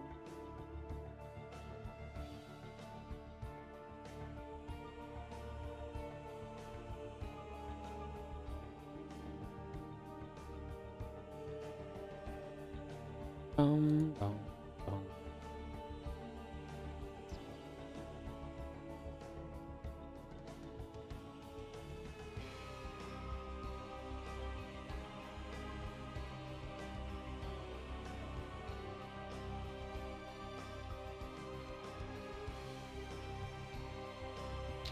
Sweet. Let's go another minute or so, guys. Yo, what's up, Ikari Warrior? Appreciate you for the sub as well. Thank you so much. We should probably sell out at least once today, shouldn't we? Should probably sell out at least once today. It's a good thought to have. Maybe we should consider that soon. Yeah. Maybe at the start of this next game. PvZ, we get a moment to sell out, don't we? Yeah, let's do it.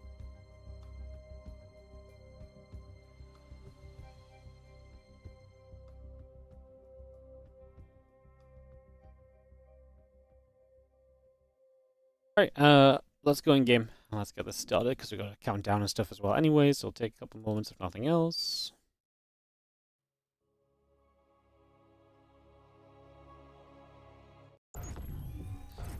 We have ourselves in the top right corner of the map. The blue Zerg player with the 1-0 lead in the best of 5 winner bracket semis is going to be Rainor.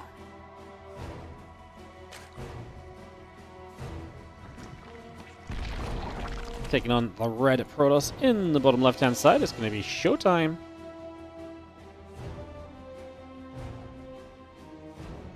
Game number 2 of the best of 5. Get this one up and running. See what we can do. Get this one underway. And yeah, we are partying on. Very, very exciting.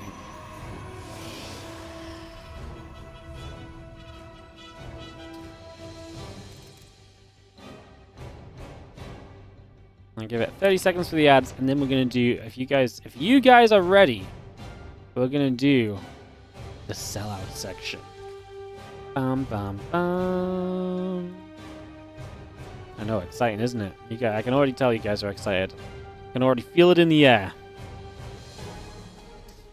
Alright, guys. So, if you are enjoying the stream today, obviously this is not a Wardy event or anything. This is just me taking some time to cast some replays. But if you're enjoying the stream, you're enjoying the content, I also need to pay the bills sometimes. How can you help me with that? Well, there's so many ways to support, obviously. First of all, like, subscribe if on the YouTube. We had great YouTube viewership lately. Hit that subscribe button, hit that like button. Keep that growing. Super appreciate it. Thank you so much if you do. If you're over on the Twitch, obviously you can hit the follow button as well. And there's a few other things you can do. Obviously, we're going to start talking about money stuff. But first of all, before the money stuff really kicks in, a couple things you can do for free. If you have a Prime sub available, you can subscribe to the channel for free with that Prime. And that goes a long way. Helps us out massively. Subs go a long way, of course. And also right now we do have a sponsor on the stream on the go. It is Star Trek Fleet Command. If you want to check that out, !star in the Twitch chat. We'll give you a link to download and play. You can play PC or mobile. Everything you do in that game pretty much gives us money. When you unlock your second ship, we get money. When you install a game, we get money. When you hit level 2, 5, 6, and more, you get money. You unlock a certain character, we get money. So TLDR, the more you play, the more we get out of it. For the next 18 days, even if you play for 3 minutes every time you go and poop, you would probably end up donating $10 to $15 to the stream, realistically. So check it out, !star, and check out the free sponsorship. And then beyond that, of course, worth mentioning once again that right now on the stream, all donations go directly into the WardiTV 2025 Championship prize pool. We'll have groups for that coming out tomorrow. I'm just waiting for a couple players to reply to me so I can finalize those groups. And yeah, we'll have groups for that coming out tomorrow, and then we'll have the WardiTV 2025 Championship, so you can donate if you want to support the prize pool for that specifically. And of course, we also have the Patreon page, patreon.com/WardiTV, or you can just support regularly with the subs and stuff as well. All of it's appreciated. We do have obviously the Christmas tree right now as well. If you want your name on that, there's a few bonus benefits for gifting subs and stuff. Any questions, feel free to ask. Or you can even get your name on top of the star on the tree by donating. All of those great ways, because everything helps us to do more StarCraft, which is typically our biggest goal in life, is to do more StarCraft. So, yeah, if that sounds good to you guys, it sounds good to me. Thank you so much for listening. Thank you so much for letting me nab on at you guys for a little bit. And now we can get ready to roll. As the link speed comes through, Queen and the drones are going to come up as well for a couple of moments here. You can see that robo facility coming by, the Nexus coming online, Orb Gate coming through as well. So again, a little bit of everything coming about just for the moment. Get this underway, and Stargate will begin to build on through. As we actually go Robo in the Twilight behind this, so Oracle finishes Robo Twilight pretty quickly. See what this turns into from Showtime. Robo's very fast. But any chance of this being like an Archon drop kind of follow-up, maybe? Get Prism into an Archives, perhaps? Those we'll be finding out soon.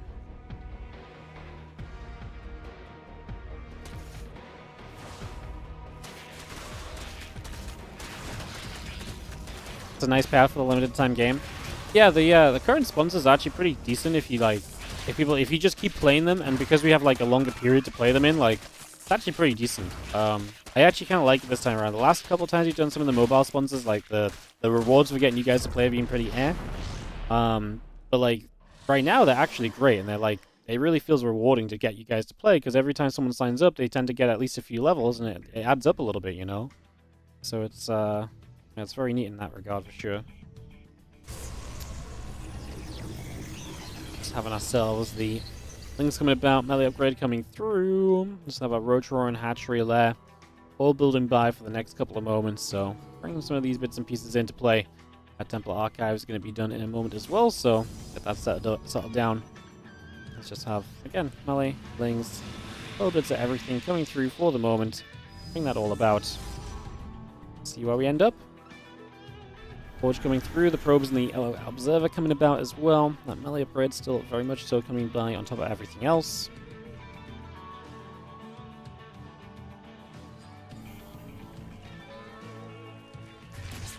So you can see the Archon's going to get a couple different shots off on a few Zerglings, so a few Lings taking some damage right away. A few hits coming about right there. Prism gets back up towards the top side.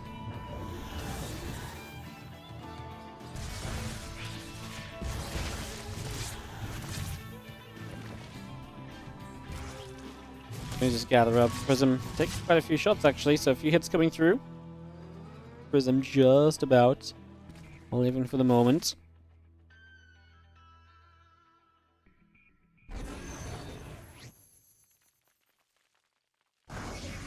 A recall back. In the end, we got that storm coming through, so it was that Archon drop I mentioned in the end. But, yeah.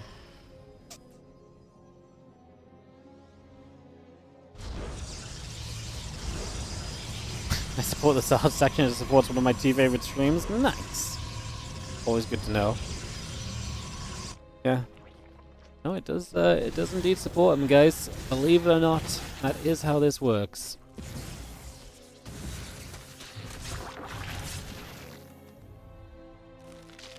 Not sure what happened here, but clearly we had a little moment or so of an issue or something, but looks sorted. And again, benefit of us casting replays is we don't have to deal with this.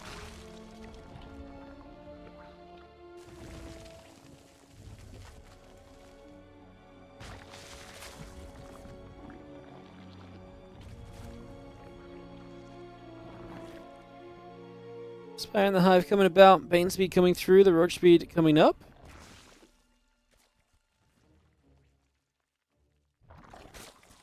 Gonna have again the charge, the +1 coming over as well. It's just gonna get that on the way. Immortal and everything else coming on through. Continue to settle down. Let's take some moments to build everything. Ooh, Oracle going down as well. Our Observer seems to have really fallen in love with that single position on the map over there, but looks as though we get back on track. Hey, what's up? Thank you, Stranger in a Strange Land, for the 57-month resub. I appreciate it.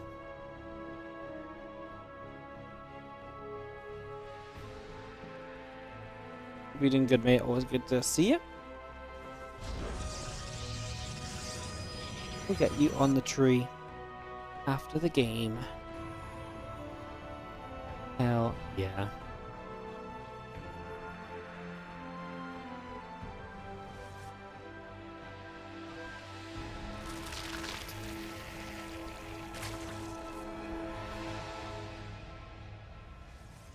Alrighty, Mortal, High Templar, Archon, gathering together for a little bit right here, get joined up. And you see the Great Aspire and the Ultra Cavern coming through as well. So just going to get a lot of that on the way right now and see what we can do with it.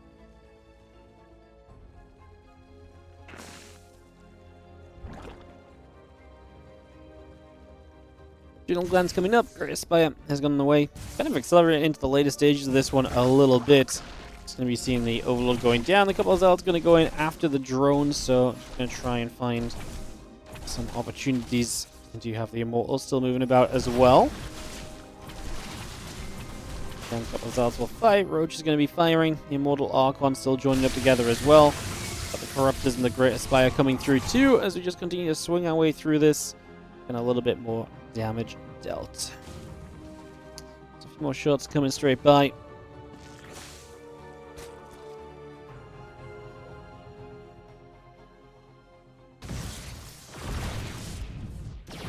Take a moment or two, just going to be seeing the Immortal Archon coming about, those High Templars moving around. So yeah, +2 attack upgrade going to be finishing from Showtime as he continues to try and control the map here. Reynor. Most notably this game, obviously no Lurkers, and that's going to be interesting to see how well Showtime, because Showtime looked good later game last time around, but the Lurkers, I would say, fair to say, really did kind of do a little bit of saving to, a little bit of saving overall, I guess. See the storms coming down here. That's going to turn into a much bigger fight than I thought it was about to be. Turned into a little bit of drama right away. It's going to be seeing those few lings going to get in and get busy, so they're going to get going as well. Just going to see ourselves the Great Aspire coming through too, so we get that up and rolling. There's a few Broodlords are coming out, +3 melee, plus Chitinous Plating. The Carapace upgrade coming about as well, so again, a little bit of everything coming out for now. Just going to be seeing the Lings actually going to make a run forward for this. The Bane Roach is going to be arriving too, so we get that on the way immediately. Ooh, another couple of Stormers. The Immortals going to try and hold their own. If we only really have the Roaches left, the Immortals should do okay, but there was a lot of Lings and they got quite a lot of damage done in the end actually, so not bad there. I'm going to be seeing the again, extra Ultras coming through, and get the +2 Carapace, the +3 melee, all building about. The Mothership is still building on in. The Blink and the +3 attack upgrade coming by as well.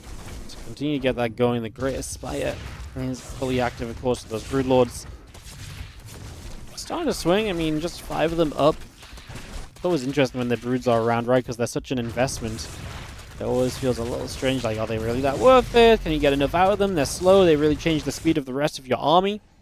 It's looking pretty good for Reynor. Crushing that army in the center, getting that wrapper up on the Immortals does feel very powerful. It really feels like it resets Showtime in a big way in this game. and keeps him from really establishing at this point.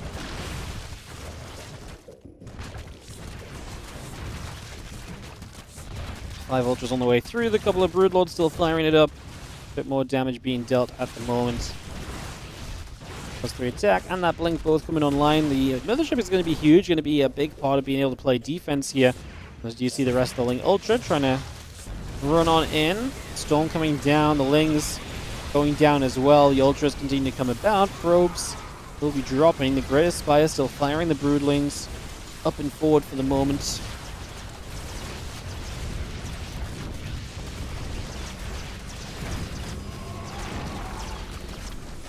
A lot of dead probes. I mean, Showtime just doesn't have the army to stick in this. Counterattack isn't going to do enough to justify this whole situation.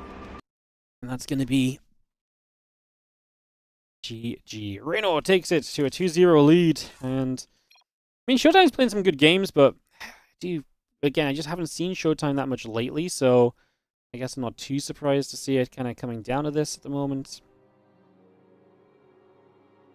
Yeah, kind of weird, because like I say, I haven't seen Showtime too much lately, so you kind of look at it and you're like, well, we kind of expect Reynor to probably be better, but Showtime's then also playing well, so it's like an interesting kind of mix of expectation, I suppose. Now I'm going to jump into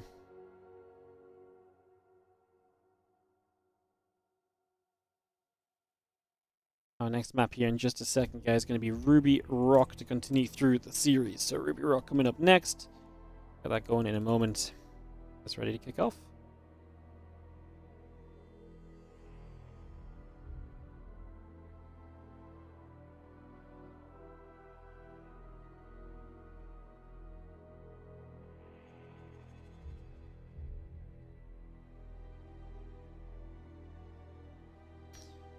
Cool, cool, cool. Alrighty.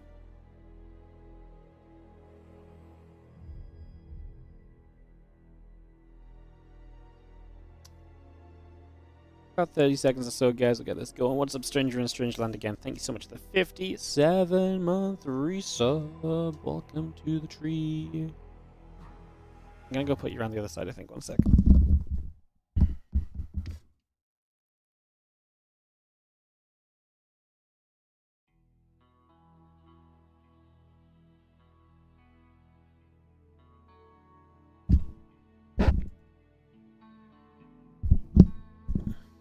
Thank you, thank you.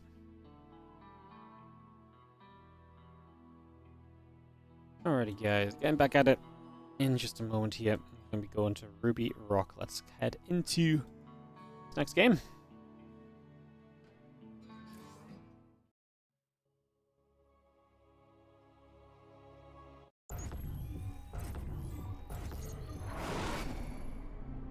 Two-0 lead for Rainor. Looking to try and close this out. Let's see if he can do so as we get this started.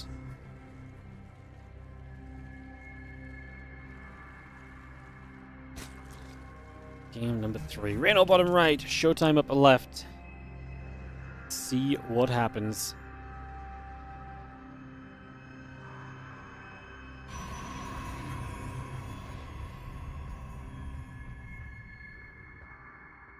Probe the pylon coming through. I'm just going to be seeing the Overlord coming about as well. So just going to get that on the go right there. That's started up for the moment. Probe comes down to the low ground, and we will see, yeah, gateway, probe, and production. Nothing too crazy. Just for the moment. Gateway and the worker coming around. Everything as expected so far.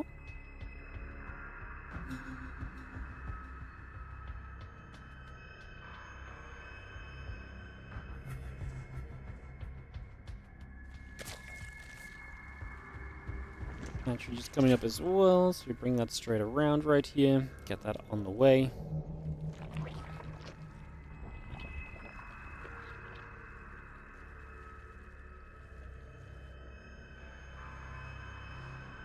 Yeah, Hatch Gas and Pool are going to be our choices.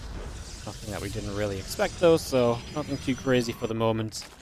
To take a couple of moments, yeah. Next coming by, the Hatch and the Gas and Pool coming over.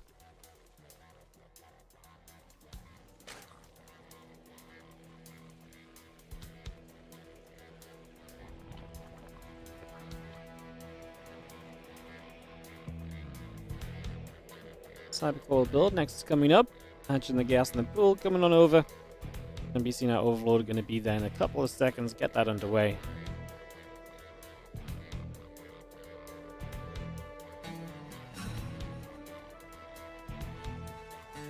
That's gonna be a Cybercore. It's coming around. That next is building up. The probe's still producing through.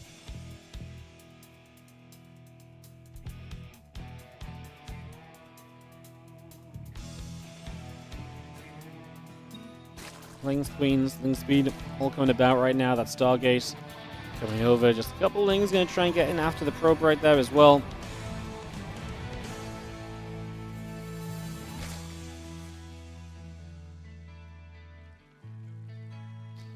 It's a lot of Lings. Reynor bringing the aggro here on Ruby Rock. Going to try and get through a few of those Lings, I imagine.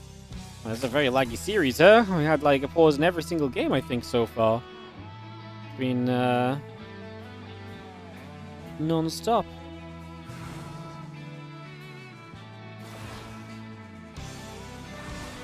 That's been absolutely non-stop. It's not crazy as we just have ourselves a single adept then coming over.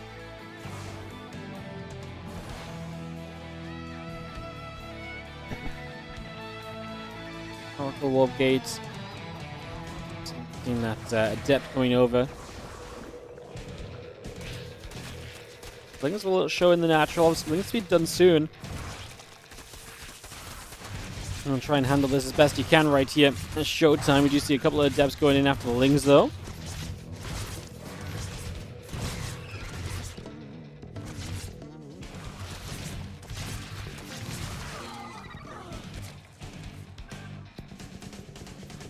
Again, the Oracle will come about. The Wolf Gate coming online.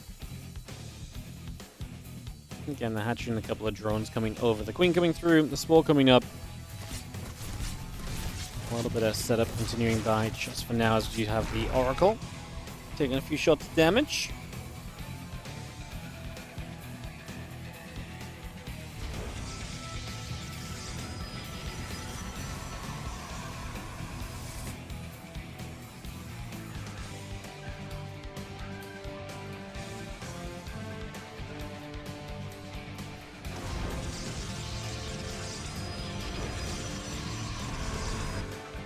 First ball coming about, the next going through, add a couple of probes on as well. Just going to bring that straight into play here. We're going to have our Nexus and the rest of it coming around. The Oracles will head across the map, and Showtime wants to try and again establish a little bit of control over the next few moments, I'd imagine.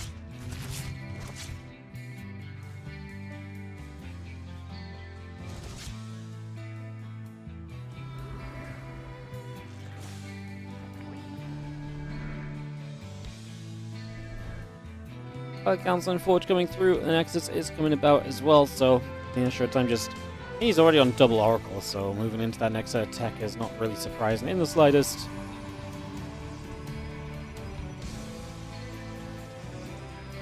Flag comes up, drones on the way, a couple Lings in production, charge going to build from Showtime.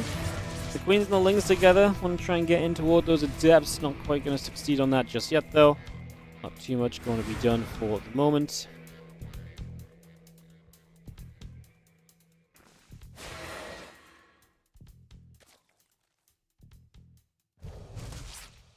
I guess we'll just shade it around a little further. Robo Facility, Temple Archives.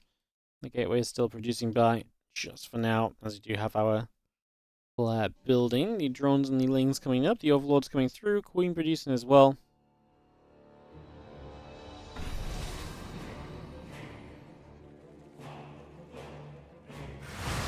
Stepstone and Shade, actually a good opportunity to get a bit of damage done here. They're going to get a few drones already, so a few workers begin going down.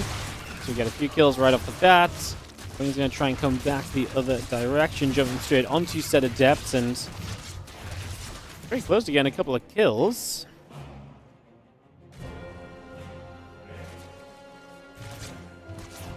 I think the single Queen there just going to go in after those Oracles. So again, continue to hunt that down for a couple moments. The Archon about to finish up, the charge coming by, plus one attack upgrade.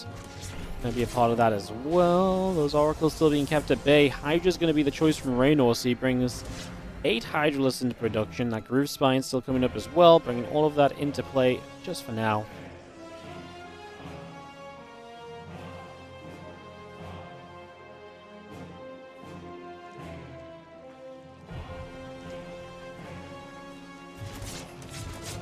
Oracle's still taking a few more shots, so we come around there. The Queens are going to be in position to keep those Oracles at base, putting them back once again, just for the moment. And the Storm coming about, Hydras plus Groove Spines on the way as well. Couple Oracles still moving around for a moment or so, just taking some chances to see where we can get to. We do see the Ling is able to pick off on the left-hand side, able to get a bit of a grab over there as well. And making the most of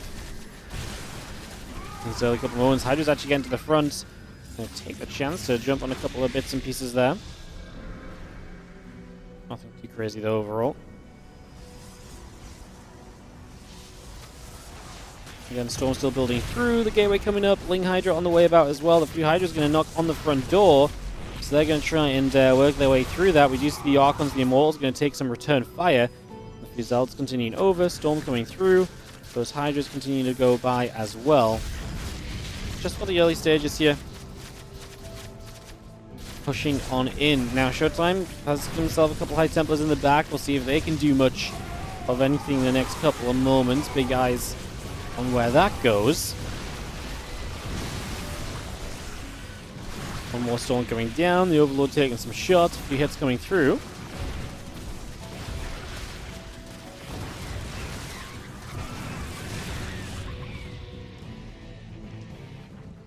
We've seen the rest of that army still gathering up. Just going to be having the Spire coming over. Evo Chamber coming through.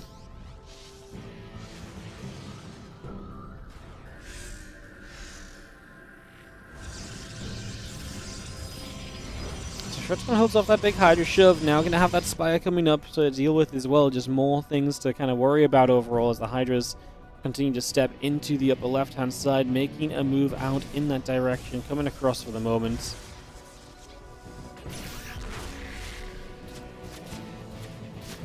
Let's step through. Just going to get rid of some structures. We are going to see a Stasis Ward popping as well.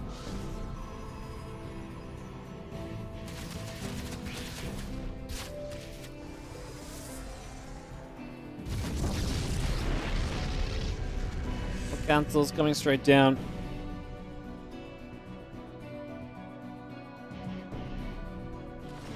And the Archons, the Adepts, the Immortals continuing on through. Just going to be seeing the Spire coming about as well. +1 missiles coming over. Hydras, Lings just going to jump toward the rest of that army. Extractors coming through. High Templars coming up. The 11 Mutalisks on the way in as well. So 11 Mutas, +1 missiles.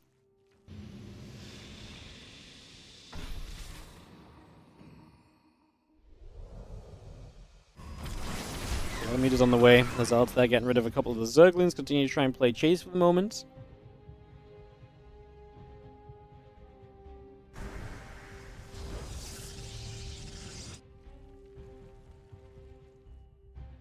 Showtime still settling in the center. Those meters still on the way. +1 missile attack upgrade.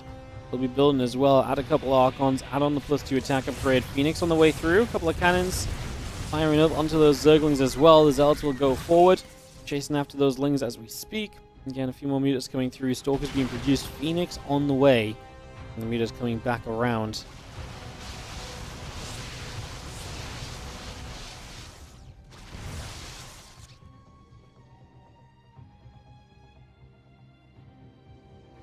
Gathering ourselves. We do have and the upgrades continuing through. Mutants going to be this big switch. So Reynor, can this switch work out? It's pretty committed, right? So you're really hoping to see some success here. Otherwise, this whole commitment is being kind of all for nothing. So, reasons to be hopefully feeling good. Let's see what we can do. Start flying in. The Hydras on the left side get pushed back there. The Mutas onto the natural. Got a Phoenix ready. There's going to be another one on the way up. There's always a question of how much do you want to commit to Phoenix. In this case, we're still building Mutas, so more Phoenix are probably not going to be a bad thing. The more we get, the more comfortable a defense we're probably going to be getting here.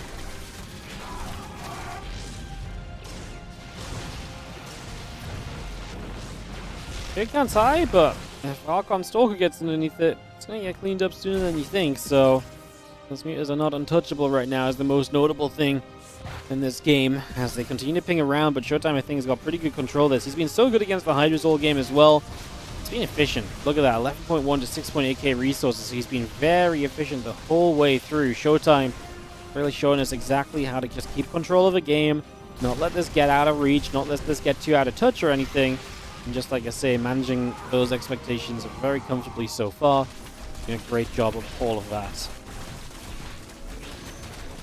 We do get rid of the hatchery in the top right as well. That reduces Reynor down to being 3 bases. And like I say, Showtime's slow-moving, kind of patient game is really, paying off for him here. And like I say, he's looked good in this series. He was down 0-2, but looks though at the very least he's probably going to give himself a map win, which I think he deserves. I think he's played a really good, solid ZVP so far. So getting a map win is a major positive. The meters fly through.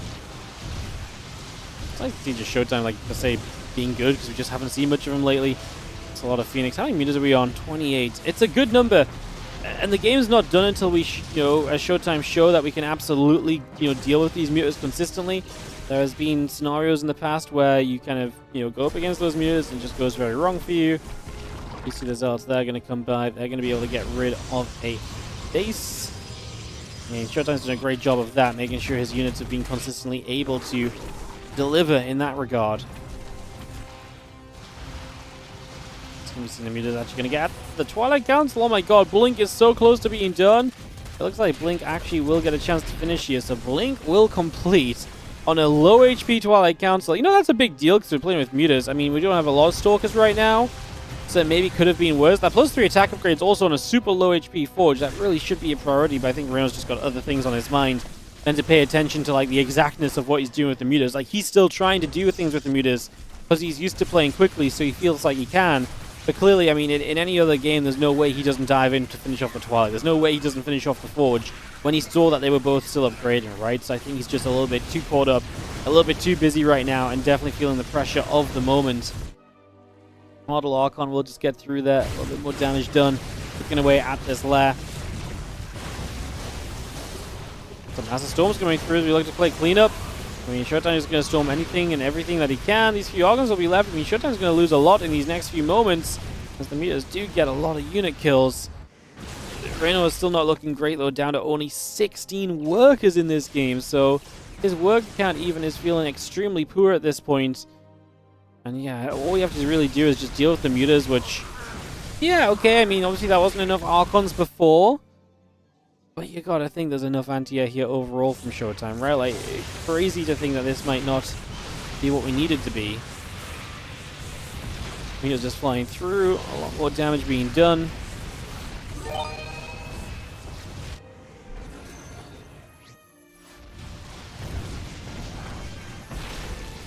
We're just 50 supply from Rainor, right? Like I say, it's really down to kind of these mutants just, never die and just keep themselves going, but we're losing a few here, we're losing a few there, and that loss count is just really rising up and piling up especially. Like, we're getting to a point where it is just very notable that we just are not getting enough out of all of this, so... We see the mutants turned around again, the Archons and everything else still gathering for a few more moments, settling over on that one.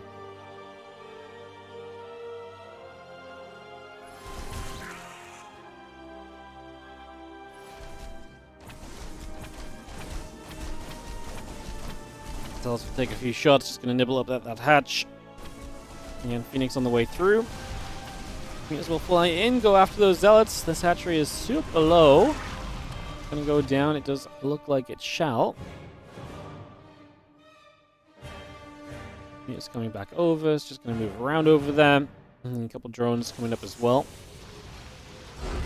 And again, she gets called. Reynor says he's had enough. And I think that's a very appropriate call, because I don't think this is going very well for Reynor, and I don't think it was about to turn into his favor at any point soon either.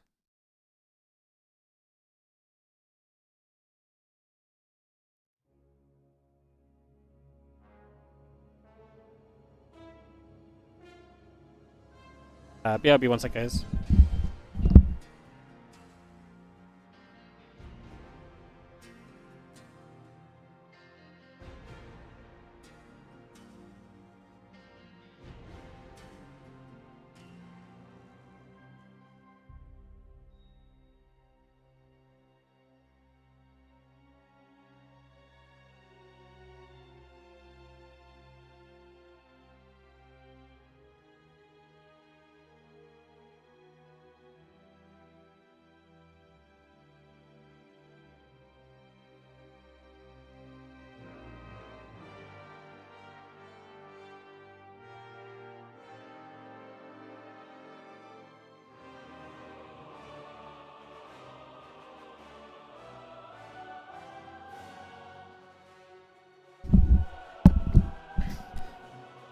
JDTOS, thank you so much for the sub.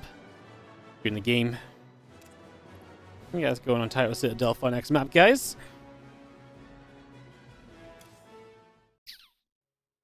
I find some emptier branches. There we go.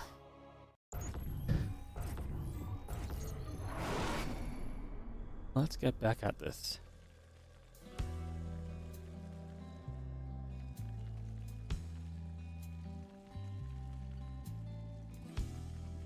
Oh.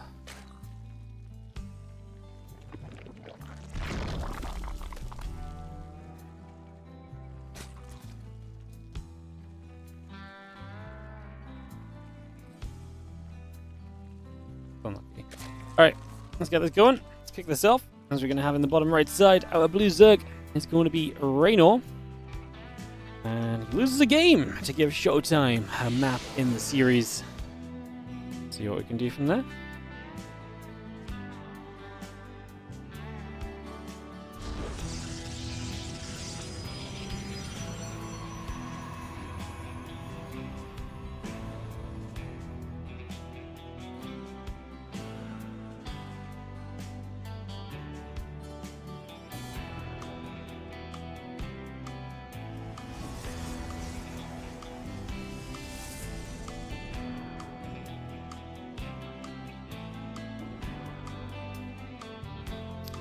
Alrighty then, Showtime keeping the series alive, getting the win. Big one. Right there.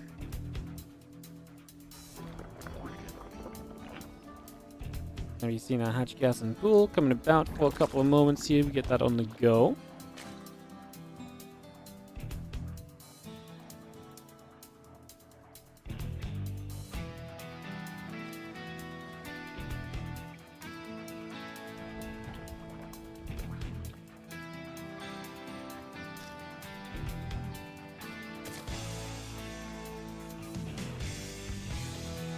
Again, excuse me, Cybercore Nexus coming about. Just gonna get that on the go initially.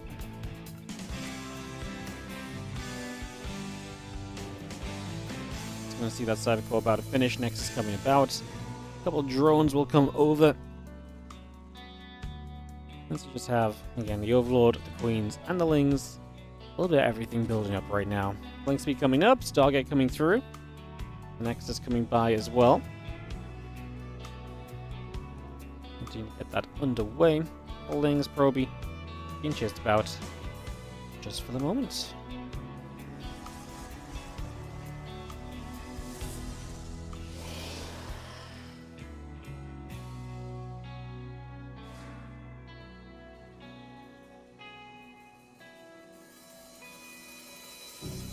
Stalker. Wolfgate coming about, our Stargate coming through as well. Get that all rolling through. The Adept is going to shade out to the bottom right side. Again, circling speed is about halfway done. A couple drones and Lings building up. The hatchery on the way across as well.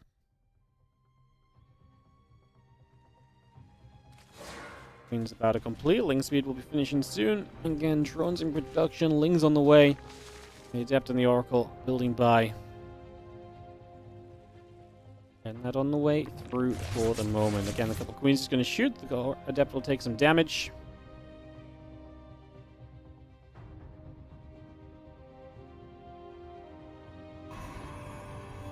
Extra drones building through. The hatch and the spores. Going to be the next part of this anyway. We can just continue to bring that about. Oracle gets down to that bottom right-hand side. We're going to look to see what's going on here. Nothing too crazy though, just now. Queens will hit, and the Oracle will take a few shots of damage, so a few hits coming through. Bit of work being done. And the Nexus and the Warp Gate is still building by.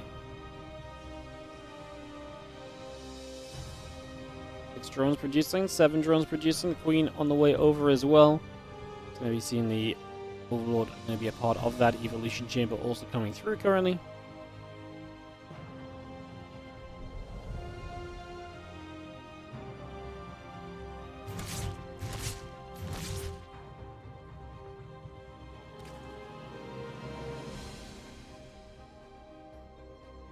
Two Oracles turn back around again. Still got the Queens nearby. Lair and Rotoron both building up, so getting those on the way out. Drones and Lings producing through.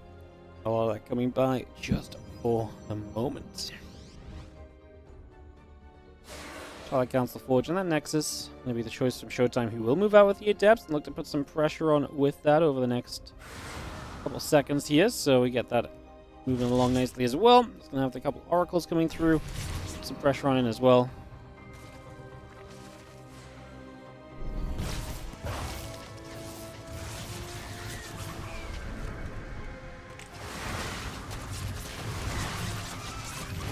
That's just going to shoot, just going to be getting a bit more damage dealt. We are going to see a few drones going down.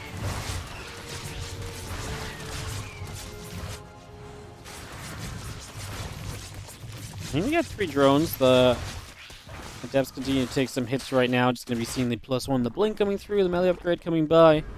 A lot of that still coming through just at the moment here. The Oracles will come about. A couple spore shots onto the Oracles as well. Queens will take a few more hits. Firing up our connections right now. We got 8 drones. It's a great opening from Showtime. Lots of damage dealt. In the end, I mean, losing 8 workers is pretty expensive.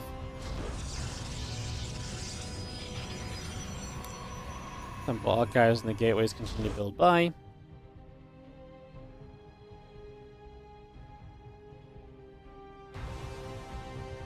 Just getting to the next step of this over the next few moments as well. So just bringing that about. Getting this all on the go currently. Now, Oracle's obviously still healthy as well, so having all those alive despite the damage dealt feels even better than everything else, so that part is awesome.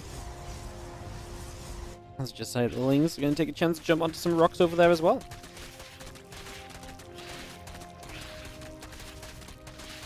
And +1 and blink coming through, the extra gates coming up. Hydra's melee upgrade through spines, the Baneless, the hatcheries all coming about, the couple of extra Oracles just going to stasis ward as we put some pressure on with these Stalkers stepping through for the moment. Down to the bottom right hand side. Putting some good pressure in, the Stalkers will jump onto this hatchery, put a bit more damage out. Again, the Zerglings want to try and run through, the Stalkers pull back, a couple stasis wards activating onto the Zerglings straight away. Have ourselves the +1 missiles, the Groove Spines coming over, the Lings all producing, the Baneling Nest about to be done.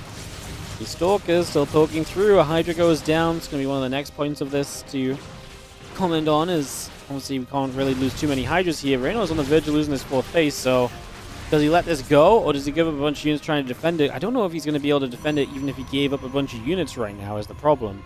So I think he's kind of in a bit of a tricksy position no matter what here. Do not love where he is currently sitting, so does not feel like a great situation at all.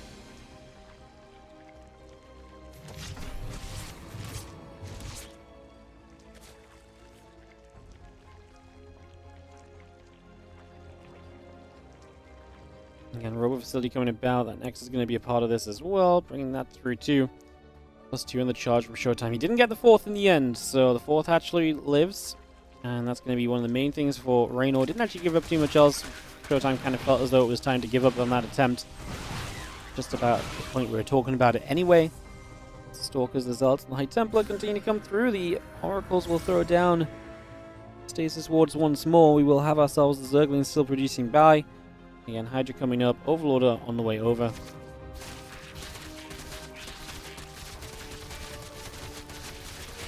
Knocking down a set of rocks over here too.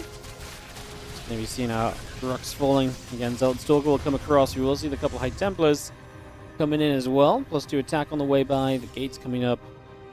Then +1 missiles, Bane speed, and the Hydra speed. A little bit of everything coming through for the moment. Ling Bane Hydra coming up.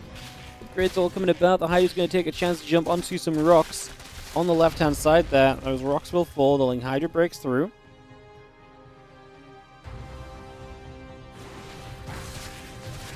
It's a lot of units, but we do have High Templars and we do have Storms, and they're going to be a big part of defending this. Actually, great first Storm. Gets a lot of damage done there. You don't always see it connecting just as well as that. As you're now going to be seeing the rest of this Stalker Archon force coming across, and the Banes are going to take that chance to roll forward here. Good Stasis Ward catches a few of them right from the get-go. A couple Storms trying to zone out wherever possible at the moment as well. Getting a few bits of storm damage on your own units, but kind of just a necessary evil at this point, it feels like. I think we're gonna have ourselves a a good solid defense here as the Hydra Ling still coming about now. So we've seen the rest of these Lings and the Hydras wanting to get through, jump on those High Templar in the next couple of moments if possible. Storm's still in place, and we do have Reynor really desperate to break into this position. He believes truly that he can get onto this right there.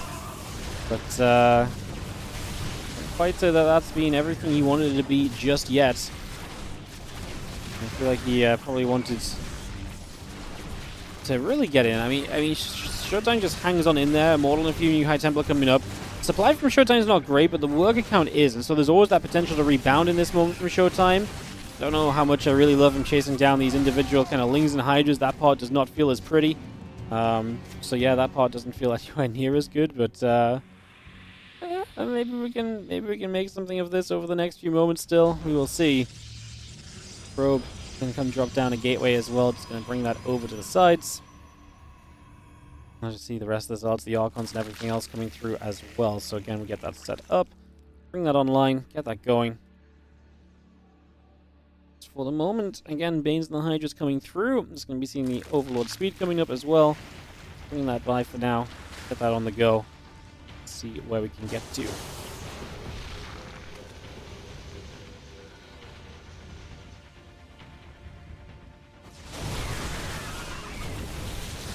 I see a couple of Banes coming about. Just going to be seeing a bit more damage being done. A few more hits coming over. Just going to be having ourselves the Storm still doing their best to zone, but probably not enough overall. Just going to be seeing the High Templar coming back around that left side. The Archon's going to move through as well. The Zealot's also going to be moving into position right away here. Let's get those few Zerglings still coming about. Looking for a little bit more pressure, a little bit more damage. Ling's getting that wrap around. Zealot's going down. You do begin to see the fall off on all of this.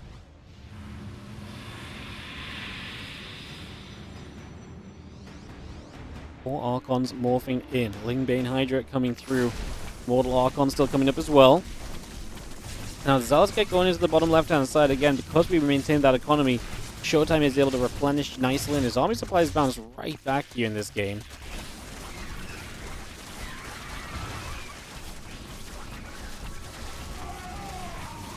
You see the Lingbane Hydra going to try and get over toward the Zealots. He's going to pick away at a couple of those. So the Zealots will go down. Again, 32 additional Zerglings coming up, making 40 actually. Hydra coming in along as well. The Observer and the Shield upgrade coming through. The High Templar still building for the moment. So again, a lot of that going by right now.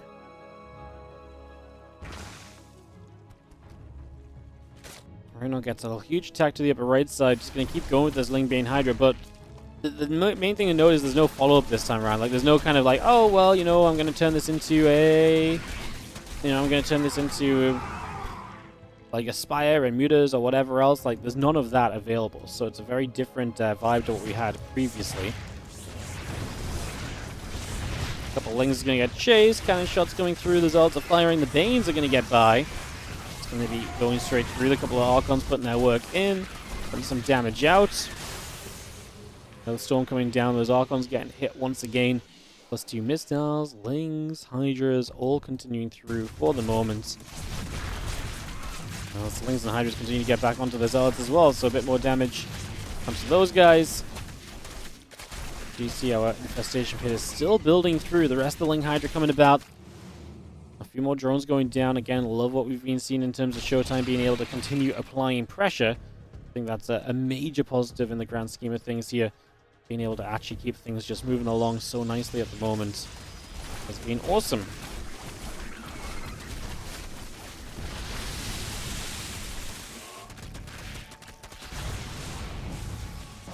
Archon Immortal High Templar sitting there. I mean, this right side base goes down. Showtime's army is right now showing the kind of power of someone that survived through a lot of things. And by surviving through, has ended up in this position now where he's feeling more and more comfortable. It's definitely getting to be a much nicer situation here over the last few moments. So yeah, a big deal coming about from all of this. Good to see it. Another big round of banelings. I mean, Reynor's still maxed out. He's going to try and get to the hive and the spy here, but it does just feel like the last few minutes have been very, very good on the side of Showtime. Let's see if we can keep this going. Things just have the Hydras, the Banes splitting apart once again. Lings coming about, spy about halfway done. Capturing the hive coming through. Plus 2 missiles still coming over. Banelings will just crash into the Archons. Couple more hits coming by, so a little bit more being done already.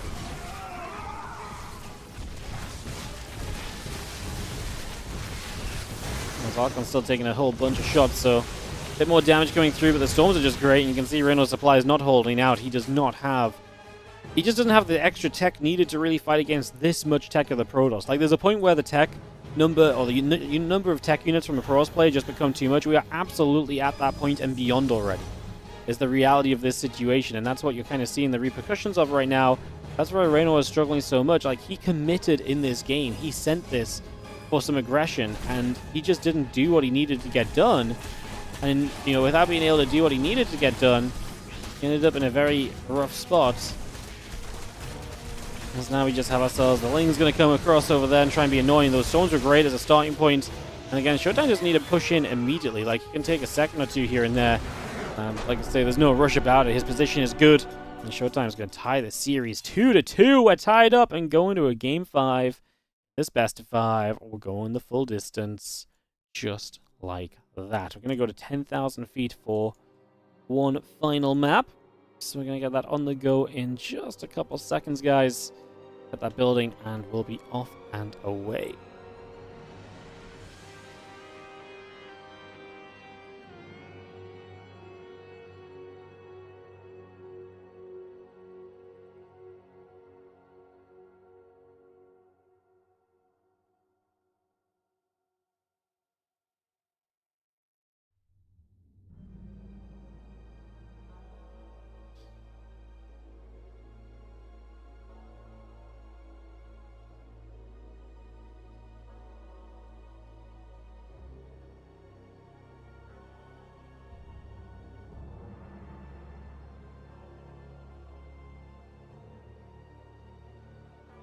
Alrighty, guys.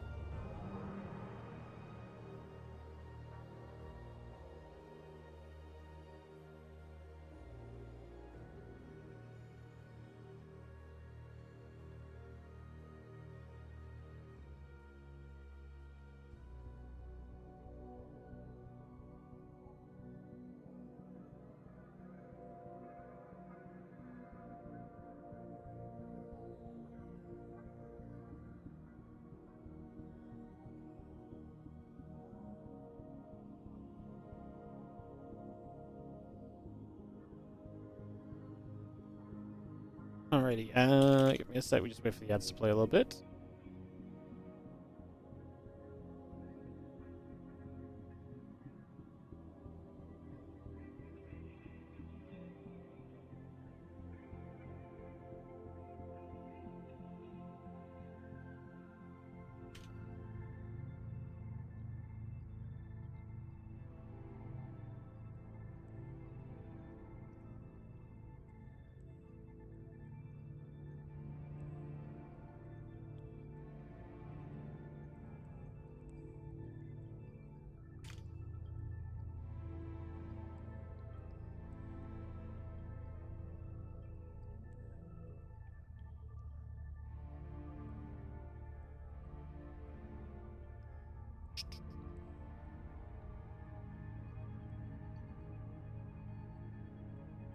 Seek. Alright, guys, a couple moments.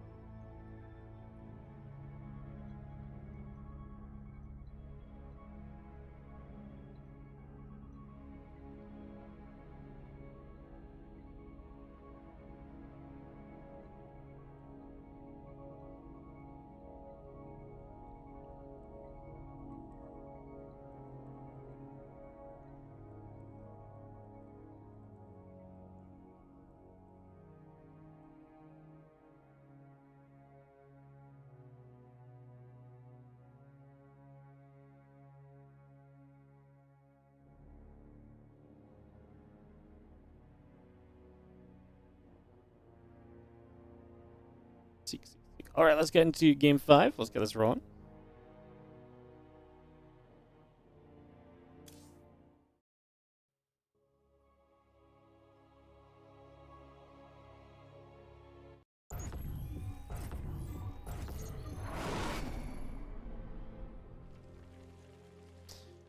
Let's party on. All right, let's jump in. Let's kick off. Thank you for a bit of patience. Sort something out quickly as we get into it. In the top left-hand side, the blue Zerg player here is going to be Reynor. He takes on Showtime. And the final map of this best of 5. Well, we got a banger in the end, didn't we? I said this might be the last game of the day, and then bam, look at this. Away we went.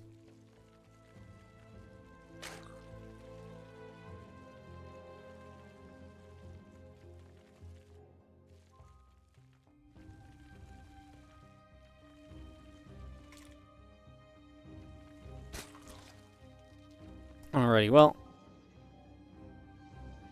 get this one moving, get this started out. See where we're gonna go. And as it take a couple seconds, get up and running. Get this underway.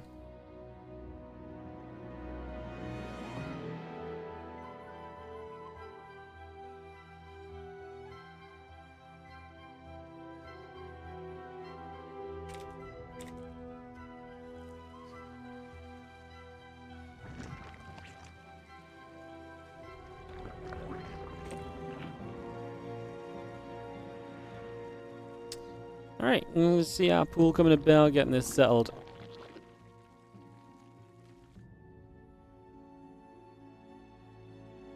And got ourselves the Overlord moving around a little bit as well. Let's take a few moments.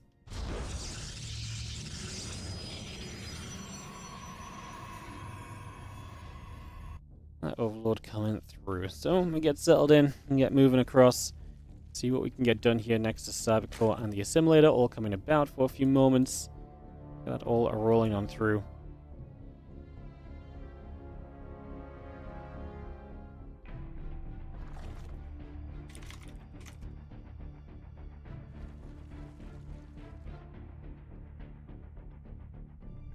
Been a fun series. Showtime definitely getting the defense together. The last couple of games has been a big part of this so far. It's going to be seeing a couple of queens, the ling speed all building about. And that Nexus coming by. The Stargate going to be part of this as well, so we bring that straight on through. Continue to get this rolling here. And yeah, a couple of lings going to get in after that probe, so the probe going to take a bit of damage, get chased away for the moment. Pushed on out of there. So far, so good.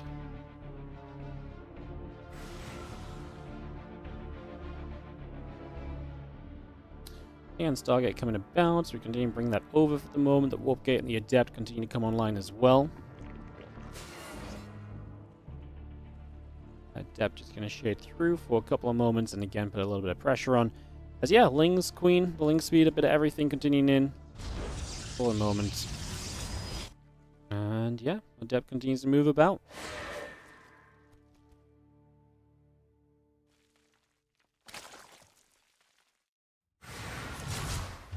We're going to shoot, and Adept going to fire.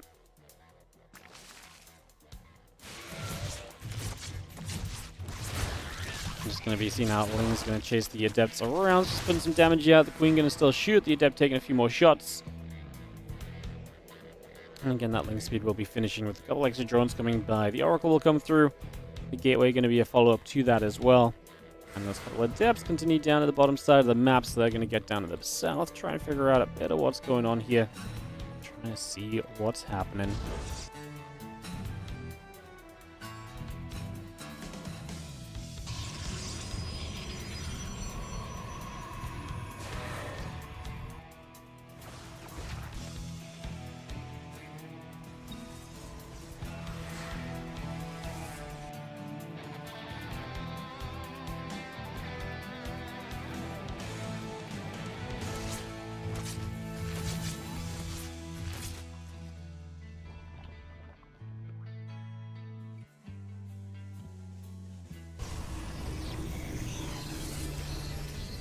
You can see that gate's coming about. You can see that Evo chamber coming about a second or two as well. It's going to be working on a nice fast upgrade. Wondering if we're going to see that melee coming through here from Rainor again. It's going to be seeing the People coming by.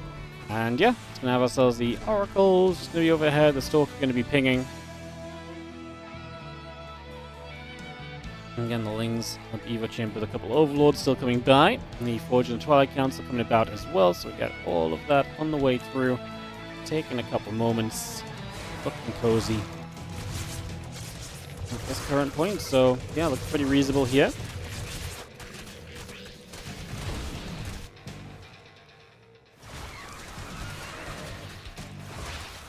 Plus a few Lings wanting to come around. Just going to be putting some damage out. Drones will be going down. Melee upgrade, Twilight Council all coming through. So again, a lot of that coming by at this point as well. You see Zerglings still coming about onto the Adepts, looking for a little bit of damage there as we do see the Adepts going down. So 5 workers killed a piece. Both players getting this a little bit chaotic in the early stages. Actually, very chaotic early on. Pretty busy first few moments of this game.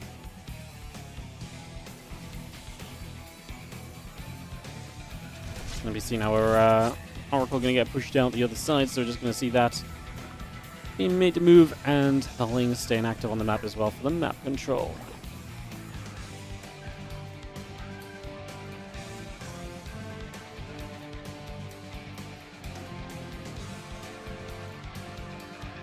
Oracles will get back to the upper right side again, +1 Blink both coming through, the gates and the Templar Archives coming down as well. Flare building, drones on the way, Zerglings, Queens continue to produce, the melee upgrade coming about also.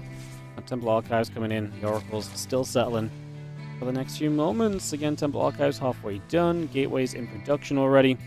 A couple Stalkers coming by, and +1 on Blink all coming up as we speak so far.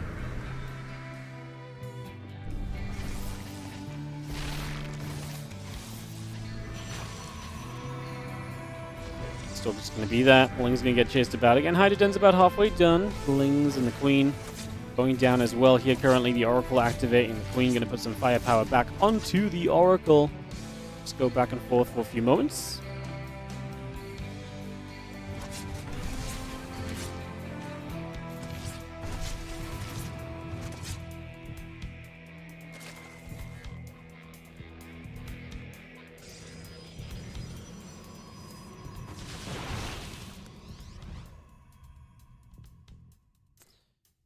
Let me push it down. Just going to see again the Storm and the +1 attack upgrade coming through for the moment, so we get that on the go. I mean, we have once again Showtime setting up across the board here on 10,000 feet, and you got to imagine at this point he kind of wants to become mostly a defensive player. Yes, use the Oracles to poke around. Yes, try and get a bit of aggression going here and there when you can, but for the most part, he wants to actually get in and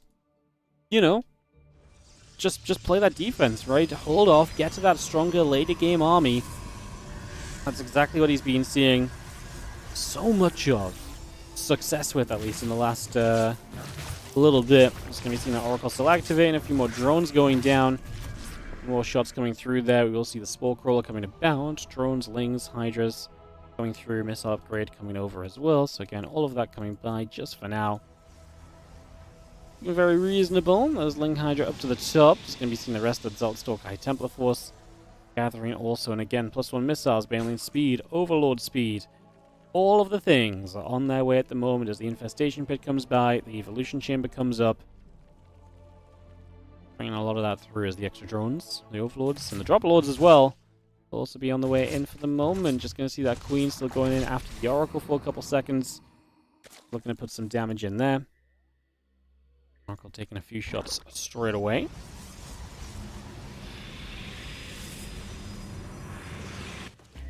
I see the Drop Lords are going to set up over here as well. I'm going to try and find a little extra.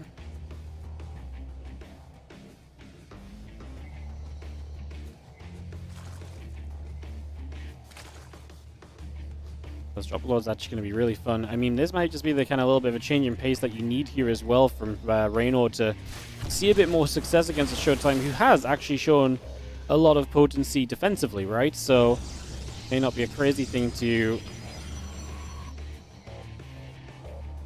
Yeah, it may not be a crazy thing to just take a couple moments and just try and actually get into some aggression of your own, but not going to work out for now.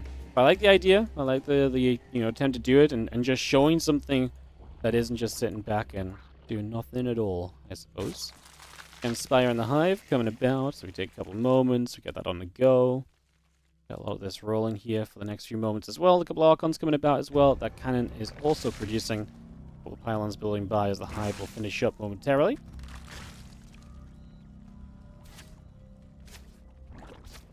I just get across the prism, already taking a few shots of damage. We've seen the adrenal glands, carapace, +2 melee coming through. Greater Spire, Ultra Cavern, spores building up. Ourselves a...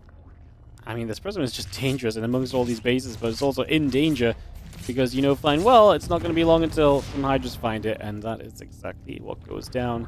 It felt inevitable, didn't it? Just felt like that. There was no way we were getting away with that. Not a shot.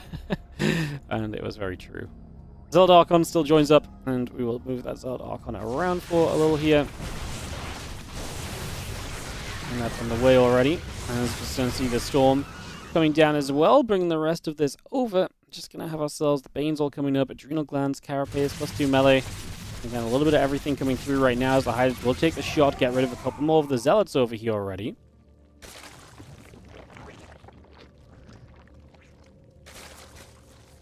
Adrenal Glands about to finish. And it's just going to be seeing the +3 melee, +2 Carapace, Chitinous Player, and Greater Spire. Again, a little bit of everything coming through. Stargate finishing soon. The Robo Facility coming online. Nexus building as well. Just going to have the Hydra Bane heading to that bottom right-hand side. A couple of Storms coming down. Zergling's taking some big connections. Cool. Good Storm on that right side. Going to hit a lot of the Hydra Bane. We do protect this 5th base. Important, right? Because if you keep these bases online, you're going to be in a very comfortable position in the grand scheme of things. The rest of the Bane's still streaming through. We do lose one High Templar. We lose the pylon that's powering the site. Defense, all those cannons go offline. A little awkward when you're left with the Archons kind of trying to defend there. It's not the most ideal of situations. Extra value coming down. Those Archons still getting absolutely just ripped to shreds at the moment. Not a good time to be an Archon. Like, and at this point, does Reynor just kind of smash through and win out? It just started to feel like it goes in that direction. The Mothership shows up over here to try and play some defense. We're going to recall here. We really want to save this base. The Stalkers show up. I'm not even sure if I love the Stalkers here that much because they're up against all of these Lings. I mean, the Mothership should help out a lot with that. We are committing a lot to defending this, I think, is what this comes down to right now. So it's definitely becoming a factor. The Zealots and the Stalkers coming back around that right side. Chitinous playing about to finish. +3 melee, +2 Carapace coming through. Ultras and Corruptors continuing to build by.